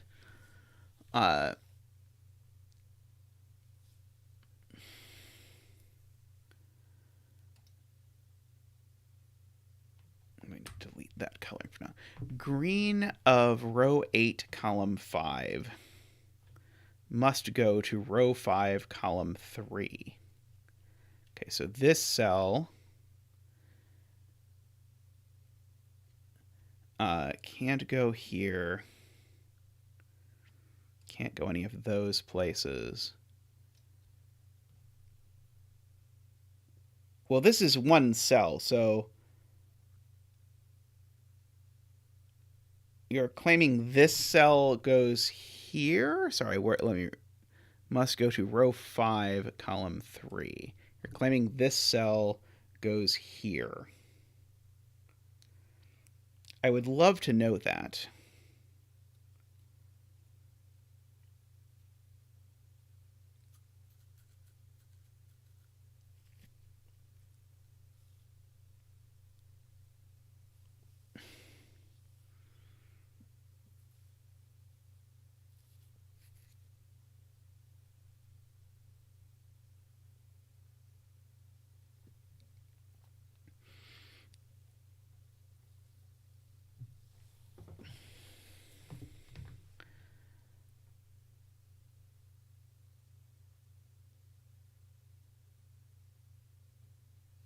I do agree. So each of these is one of the color pairs we already have.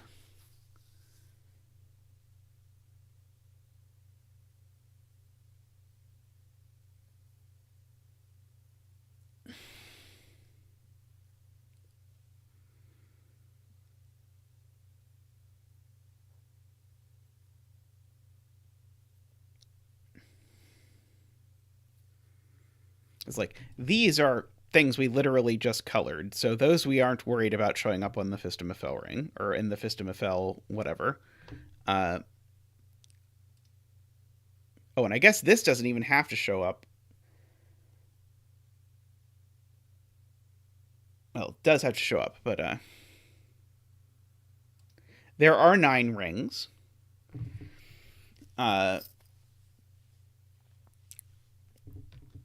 I mean, we can always shift to center this one and see if it looks better. So, so here's the one where this doesn't appear, for example. And all 3 purples, or sorry, 3 of the 4 purples show up on this. And the other one must show up somewhere because this cell is not purple. So is it interesting to ask where this purple shows up on the Fistamafel ring now?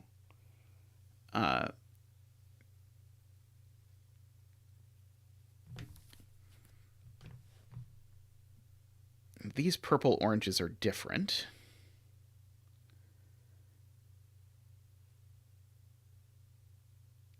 I don't see how to get anywhere with this. It's an appealing idea. I just don't see how to use it.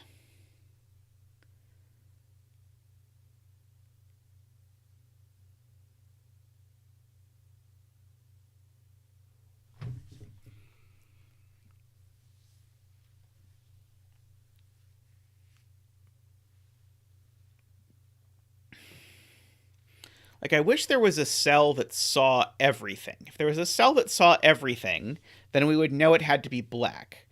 But I think the only cell that sees everything is the one that we already identified. But I could be wrong. If I am, I would be delighted to find out.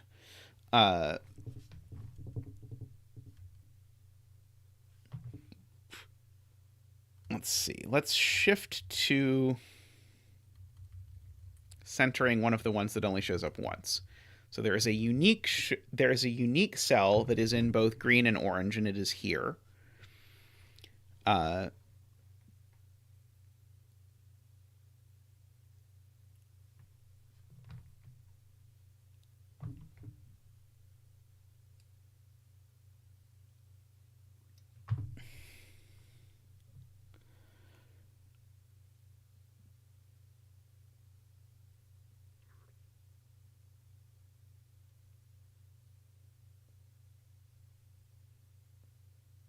It seems very plausible to me, Liz, but I don't have any idea how I would prove that.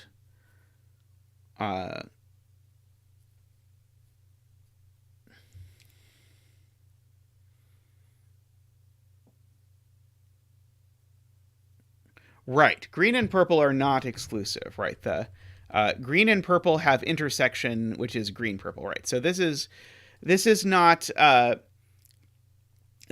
green or purple. This cell is green and purple.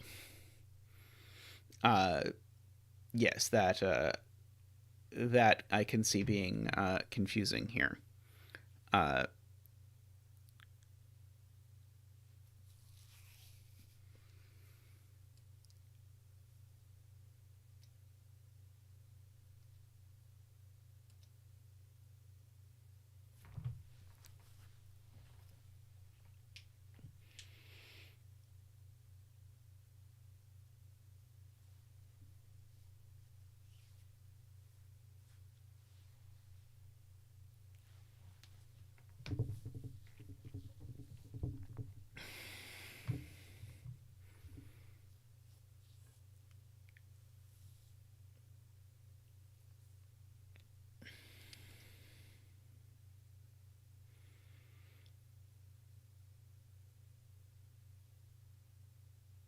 But we do learn, for example, that 1 is not the cell that is in both blue and orange. There's a unique cell that is in blue and orange, and it is not 1. I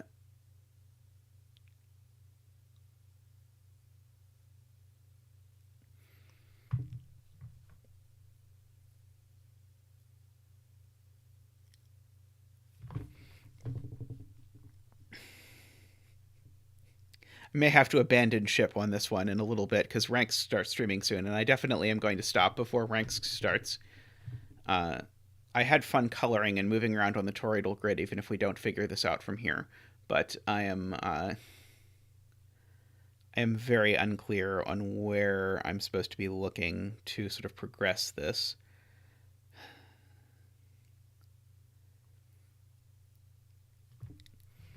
But we can sleep on it. It is very pretty.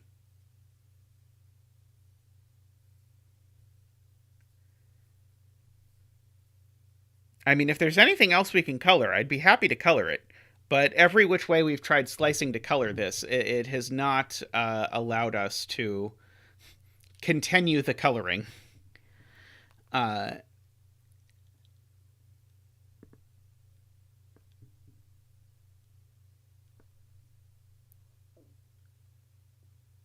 Make the pride flag and then sign off. Boom. I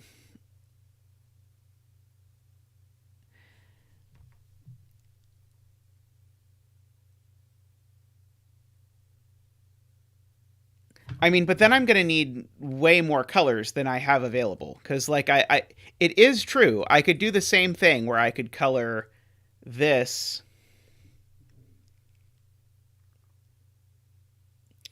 Let's see, do we want to color this yellow and see what happens? Let's color this yellow and see what happens. Okay, maybe there are the right number of things for this to work. Okay, so let's try coloring this yellow. Okay, so this yellow corresponds to, let's see, I've forgotten how this works already. Not that one and not these. Okay, so it's those two and these two are yellow. And this one, unfortunately, we're going to have to get into the grays now. This one says these two and these two are gray.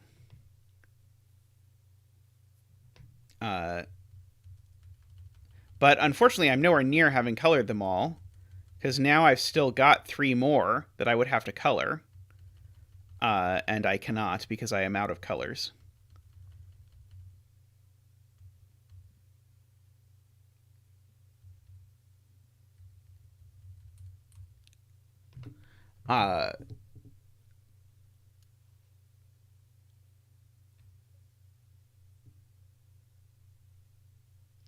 Oh, I have only used... Okay, so I can do... okay, let's see. So, color this red. Okay, this is going to be... Yeah, I think probably we are missing something more fundamental. Seems likely to me. But hey, celebrate Pride Month by throwing down all the colors, and plus it'll make Panthera happy, and I like making Panthera happy, so we'll do that. Then we'll make this the medium Ucky gray. So this will make that and that and that and that into gray, and then make this black.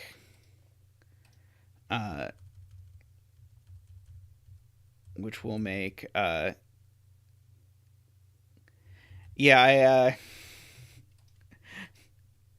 should definitely submit this to Cracking the Cryptic.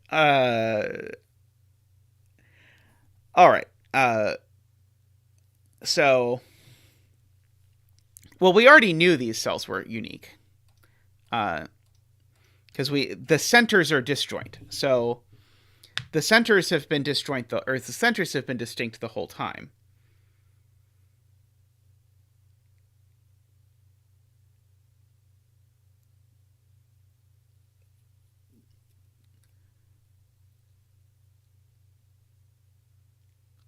But we can now sort of uniquely describe each of these cells, I suppose, as saying, like, this is the one that shows up in purple, yellow, orange, and black, but none of the others.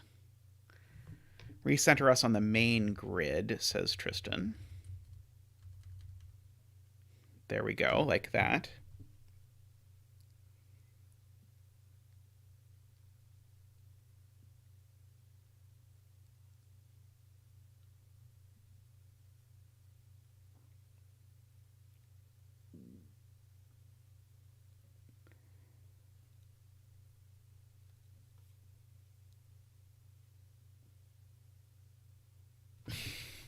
I mean, it's very pretty.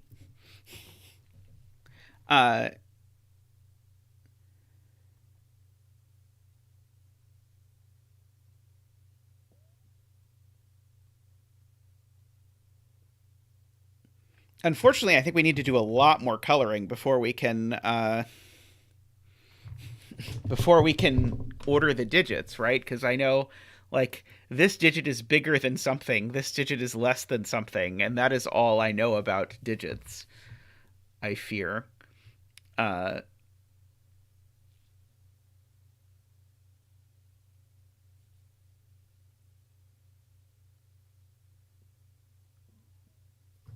Center a cell only appears once in black.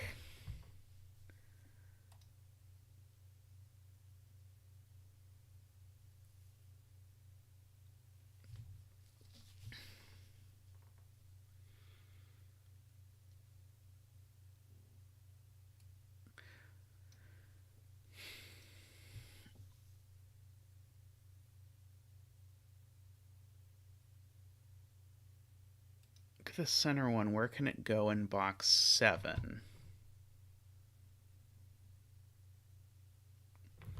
Well, not in blue. It's not there. It's not red. Is there a reason it can't go any of the other 6 places, though?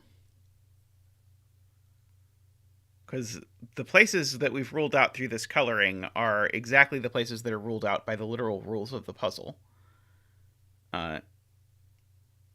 Well, the puzzle literally says this cell is anti-bishop, so the 3 cells we know it isn't are the 3 cells we knew it wasn't from the rules.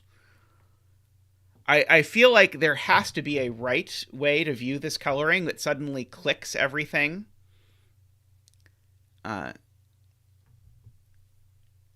Not in the gray line vertically.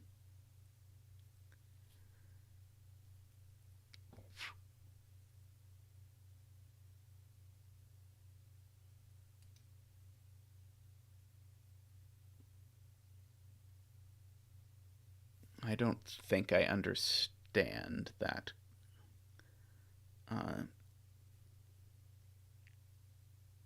Yes, it must be in. It's in all 4.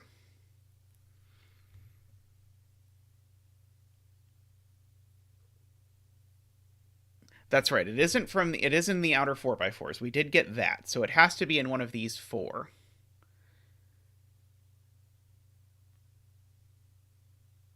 I'm not sure what you mean by the vertical line.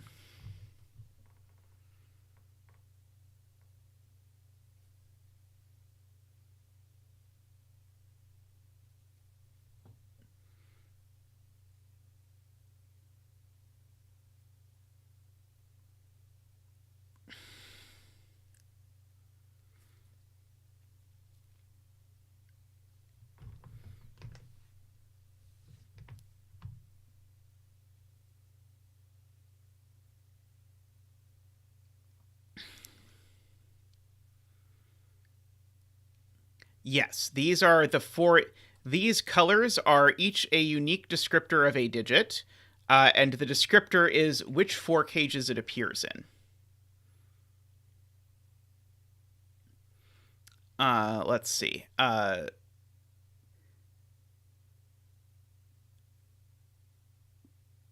does the center digit appear in row 6 and in row 7?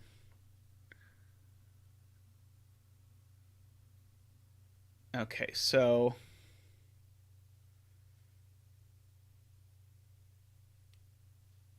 this central digit is in one of these cells in row 6 and row 7.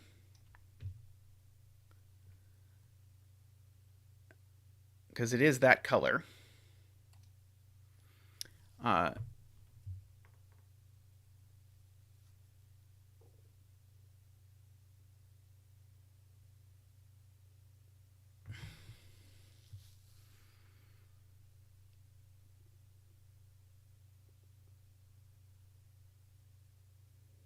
Oh wait, this is a good question. I'm now okay. I think we actually learned something. I'm now realizing completely by accident, but maybe we didn't. Which is we did not originally know that these four cells are different. Do we now accidentally know that these four cells are different, or did we just pretend that we know these cells are different, but we don't actually know it at all? Because these four cells are not in a cage. And so I think the coloring we did is nonsense. Because we said, these four cells can only show up here, here, here, and here, but we don't actually know that they're different. So, for example, it could be there is no yellow digit here because yellow only has 3 digits in it. And I don't think we have any good way of getting around that. But I do think we have to conclude that we made a very pretty grid, and so I think we should consider this a very successful solve. I'm hoping the solution code on LMD is just tell me that you're satisfied that you made the grid pretty. So that's the thing, Panthera, is when we started coloring these squares, and we knew that that's where the cells actually were. And then we sort of switched over, because when we started coloring the others, which seemed like a reasonable idea, but it actually tells us way less information. Yeah, I think we're considering this as a solved puzzle. I think I'm pretty content with... I don't think I've ever made something that looked like this before, so I think this has to be... considered a success. It's got all the colors. It is very quilty.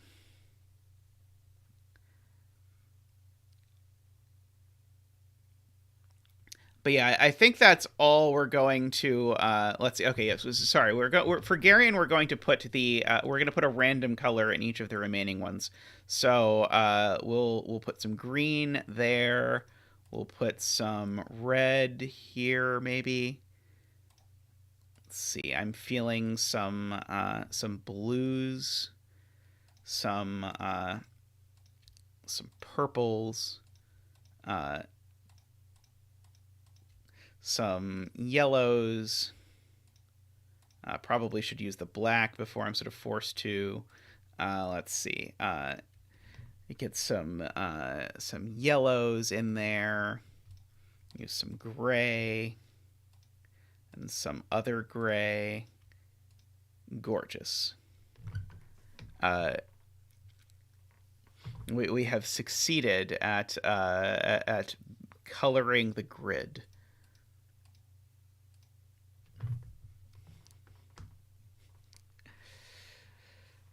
Very, yeah, looks good enough.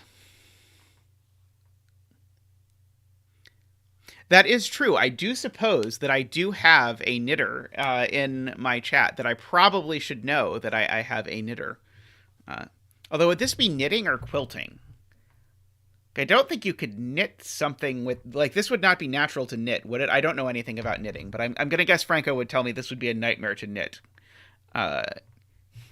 This is not really what knitting is for as a medium, but either that or Franco is going to show me that they have made exactly this while watching, which would also be cool.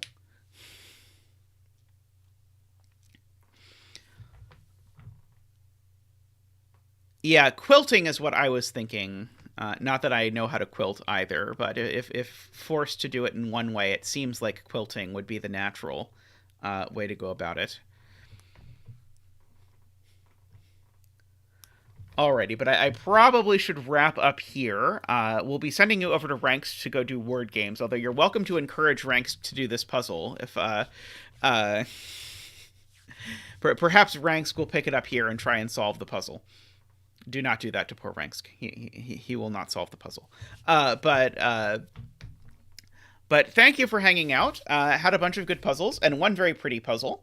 But I will see you all next time. My next stream is on Wednesday. So we can see you all then. If you're interested in the setting challenge, don't forget the setting challenge is still standing. So you can still submit something if you would like. But that's all for today. Thank you very much to our patrons, our YouTube members. Special thanks to both Dave Ratner and Knitting by Franco, who are our super supporters, the turbines of the world. Thank you to everyone who likes the stream, who subscribes, who shows up in chats, who helps. And if you want to support, you can always become a YouTube member so you can get that fancy green name and get those little Zach emotes and the little Zeta stop sign. And thank you to everyone who did a super chat today. So Glum Hippo, Dr. Bubtastic, who mentioned the math channel, which I very much appreciated, David as well. Thank you, everyone. I'll see you all very soon.